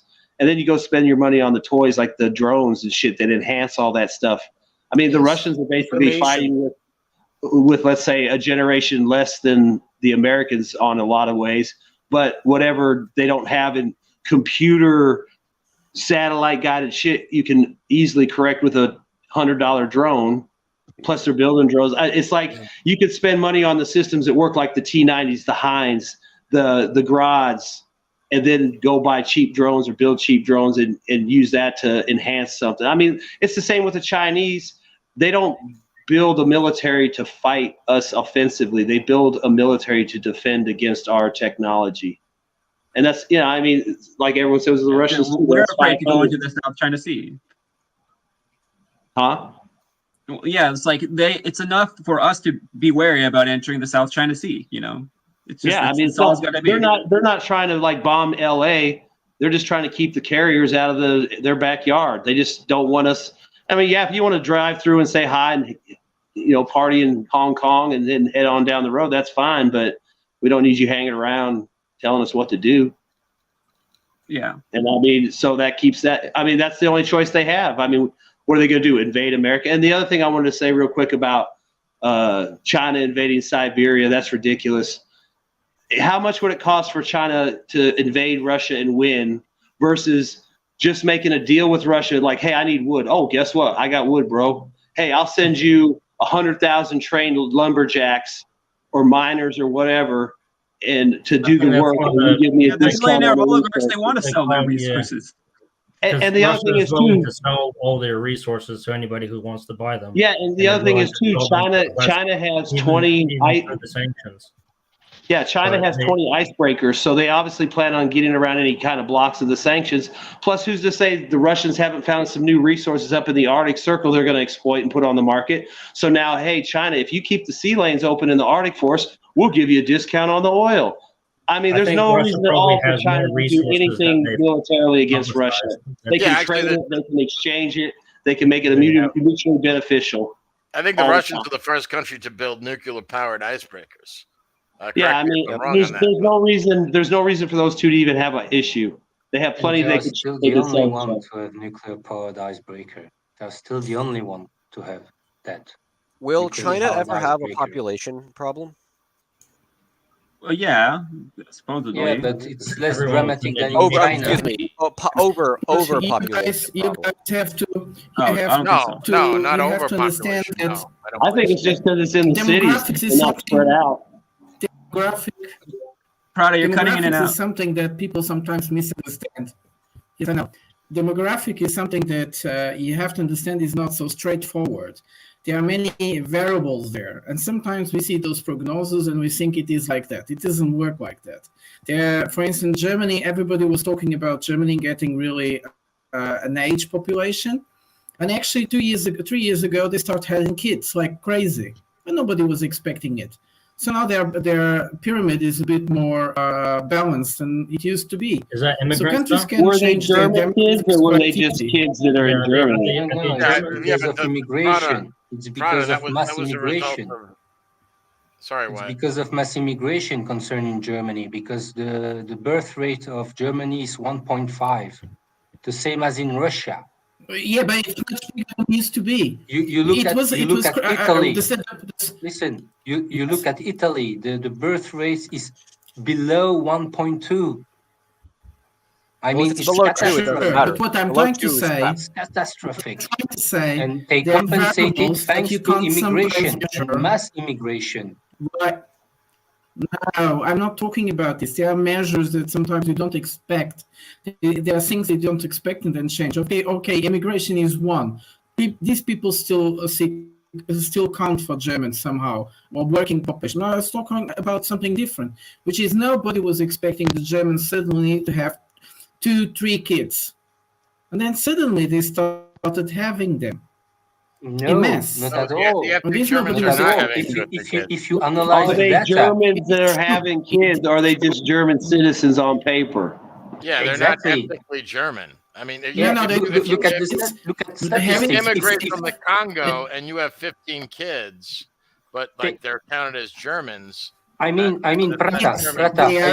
I mean, listen, Germany just got more than. Yes. They just got more than 1 million refugees thanks to Syrian crisis. Yes, but it's that the answer. Prata, you're cutting in and out. We can't understand what you're saying. What I'm trying Prata, to say, your microphone is cutting in and out. We can't understand half of what you're saying. Is it? There's something wrong with your I audio. was trying to say is this. Now it's working better? Yeah. It has some problems like tick tick tick tick tick kind of. Maybe if you're not moving while talking, it's not gonna do it. Maybe you try. If you're steady. You try again.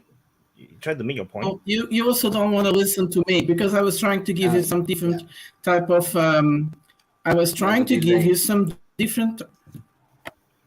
Yeah.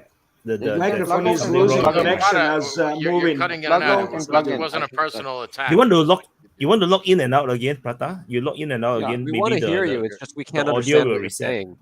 It's connection issues. Your mic and then you're not jacked in properly. You're when you're moving. That's when the connection is cutting off. So do you guys think there's going to be some delay kind of like post-demographic sound and decline image phase where countries that have all the countries that have a high level of development, they're all going through this kind of decline in population. Do you think there's going to be some kind of reversal or some kind of post phase where population drops and everybody's really old and they've got economic issues because of that, because the healthcare system comes under pressure, less people paying taxes? What happens after that? Possibly, if the woke culture is cancelled. Hold on a second. It's not really a concern because we can just kill all the old people, so I wouldn't really worry about that too much. So, robots are replacing them. Robots are replacing everything, so it's not so important. The demographic crisis is made up. It's automatization that replacing the needed labor. Let's say, how much did you see? How many employees in a Tesla factory that's producing 700,000 Teslas a year? It's 500 people. that's produced in those cars, and they're all vertically integrated. Everything is produced in the factory, in one factory, not I think what Boz was Jordan. I think what Boz was alluding to, though, is like you not just the raw numbers of people to work in the factories, but what would be the other externalities of all of a sudden have this collapse. And I could be wrong, Boz, but all of a sudden the collapse in the native population, like what would the externalities be of that as far as development experiments actually calcify because older and older people live longer and longer. The same thinking persists, right? All new technology, all new experiments, all new how to say completely new ideas come from dying off the old guard that's protecting their own thinking and academic. And another issue that's going to calcify all the present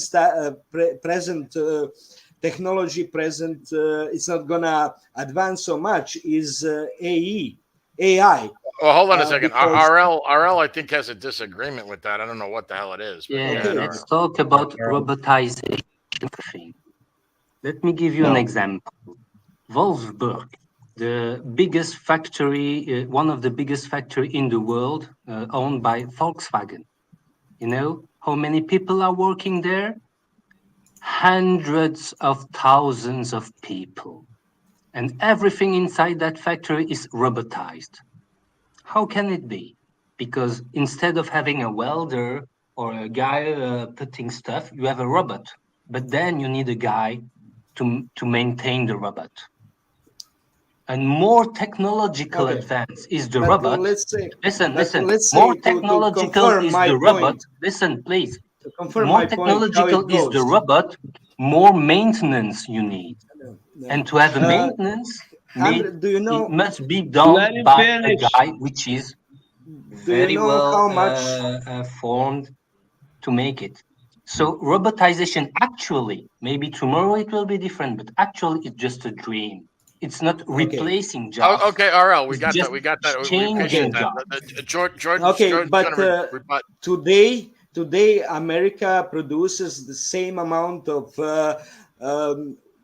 let's say whatever you take, cars, just as 30 years ago. But with half of the employees, 500%. You just said 500%. RL, let him building 70,000 cars. Let him finish his point. 100 years ago, 70% of the workers worked on producing food. Okay, 70%. Do you know how many today? 1.5% of employee produce the food for 100% of people. Okay, 50 years ago, 50% of the employees were producing stuff in industry. All of it, from mining, I'm sorry, you are mixing. Just a second. Let me just add one point. Today is 15%. All new jobs are entertainment, analytics, investments, service. Yes, that's all service. Yes, entertainment like acting, actors, real shows, Twitter, YouTube. It's all that. And sales, phone sales. How many jobs are there? And advertising. Okay. But it's produced. Jordan, if you keep talking shit about Jews, we're gonna have to cut you off because I'm getting sick and tired. Jordan. Some of the points, if you allow, because I've done some study. I'll put some articles. I have written 2 or 3 articles on demographics, and I've also gone through some literature, very interesting literature in the West, coming since the start of the centuries on demographics. At times they call it aging. It's not very simple.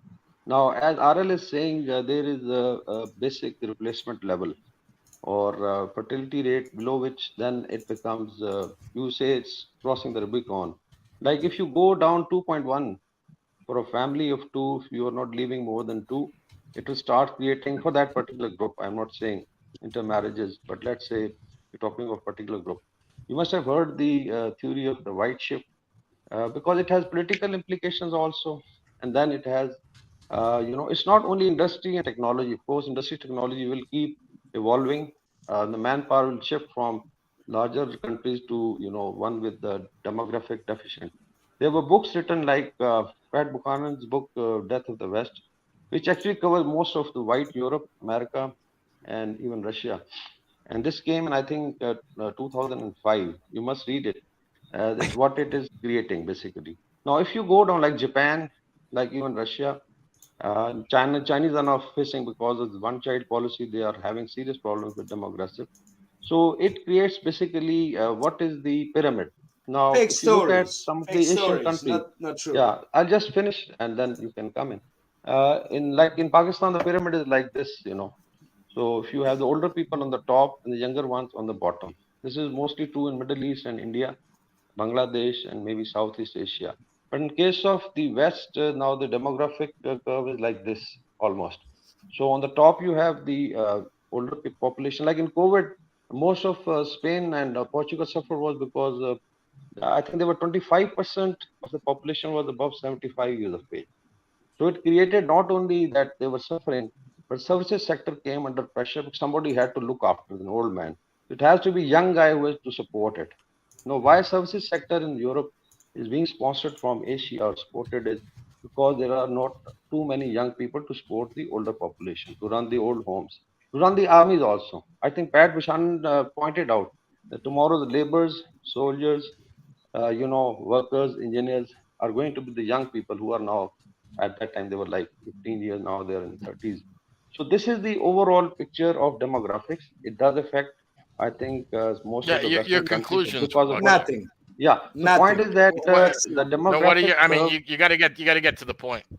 Yeah, it is that Yeah. it cannot be replaced. So that is the main point. Immigration can address it to some extent, but it is irreplaceable. And if you cross the Rubicon, like even if the Chinese now go for going into 2-child or 3-child policy, it will not compensate them even for next 50 years. So it's going to start coming down. That is the basic point. Technology would come in, but somebody else, RL said, has to run the technology. Even somebody sitting on Twitter Spaces, there got to be people who are talking on. Even in the information domain, entertainment. The other thing is political and psychological. When you say the white shift, because there's generally now a feeling that the political power is also shifting to the immigrants. You've heard about Europe being called as Eurabia in 2050.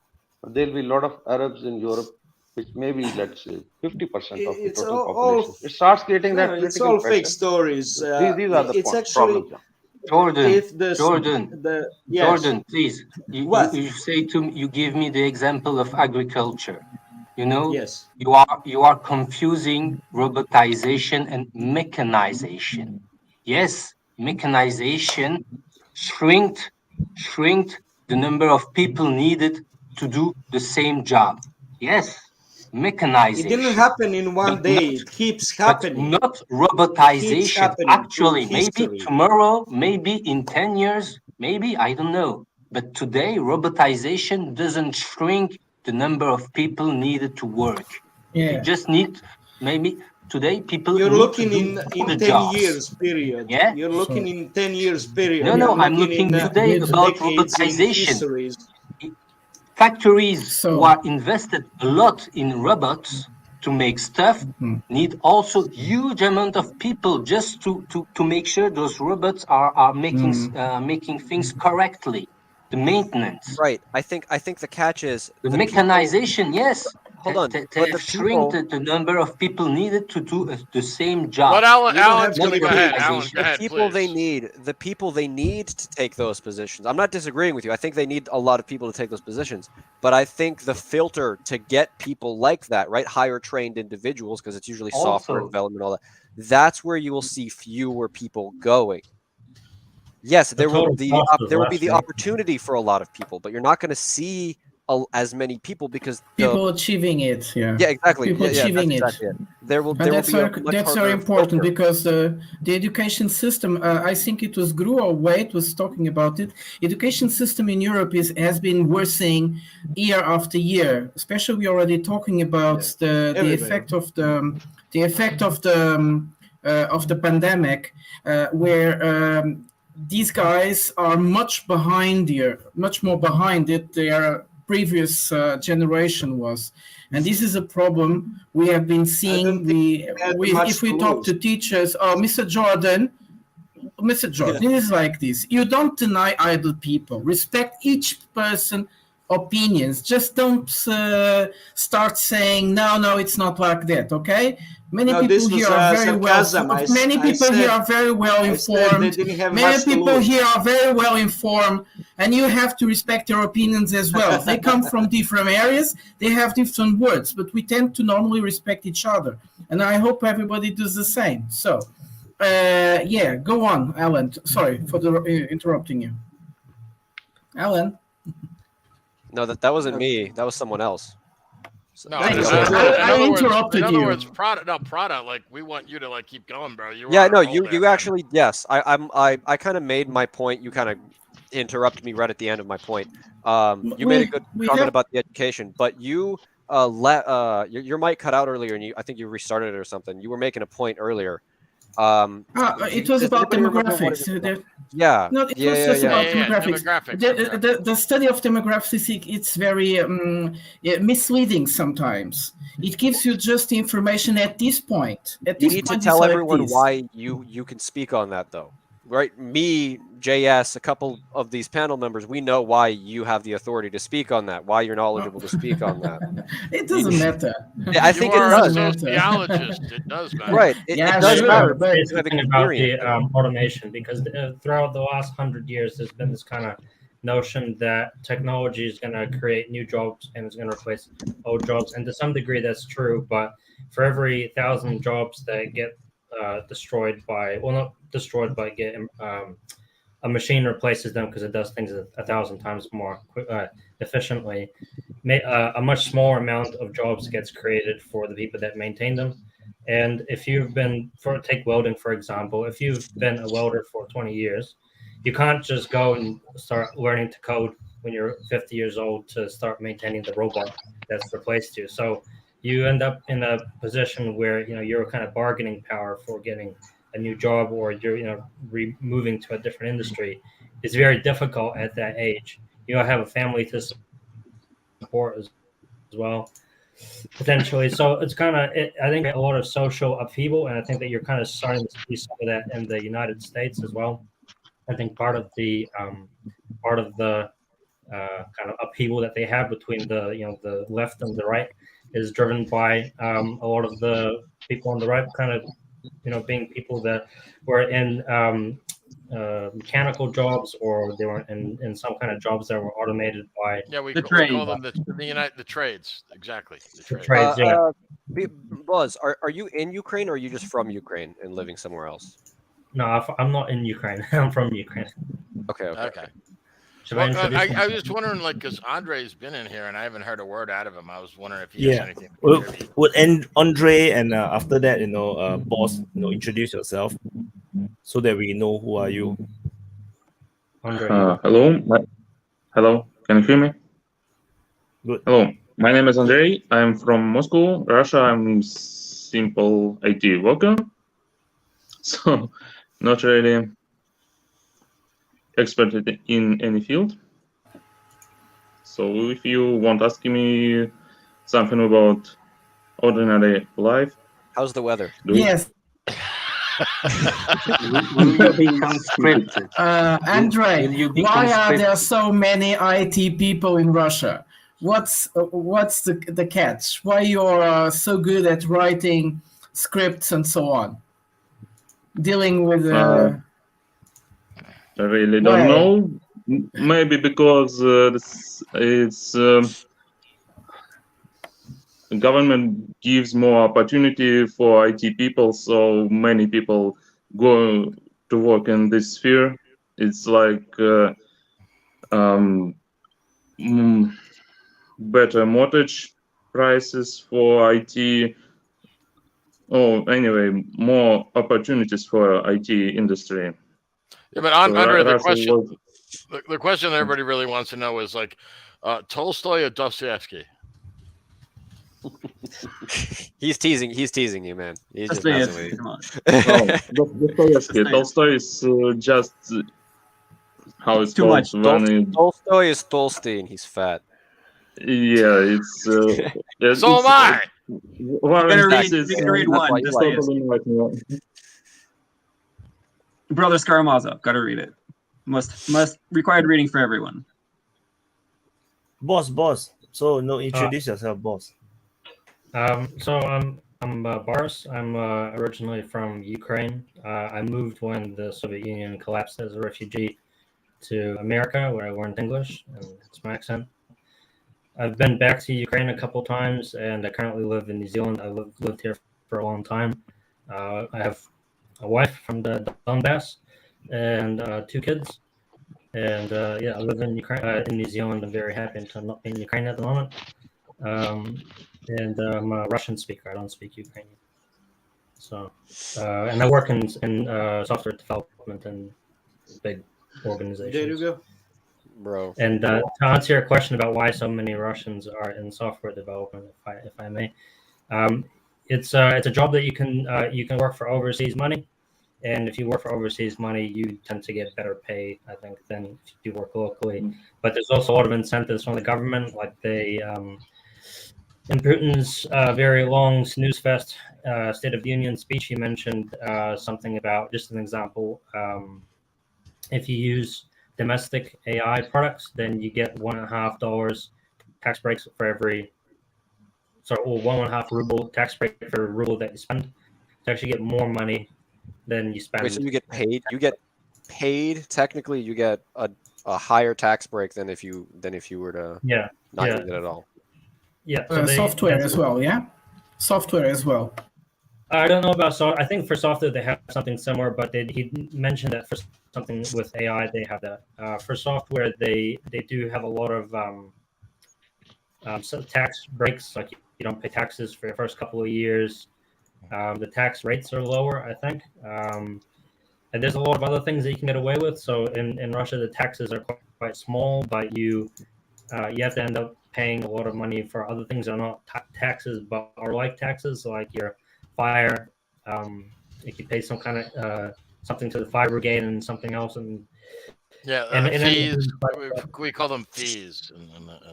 Fees. You pay various fees, but if you pay less of these fees because you can be work from home and all that kind of stuff. But Andrei, I was curious if anyone else is I'm curious because Andrei, he's actually in Moscow, and I don't think we've ever had the pleasure of someone actually in Moscow. Well, so Andrei, what is the mood of the Russian people regarding the war? Because I don't think we've really heard that. Can I add one question before you answer that? Did you go to Putin's big speeches at the Red Square? No, I haven't. Okay. And actually, before the war started, I was kind of anti-Putin man. But when this war started, I actually started to watch all this politics, and I noticed that Russia is really in big trouble with this all NATO thing, and I became kind of supporter. And about general mood, I can tell you this is kind of also problem, because most of people are not feeling that something is happening. Life is going like there is no war. At least it's in Moscow. No ordinary people don't feel something is happening. And this is, I think, this is problem for Russia.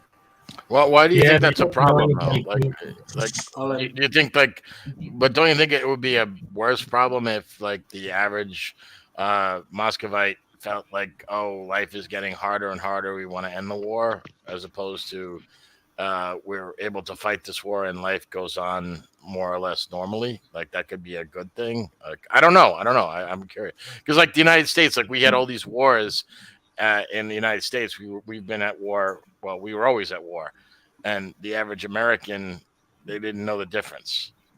So I'm curious as to why you think that's a problem. It's my own opinion.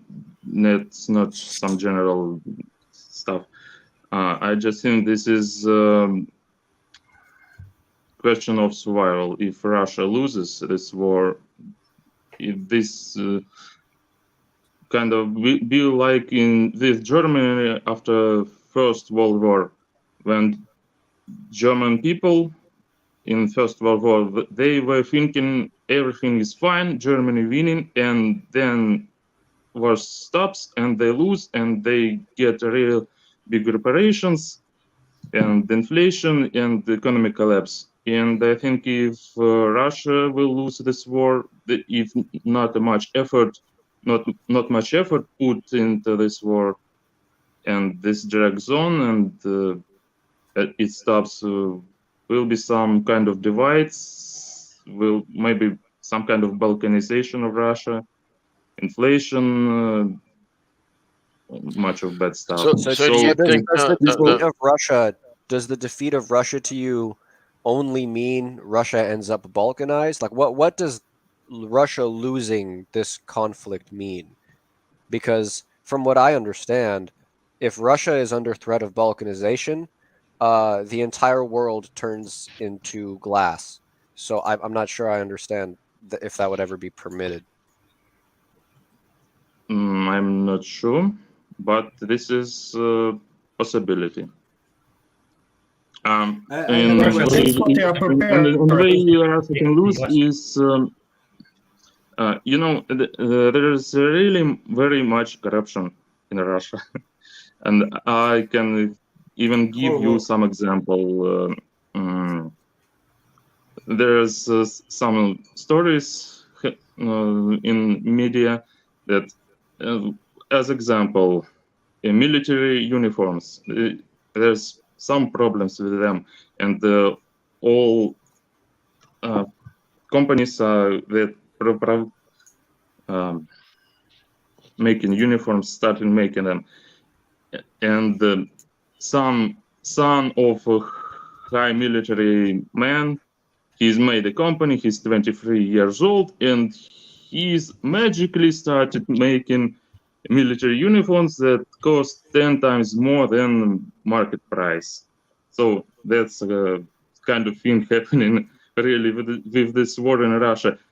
People don't feel it like a threat. They try to make money on it. All thinking how to make more money. That's everywhere. When this sanctions started, people started thinking how to make money, how to import stuff through Kazakhstan, through Turkey, to pass the sanctions, how to make money on it. Nobody really thinks it's a kind of threat for Russia. It's just business. And this is problem. If economy will start go bad for Russia, in an example, there's some stabilization fund in Russia for when not enough money in budget for budget deficit. It's if I'm not wrong, 6 trillion rubles, and planned deficit for 2023 is 3 trillion rubles. At least now, this is our economy in deficit. So it's like 2 years before economy will go really down. Yeah, how about during the? I heard some rumors. Hold on. $3 trillion deficit by this year? By the end of 2023? 3 trillion rubles. Rubles, excuse me. 3 trillion ruble deficit. This is planned deficit. Okay. Planned deficit. Yeah, but it's in January. This is it's in state January budget. one. I haven't. It's I state haven't seen budget that. deficit or overall Russian economy deficit. Yes. Overall Economic Russian deficit? economy Budget or Yes. state budget only. Yes. Yes. This is a state budget. So the Russian budget That's nothing. budget deficit is 39 billion US dollars, which is what the figure that he said. But this is the money spent on the current account surplus. That last year they earned way much more. So they actually didn't lose money. This is actually they earn so much money. They are spending a portion of the money that they make, which caused the budget deficit, but it's actually they just spending money that they have. So it's only on paper. It's a budget deficit on paper then. It's spending your surplus. I think is what we call that. It's planned deficit. Okay. They plan for that much. Like for example, you're going to spend Because, 20,000 every year. So then suddenly last year you won a lottery. Then this year you decided to buy a house. So your budget is now 1 million in deficit. But it's not actually you still have the money. I have a question about during the. I tried the question. They have a before. huge. Let Jury ask. Jury have.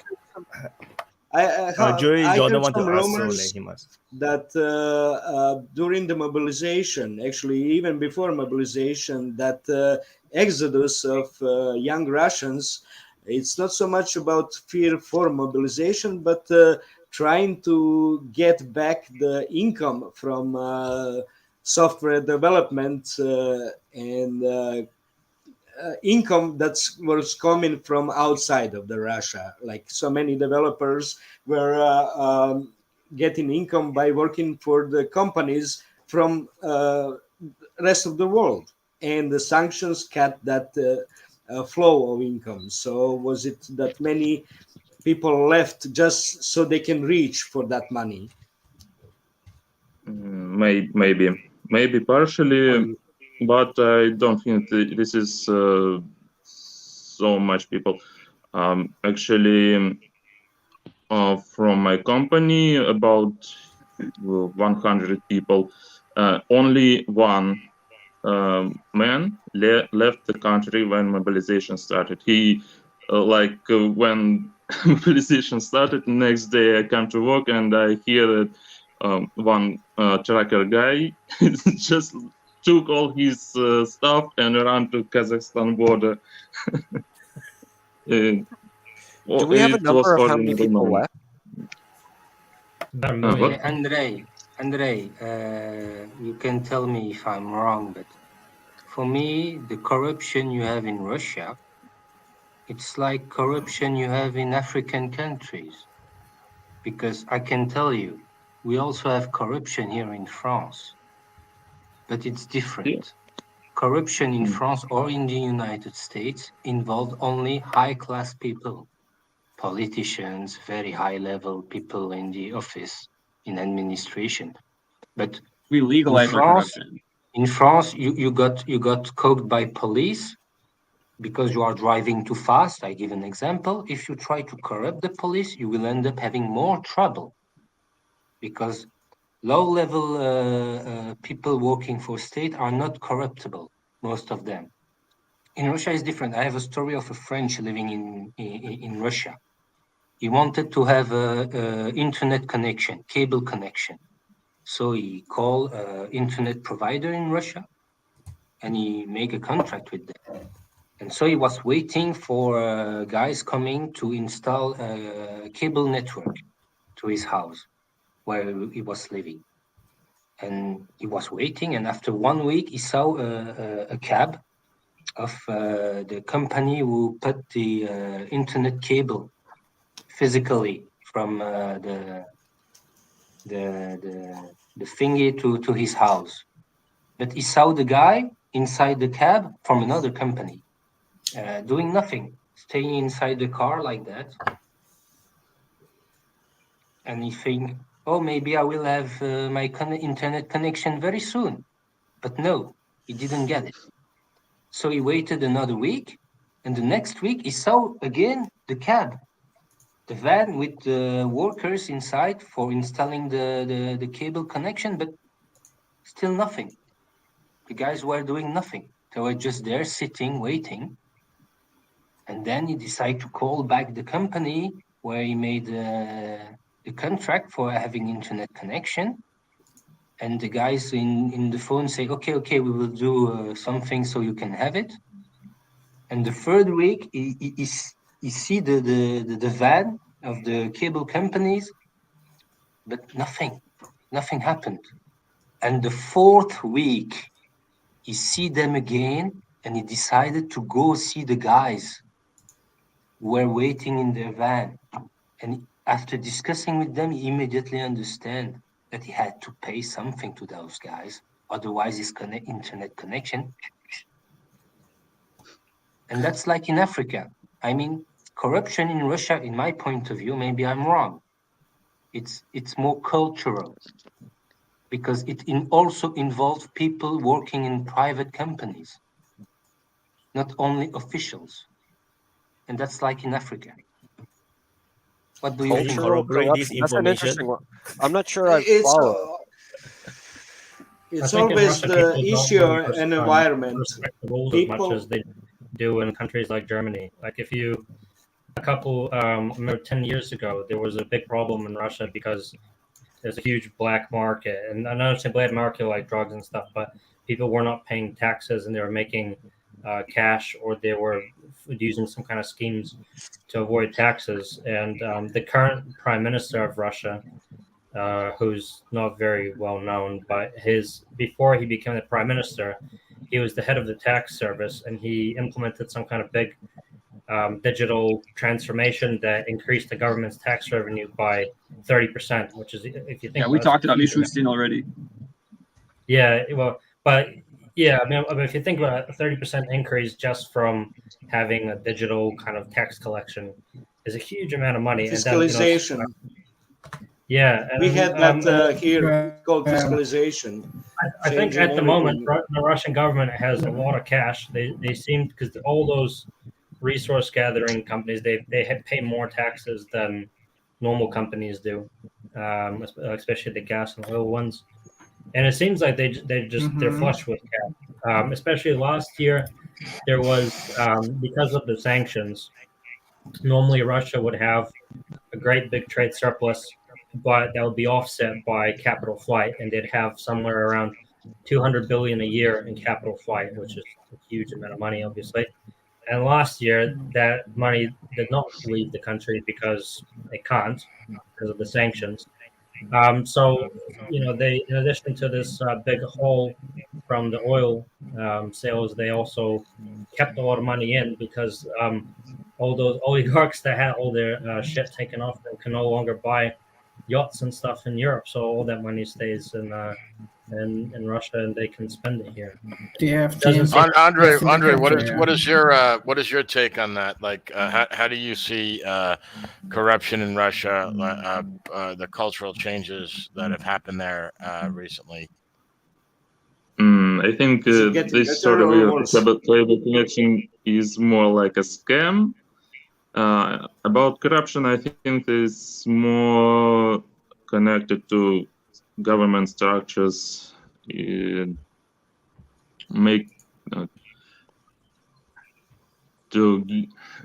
when you need some kind of permission from fire service, or if you need to speak Russian, I can translate for you. Medical service, you can jump these loopholes, collect papers, or you can just pay some money to the guy, and you got green light. So is it getting worse or better? Is the quality of life getting worse or better? I think that's what people really want to know, because you're in Moscow. Is the quality of life worse or better? Staying the same? Is it seem like it's going to get better? Or seem like it's going to get worse? Alan, maybe you could ask that same question in Russian. No, I think he understands. Starting 2000s, okay, when Putin came to power, things started getting better. Till 2008, then was okay, then again became to grow. Now it's like flat line.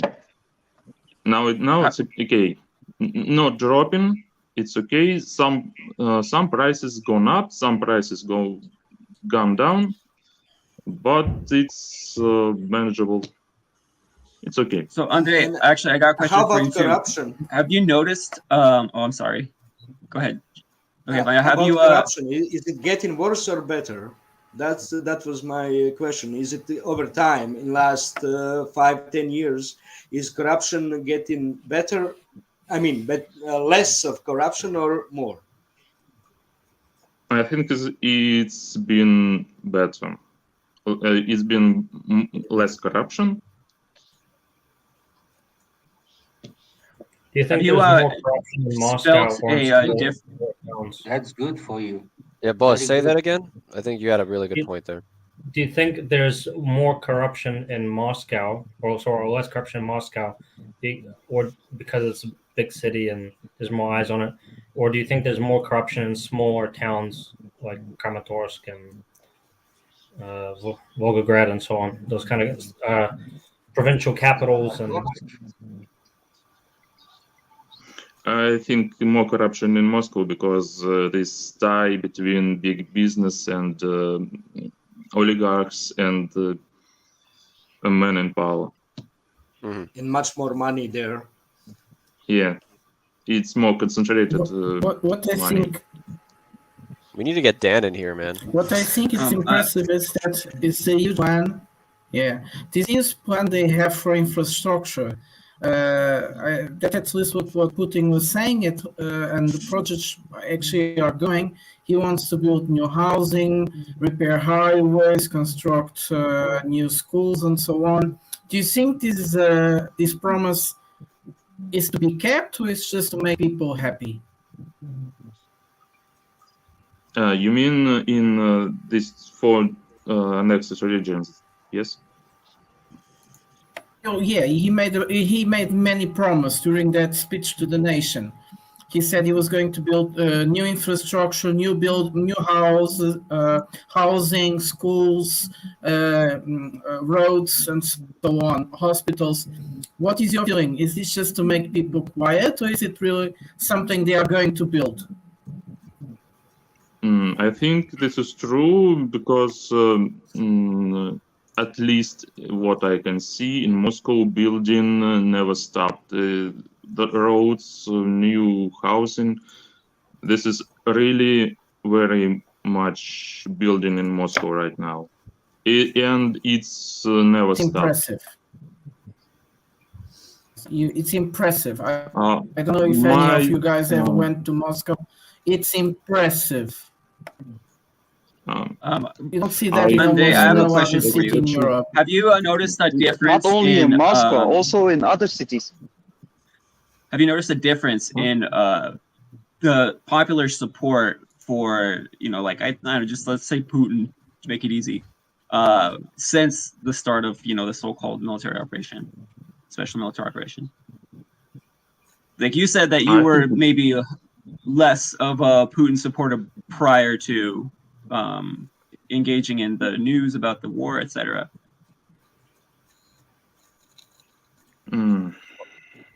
There is really much support for Putin, and also I think most of people who don't support Putin, they left when this whole thing started. So basically, with these sanctions, West has eliminated any opposition for Putin in Russia. It's Andrei, that the fact that you said that reinforces something that I thought from the very beginning. The fact that all the people that were anti-Putin left the country almost solidified his control over the country. So would you generally agree with it? And this support for Putin is really in that when he came to power, things really started getting better. Because I was kid in the 90s. 90s were really really bad time. Yeah, it was very horrific. That's what Russians were literally killing. Over the top. It was a genocide. The 90s was a genocide. People were Carried out killed through in the economic streets, shock really. therapy. It was terrible what happened in Russia. That's exactly what my parents said. And when exactly when he came to power, even if he came with the people who are also into corruption, who maybe when some say they are robbing simple people, for simple people anyway, things got better with him in power. So the quality of life. That's why he has so much support. And trust. And also one thing, current people in power just won't let any opposition arise. Okay. Actually, I have a question on that then. There is no power vacuum. Right. No one can get in political system if he's not approved. If someone was to, try to stand up and, denounce the ruling group right now, what would happen to like man or woman off the street who tried to protest against it? They got arrested. Because you can't make demonstrations in the street without approval of local authorities. And if you I bet you can't get approval if you want to denounce power. Right. Okay. And my other question from that is, if let's say you're a YouTuber, right? Because we actually have like something like we have a guy who comes on. His name is Dan. He has a YouTube channel and he lives in Russia. If he was to use his YouTube channel to speak against the power and leadership and all that, what would happen, do you think, to him if he continued to do that? So instead of protesting physically, right, he just spoke against it on the internet. He's a foreigner, an American living in Siberia. Okay, well, okay. Let me just say a regular Russian, right? I think nothing will happen because there are some people who are against the current power and they publish their stuff, and everyone thinks they are just some kind of freaks and insane people. And they don't get attention. So they're not silenced and disappeared. Yes. No. How many more people in the opposition do you think are not like Western opposition, but more hardline opposition, like the people that were supporting Zhirinovsky and the more kind of hardliner kind of opposition that are saying that Putin's actually like a pro-Western politician? It's really good. Zhirinovsky, there is no opposition party to the current. Not even. Would you consider the we call them pet opposition. Pet opposition.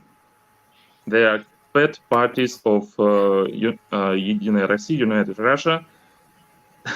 They get their share. They just for show. All this Communist Party, Liberal Party. Rodina Party. What Can I ask Andrei one thing that I really want to know about Andrei is maybe you can provide some insight on this because he lives in the largest city in Russia. Like, how do you perceive the West? Like, this could be just like a personal question for you. Like, how do you perceive the West with like transsexualism, like just say wokeness, because that's everything, all of it on. I don't know if he understands. No, I don't mean that to be. I don't know if Andrei knows what wokeness, the catch-all phrase of wokeness is. And no, I don't mean to disrespect Andrei. I just don't know, like, because he's Russian is his first language. So, like, do you like perceive like Westerners, like if you see like little children, like boys, biological boys, getting hormones and turning them into girls, like how do like you or the Russian people like? What do you think of that? Like, I'm sincerely curious. Like, I mean, You asking my opinion or overall Russian opinion? Both. Oh, my opinion, I'm against it. First of all, I think for young kids, it's for parents to make decisions before they become adults and can make this really you sound like a life-changing decisions. Dude, you're not allowed to say that here. That was a joke, Andrei. That was a joke. Yeah, I'm kidding. But to Andrei, you say that for protesting you need the authorization of the authorities. It's the same in France, you know. In France, you wanna make a protest, you need the authority, the approbation of the authorities. It's the same here. And here. Yeah, everywhere. Everywhere. It's kind of like in Georgia when they wanted to make the law for foreign agents. These legislations present in European Union and America, but Georgia can't have this law. So would you say that a lot of the times this is kind of viewed as a sort of a Trojan horse, maybe to try to, I don't know, undermine or somehow cause some kind of instability in the Russians, like in Russia? And let's say, is that like a generally accepted view? I don't get it. I don't. What exactly question? Yeah, right. I would say double standards. The double standards. Yeah, like I don't know. So я бы сказал так. Люди смотрят на эти двойные стандарты как попытка ослабить Россию. И насколько распространен такой взгляд? In English, please, Andrei. He's going to be... Andrei's going to be like, I didn't understand the word. Boz, if I may ask, I have a question. I didn't understand that question. I have a question for Boz. So the question is about transgenderism, wokism, right? And maybe we can even make it as simple as LGBTQ, right? Let's say the LGBTQ movement. How is that viewed by people there as a Trojan horse, an attempt to undermine?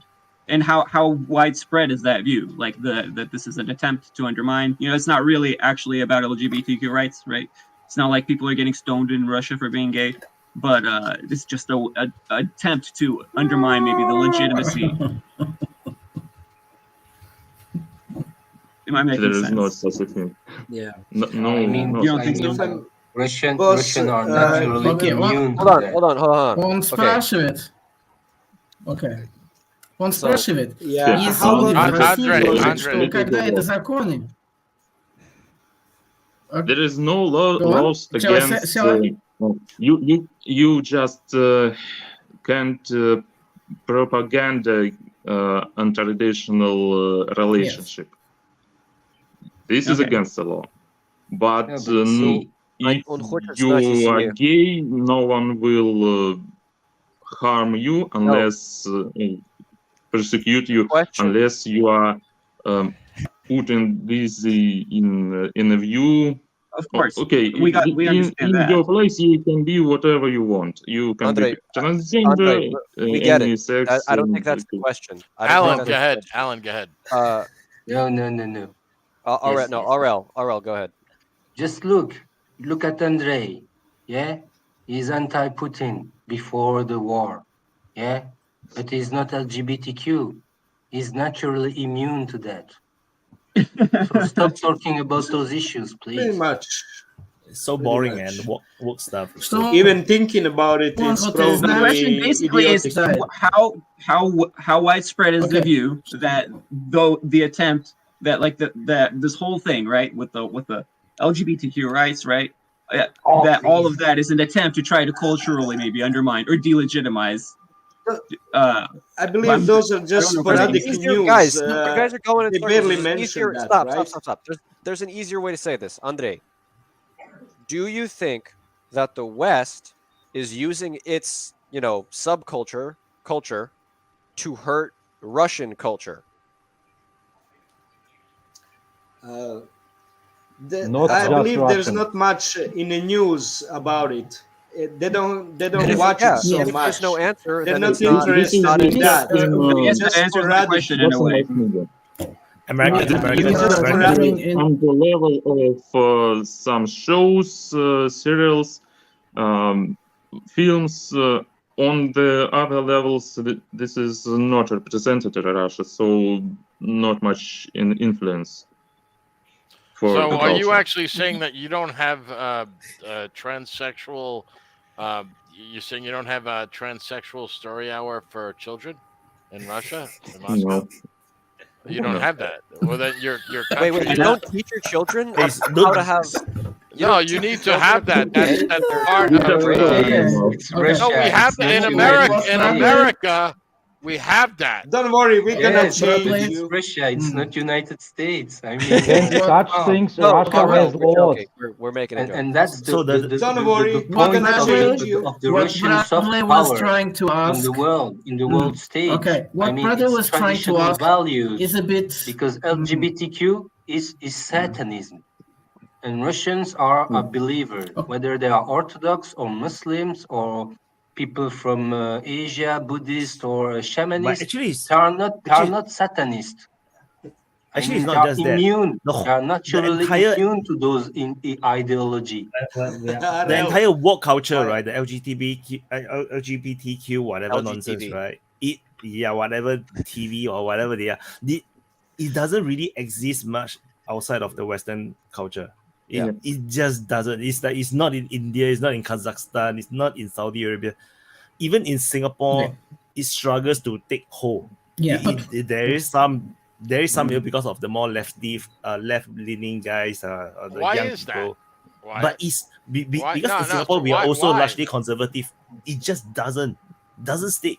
No, I agree that it doesn't. I have My a question theory. is Even why? the news don't appear. Right. Yes, I have all an this answer. nonsense. Why? For example, I have a the theory news, about right? that. I have an around the answer. world, except in the West, I are have an normal. answer. I have an I answer. have a theory about Okay, it. Bradley, what Bradley was trying to ask is very simple. The thing is that the woke culture is not really made for the outside. It's made for our culture. They are trying to. Well, there are several psychologists and several sociologists have been studying this. The interest is to break down our culture, make it changeable, make it become more malleable in order for politicians, for enterprises to come inside of your life, inside of your psyche. This isn't the way culture doesn't really apply to other cultures. It will be always they try to make this universal, but it doesn't catch. You see, GS, I hope I made myself understand. This is intentionally for Western cultures in order to change them, and that's what they want. It's part of our They want to culture. bring new ideas like biotechnology. They want to bring. It was my question, Prada. No, I appreciate and I love what you're saying. I'm not disagreeing with it. I at have all. a theory. I'm question is like, who is they that are doing it, and why are they doing it to our culture? Like, I have an Soros. I have a theory. I think it's being pushed from companies like BlackRock and Vanguard because they own a lot of other big companies, it's bigger than that. really big ones, and they push to their board of directors that you must have these kind of. I'm not disagreeing with you for saying that they're doing that. I'm questioning why. Like, are they saying that their profits are going to increase 5% a year because of this? Like, who is actually behind this is what I really want to know. And like, why hold on one second. Why it just said that I heard in Singapore that this doesn't really grab hold. Like, he said like it's there, but no one really buys into it. I heard an interview from old CIA. I heard an interview from a CIA agent. Okay, I heard an interview, was listening to an interview of a CIA agent that like 30 years ago, they got instructions in order to find easier agents in other countries, is to start going for LGBT community, because they are actually underappreciated, terrorized, and all of it. Like, pardon me? But woke culture is not homosexuality. This yes, is a mistake. It's ostracized. Woke culture is not so about it's homosexuality. easier. Okay. It is. So it was easier to get those people. Okay. That was my idea why it got so much power. Okay, but one of the reasons why is the only Western culture that produces that. When I moved to US, I was surprised by how much they care about cats, okay, animals, much more than about people. How people my suffer. cat's cooler than most people. Okay, so I was surprised, and the reason is standard of living. When you solve all the financial problems, right? You have enough money to solve everything. You find lesser problems to occupy you. You find a new thing to complain about. Yes, and to solve. Okay, to solve also. It's not just cynical like that, but also solving, caring about animals, right? So it's a standard of living that after they solve the animals, now they move into another issue, and they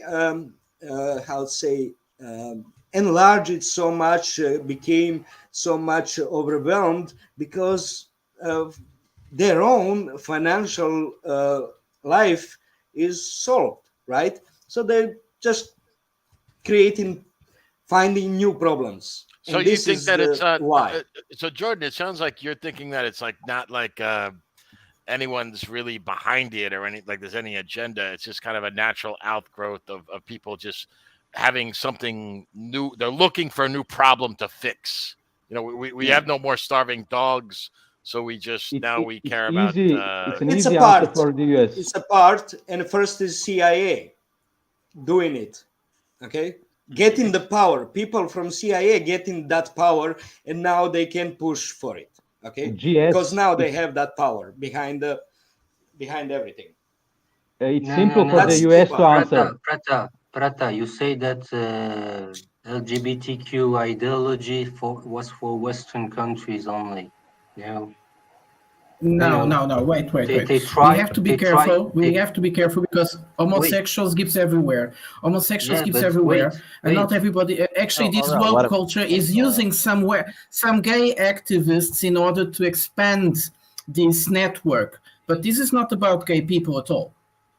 We talk a lot about gay people, but this is a lie, and this is a real dangerous for gay people because they are being used. They are being completely used by this shit. It was implemented in African countries, and you got African leaders like Mugabe, like the president of Museveni from Uganda, and the president of Kenya, the former and the actual president, who went to CNN saying to Amanpour, The question from GS was why it's so prominent in the US. are not an issue for us. We have other problems. RL, though, but I'm not disagreeing with anything you said. I agree with everything you're saying. JS, you have to understand the core issue with woke ideology is to destroy families. Because by destroying families, there's no purpose. You are destroying the link that people can have to organize as a group. But I think the main reason is another one. The main reason in the West is another one. Destroy family structures, especially in countries where it's patrilineal, like in the Muslim world, like in African countries. Well, you start with which are not necessarily Muslim, gay rights, and then you go further. You start with gay rights. They normally start with gay rights, and then they go further. But no, you don't even start with gay rights. In the US, they you try have to a bring that two-party. to Africa or to Asia. It doesn't catch. In the US, we have a two-party system, which is, from our perspective in Europe, we talk to people that I talk, it's a uniparty with the left and the right wing. And the issues that they are discussing currently, the left has taken the LGBTQ topic or the other critical theory topic, and the right has taken the abortion topic. And they are discussing with these things are irrelevant to the people who are really in power, who earn the big money. They don't care if the left people are discussing about LGBTQ or the right people abortion. They would care if they discuss syndicates, if they discuss taxes, if they discuss other things. So well, I agree with that. Like 90% of what you're saying, I agree with, except for the fact of the children.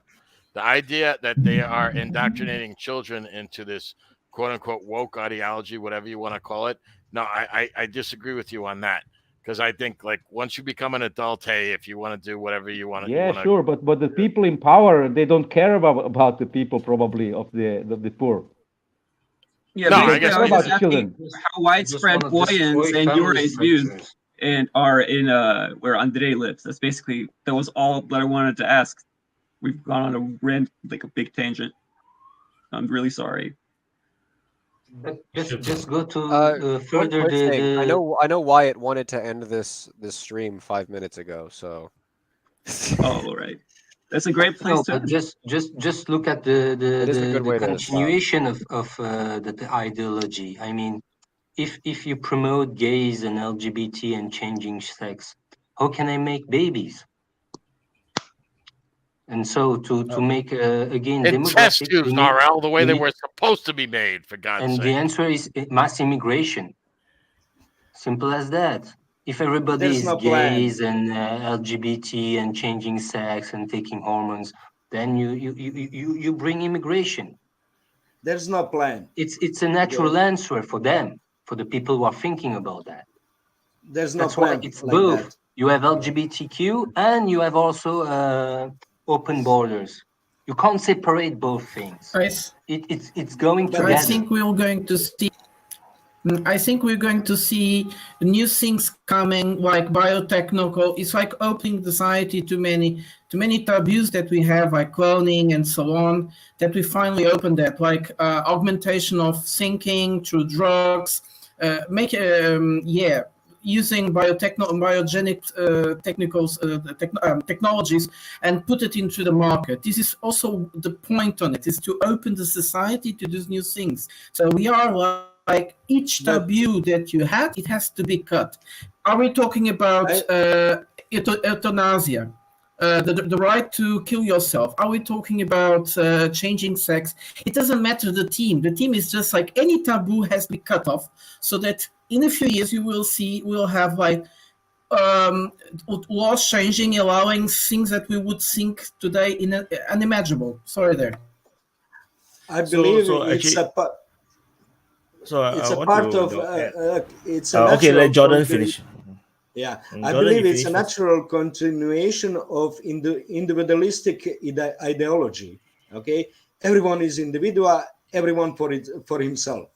But society itself, actually, we have to cooperate to produce something, to create something, especially something large like a rocket to space, or all the network satellites, everything. We have to cooperate in every company in order to produce something, right? So it cannot be individualistic, and it's a controversy of you have to cooperate with others at work, but at home you're individual by yourself. So it's a schizophrenic idea. It's a clash of internal capitalistic ideology. Everyone is individual, everyone for himself. That's my. Well, you have to find the balance between the individual and the group. Wyatt, I think that's. But I was just going to say something because I got to check out. I just want to say I love you all, Wyatt. Thank you so much. I know that you are about to drop dead out of tiredness, Everybody here, I appreciate all right. all your opinions. I sincerely mean that. Even RL, I love you, brother, man. And we both smoke. RL's awesome. RL is awesome, and he's got the best taste in wine of anybody that's ever been on this group. Wyatt, I just want to say to make sure that if you haven't already, to make sure that all the people here, the Telegram invite, if they haven't already. You guys, join the group if you have the invite. I think most of them are already in it. I think Bradley have not. Okay, love you all, guys, man. Peace out forever. All right, goodbye, everybody. So I want to add. I want to just put my take on the. Coping is in. I want to just put my take regarding the LGBT, the WOK thing. So I have been following some of these YouTubers. They are former. They are a girl turn boy turn girl kind of thing, where they had gender reassignment and then they regretted and whatnot. Then there is a lot of big hoo-ha within that circle of people. So what happened is that what I learned is that a lot of what you change sex too late. Yeah, so some of them are in time, some of them is not in time. So what happens is that what I learned from them is that it's actually a result of hyper capitalism. So it's actually a result that because they make a lot of money out of gender assignment, so gender reassignment surgery, and because of all this money that they can earn, then there is this encouragement to not question that much, not do the proper diagnosis whether this person actually have a gender dysphoria or whatever. Are you talking and about? Are you talking about LGBTQ? transgender? Are you talking about the transgender industrial complex? Yes. So as a result, it's the same thing for that's why when the kids are still very young, they started to inculcate that it's okay to be the other gender, because eventually all this will become sales. It is also might be similar to the where they diagnose kids to have a hyper ADHD, something like this, or some mental problem, depression, or it's all money. It's just to make money. And this actually coincides with another problem with the Wokism kind of rise, where people are just trying to find an identity and trying to have a certain presence. And these two things comes together and creates the chaos and demonic kind of situation that's happening in the Western world. And because then we have another, people need to be political correct, and people get cancelled if they don't follow the narrative. And all these comes together and become this monster that no one can stop. And no one wants to be responsible human beings by saying the right thing. Everybody is just afraid. Anyone who says who call it out, like Jordan Peterson, they get cancelled. Everyone who just say the truth get cancelled. And it is just a continuation. It's just born out of capitalism, but hyper version, all crazy stuff all coming together. Then eventually all this will break down. Eventually, a lot of these woke people, they get cancelled themselves, and then they realize what the fuck is happening. The journalists are the same. They reported fake news, and then they lost their job, and then they realize what the fuck is happening. So I think it's all more or less the same thing. Well, you're also quiet. Nobody interrupt me. We're listening. We're listening. For not being woke enough. I think there is an agenda behind the LGBTQ ideology. I think there is a real agenda, not just about money made by, made by companies who build hormones, who make surgical intervention. There are more to that. That's because why I understand that conspiracy kind of things. crucifixion of people who are against that ideology. But I understand that. And we have a new mechanism of canceling social control. We have a huge mechanism of social control that is in place, and it doesn't matter who talks. It just immediately cancel that person. That person disappears, legally made. Because if we are in a democracy, you actually technically shouldn't cut up the free speech. But this is like the new mechanism. So behind there is an example in they history. Created a new monster in society that is now out of control. There is an example in history which was more extreme than this. It's not out of control. It was witch burning. Witch burning, real witch burning. Weimar Republic. We're closer to a Weimar Republic than we are to witch burning. No, it was until the 18th century. It was mostly in the Catholic Europe. But the real reason, and nobody talks about it, it was not because these old ladies had maybe pagan belief or something. The real reason is because after the plagues in the 15th century, Europe was without people. They lost a lot of the population, and these old ladies were mostly midwives and had knowledge about contraception. And the church exterminated them.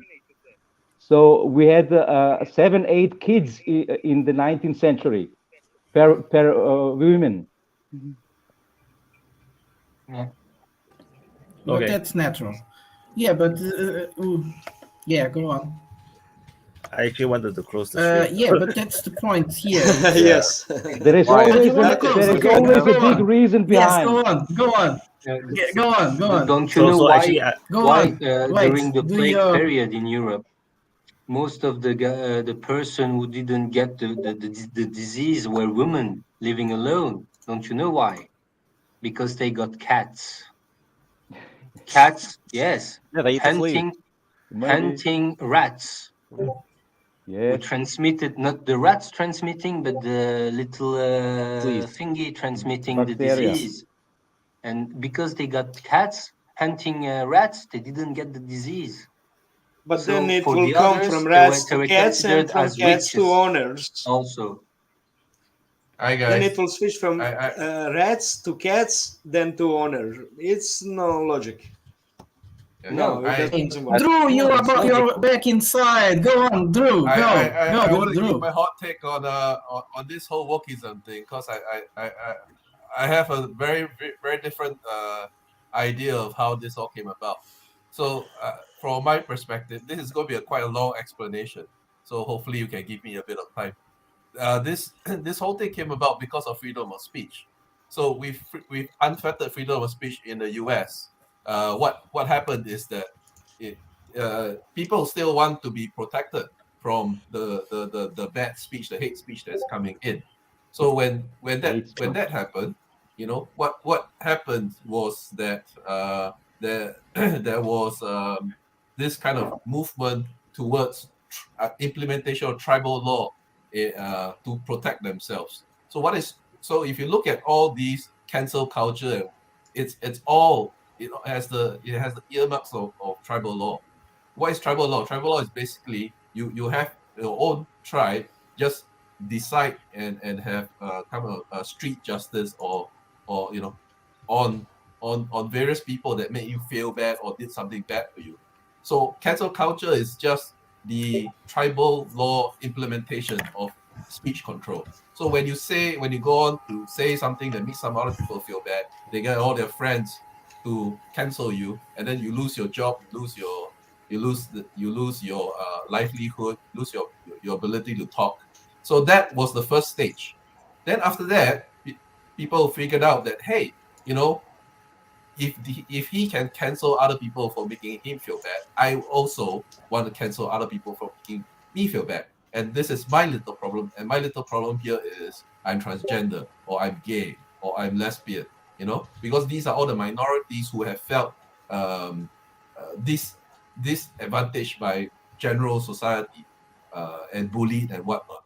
So they then use cancel culture. But what about the ONGs financed?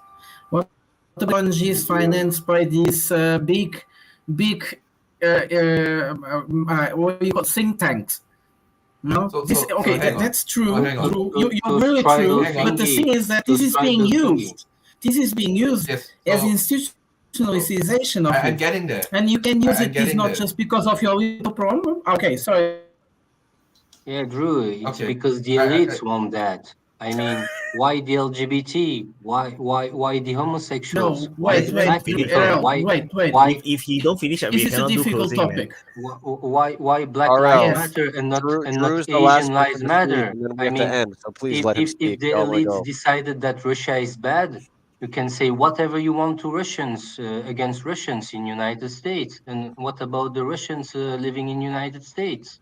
They just have to shut their mouth. Same for the Asians living there. Down so that you can't hear Asian anyone Life else Matter when you doesn't talk. exist in United States, actually. It's because the elites decide that. Okay. Can Signs I finish? Donald Trump, it's China, China, China. You see Biden, it's China, China, China. Come on, Arel. Let him talk. Can I finish?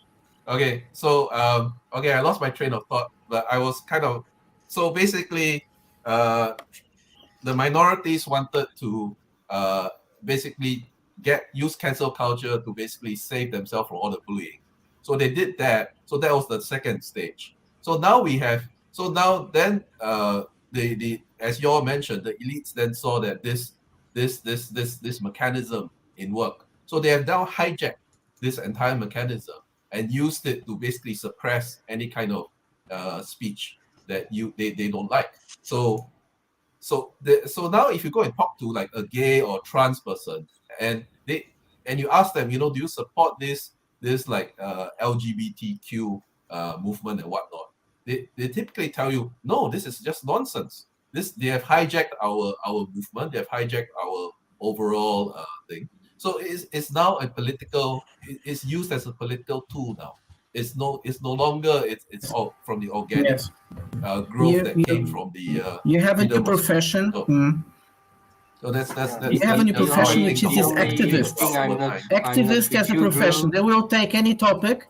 They will take any topic in order to shut up anybody. These are professional activists. They don't believe in anything. They pick up whatever. Who pays better, they will act for you, and they will fight for homosexual rights. They will fight for women's rights. They will fight for vaccines, like they did during the pandemic. They were fighting for vaccines, and this is so inside of people's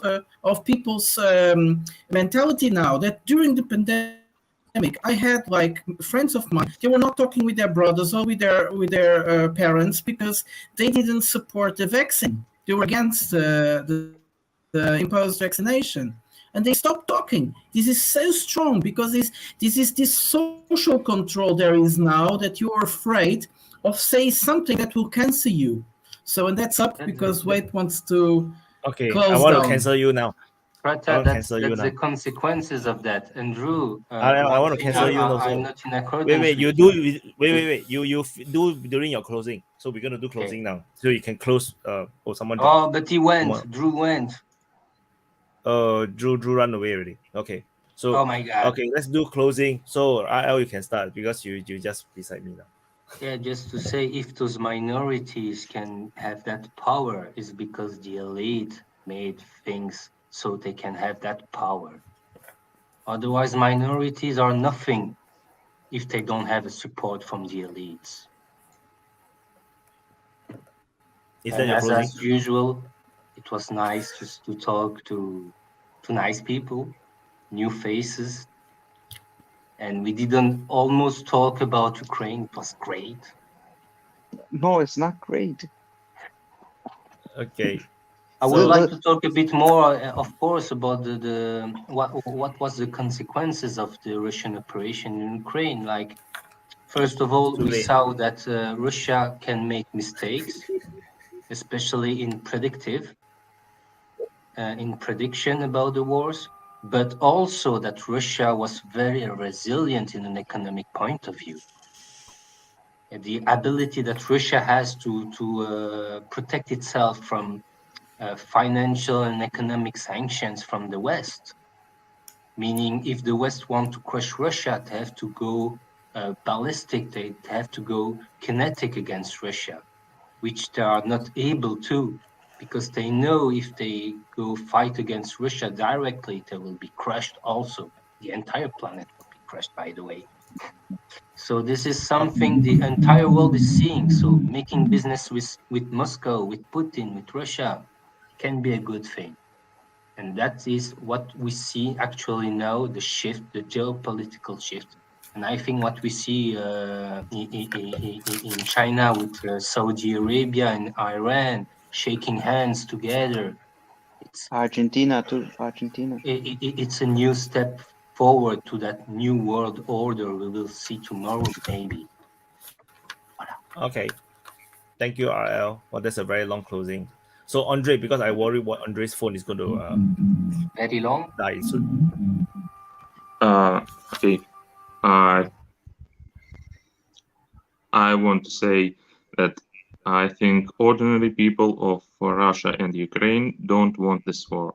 This must end as quickly as possible, but unfortunately, this will be a long conflict, because even if I'm not sure Russian side wants to negotiate peace, Ukraine is not in control, and as long as West want this war last, this will keep happening. And if the politicians, if the businessmen who make money on all this stuff, because simple people are getting poorer, rich people are getting richer, and simple people are dying now. And this needs to stop. That's your closing, Andre? Okay. Okay, Prata. So we'll have next week some very interesting developments. Let's pay attention to them. I think Georgia, if the demonstrators or protesters are going further and further and trying to bring the government down, this will be a massive thing. Anyways, today some institutions yesterday, some institutions in Georgia said they will do everything to block opening of a new front against Russia. So they won't go to war. Strange statement, but that is it is. The financial crisis that we are probably seeing, so we will have to pay attention if there is some contamination to other countries, to other financial systems, how it goes. We also see, also be quite interesting in Moldova, if the government will, there were huge protests today in Chisinau. We have to see if Moldova will, the government will cede some of those claims. It will be interesting, because if it does, it has to cut some ties to the European Union. We also have some very interesting, strange news about India, that is going to apply the 60 euros for barrel. So that will be strange. Yes, there was also very interesting news about the US and Ukraine being at not being very in coincidence narratives now, and that might be a problem. And Hirsch declared last week that he was going to present more evidence from the Nord Stream pipeline. So we have a very, very busy week for the next open mic. Sorry there, guys. Okay. Till next week. So wait, Drew. Closing statement. Yeah. Okay. I came back because there was space. I just wanted to say it was a very good stream today. All the speakers were fighting to get in because there were so many interesting topics we were talking about. But I think to put things in perspective, the war itself is interesting, and we all like to look at the footage of the front lines and whatnot. But that's the secondary thing. And the supposed financial meltdown in the US, I think it's a bit nothing burger. But again, it's to me it's secondary. What really is the most important thing that we really need to look out for is what the assertiveness of China and the whole BRICS thing, and how that is going to what next steps are they pulling, because we just last week we had two big news coming out. Mexico applying to join BRICS, and the whole Iran and Saudi Arabia thing. I shudder to think what else they have planned. So that is the thing that was going to affect the whole global geopolitical balance. So yeah. Thank you, Drew. Alan. Yeah. most of the things I just wanted to cover, I mean, like, I just love these streams. They're long and I'm tired and hungry, but I cannot stress to everyone enough. The discussions we have are so fundamentally important to have them, because if we don't have them, no one will in one way or another. But also, Andrei, what's your dog's name? I just saw your dog. That's a cute dog. Yeah, that's a nice dog. It's Bernish. Bern. Oh. What's the name of the dog? What's the name? What's the name of the dog? It's Luna. Luna. Like the first Luna. biological I love that. living Okay. is thrown into space. Luna. Yep. Okay. So, and the other thing is, Wyatt, I expect a cut of the profits, since I made you, by myself alone, at least $30 today from all the donations at the bottom. No, it was Laika. Sorry. I PayPal you. It's all your money. No. But no, it was a very good talk. And no, everybody who interacts with the stream, you guys need, like, if you have an opportunity to get on, if you find time in your day, right? These things go on for a long time. Please do everything you can to come on. You get into the queue, just shoot us a message. We'll be like, hey, I stepped out for a couple guests already. Everyone probably stepped out for someone. More people in here with more opinions is exactly what we need. We had 4 or 5, maybe 6 new people today. Keep doing it. This is going to be great. And it's actually getting so many people are actually coming on to this point. I think, Wyatt, you could probably start to break it into for specific topics. But did I cut out? Did I just glitch out? You just become very laggy. That's what the panels are for. We pre-plan them. No, but that's what I'm saying, right? So, there's so much that you can do with this, and I think there's a lot that can be done. And I think the crowd. I mean, today was probably a smaller one because it was only on the open mic channel, but I think as it continues on, the crowd will continue to grow. Yeah, thank you, Alan. So I just want to add, maybe we have to start a new culture within the open mic community. Is like, if you really don't want to talk or you have really nothing to share, maybe you come out, so that someone who are interested in the topic, we can come in to talk about it. We have to maybe start to have this kind of culture. I think Drew and Vaughn tends to do that a lot. Like, they always just disappear if it's not the topic. So yeah, when it's like China, then Drew will appear. Or tanks. Say China 3 times and I'll appear. I think they're very mature. They've beaten their FOMO, their fear of missing out, right?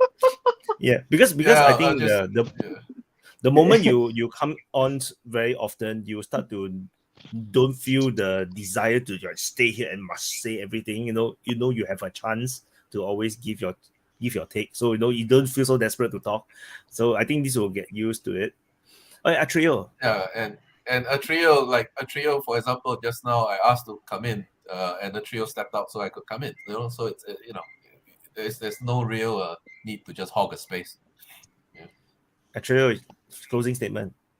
Oh yeah. So actually, this is my first open mic, and then also just to answer RL's call, because he asked for South Americans.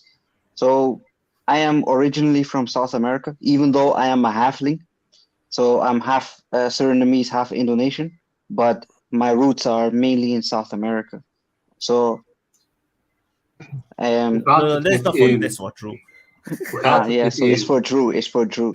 So basically, I answered RL's call, and then currently I live in Taiwan. So for me, the Ukraine war is very relevant because it will have an impact either way on the conditions in Taiwan.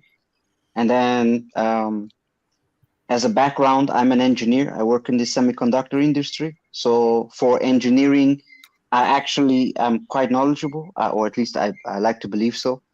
So before this, I used to study aircraft maintenance and for a short period worked in this field. I also actually worked on the F-16, even though it was just a training vessel. So I have some knowledge on aviation and military equipment related to aircraft. So maybe I could chip in or help out, clarify certain things in this regard. or definitely engineering. So when the automation discussion was happening, I was unfortunately in the backstage and enjoying a meal because I'm in Asia time zone. So here it's morning. So I just let it go, even though I was really keen on jumping in. But, I have to respect the legends too. So that's all. And then coping things, his call was important too, Wyatt, coping does reserve some points, All right, that's it for me. Cool. Do you work at TSMC or some other?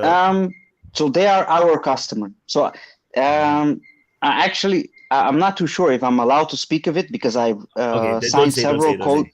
Yeah, I signed several codes of. So I signed several codes of conduct. But basically, for all of the major semiconductor industries, I have been physically there. I have walked in their fabs and worked in their system or on their systems. And currently, I am focusing on one particular customer in Taiwan. So inside, to the US? Are there plans for you to be shifted to the US? I have considered it, but I am still doubting. I'm doubting because US now is expanding its manufacturing base in both Arizona and Texas. But if you come here, I'll let you shoot my guns. Oh shit! I got one question, Andrei. Can you speak Mandarin? Can you speak Mandarin? 对，有一点会。哦，这样很厉害。好 ，OK。但是因为我在台湾，所以有那个需要。Yeah. So he say that because he's in Taiwan, that's why he have to know how to speak. Yeah. So thank you. Peer pressure, Vojin. Yeah, it's also for me the first time on, and my belief is that this whole conflict is not just a military conflict, but it's a conflict of civilizations, of cultures, and that's why all these topics we discussed today are very important and also connected to all of this. And it was fun meeting you and talking with you. And I hope it will be possible another time. Yes. Definitely. Thank you, Vojin. And yeah, Coping is here to do the closing. Oh, this was. I hope my mic is okay, right? Everything is in order. You hear me fine? Oh, good. Because the main reason I came on here was first and foremost to welcome all of you who have come on. That's like one less asshole in the chat and one more cool guy on the open mic. And some of you I've already met and had introduced in the lounge. So that is very pleasurable. And, I kind of like noticed one thing, like, because at first I wanted to only come on if it wasn't populated, and then when I saw more and more happy faces, I got ecstatic, because as Alan has alluded to, as Drew has alluded to, once you get into this group, you start setting up, you kind of get the more focused interest group. They also have an idea or at least an enthusiasm to follow, and you get more orderly topics. You may not see them so much here on this channel. You may see them only on the main channel. But the content made there are derived first and foremost from here. So, first and foremost, you folks, let me click on this YouTube stream. Yeah, so we have actually this time achieved more likes than people watching. So I think all of you guys watching, thank you so much. You for once made me very, very happy. We love you. We care for you. We wish you good health and decent wealth. And for those of you that are not on while the stream is on, thank you so much for commenting.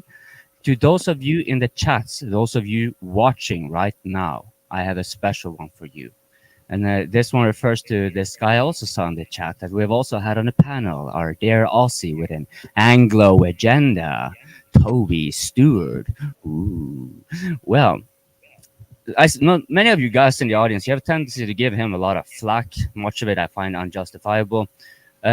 Because when you get into the lounge, you will see Toby spitting gems time and time again. He will have a lot of information. It will be often insightful.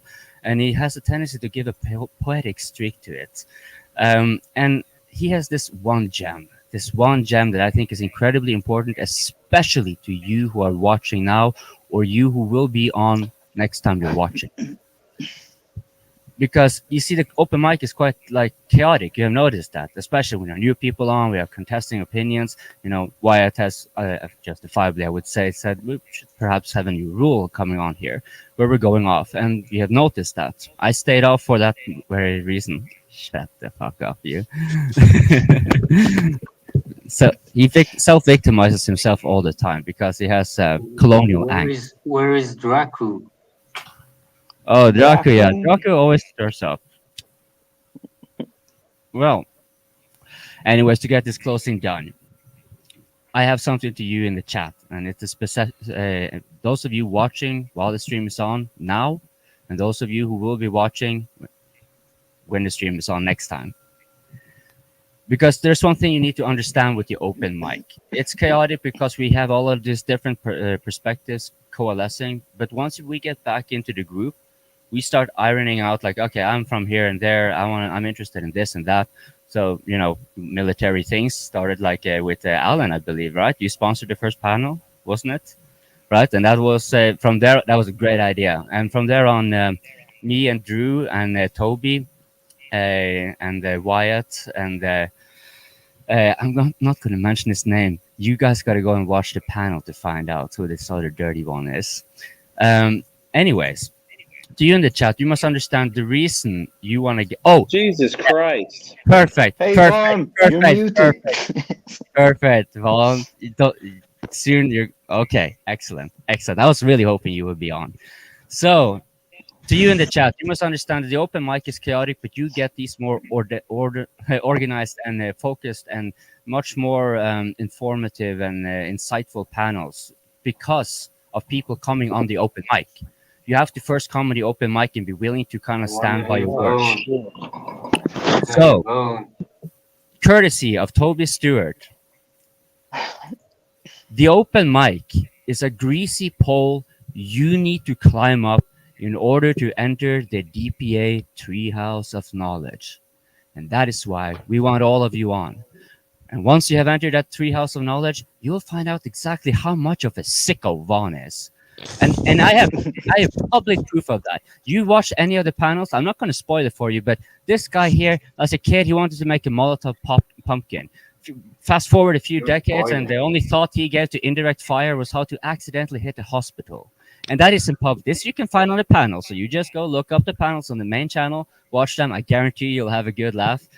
And then you will see behind the chat exactly how much of a sicko Vaughn actually is. I think him and Mason, I would suspect, are semi-psychopathic, speaking on the same level. But, you know, you would never know if you don't come on the open mic first. You have to climb that greasy pole first.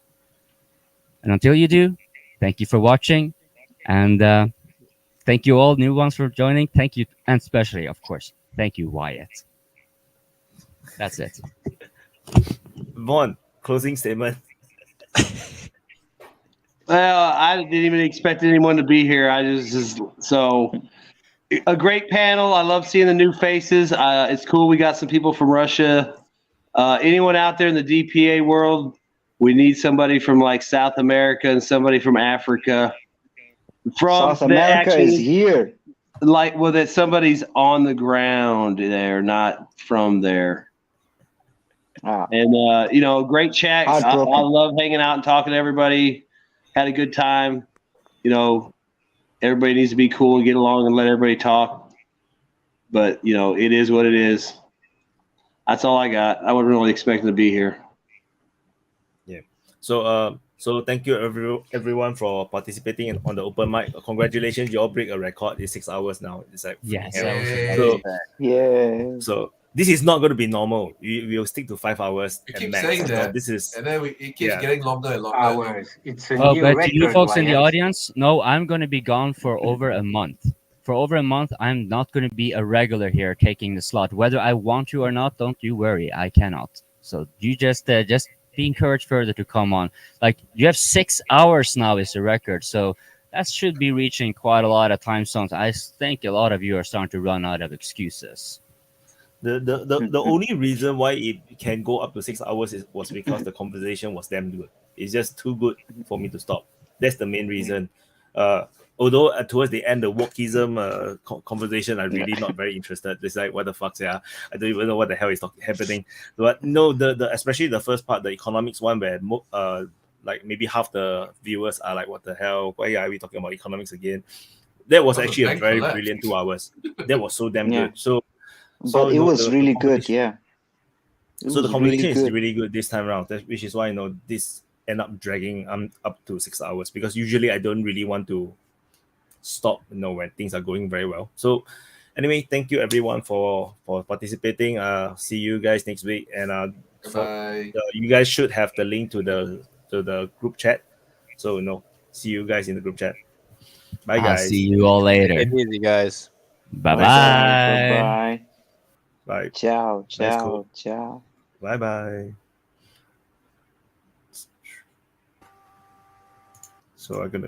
So thank you everyone for watching. This is the episode 20. The title was originally, let me check.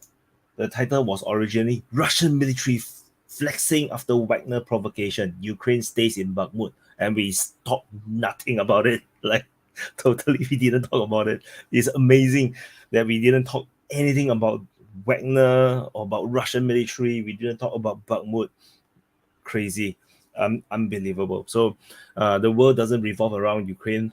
So there's just the reality with so much things happening all around the world. So thank you everyone for watching. It's 6 hours. Freaking hell.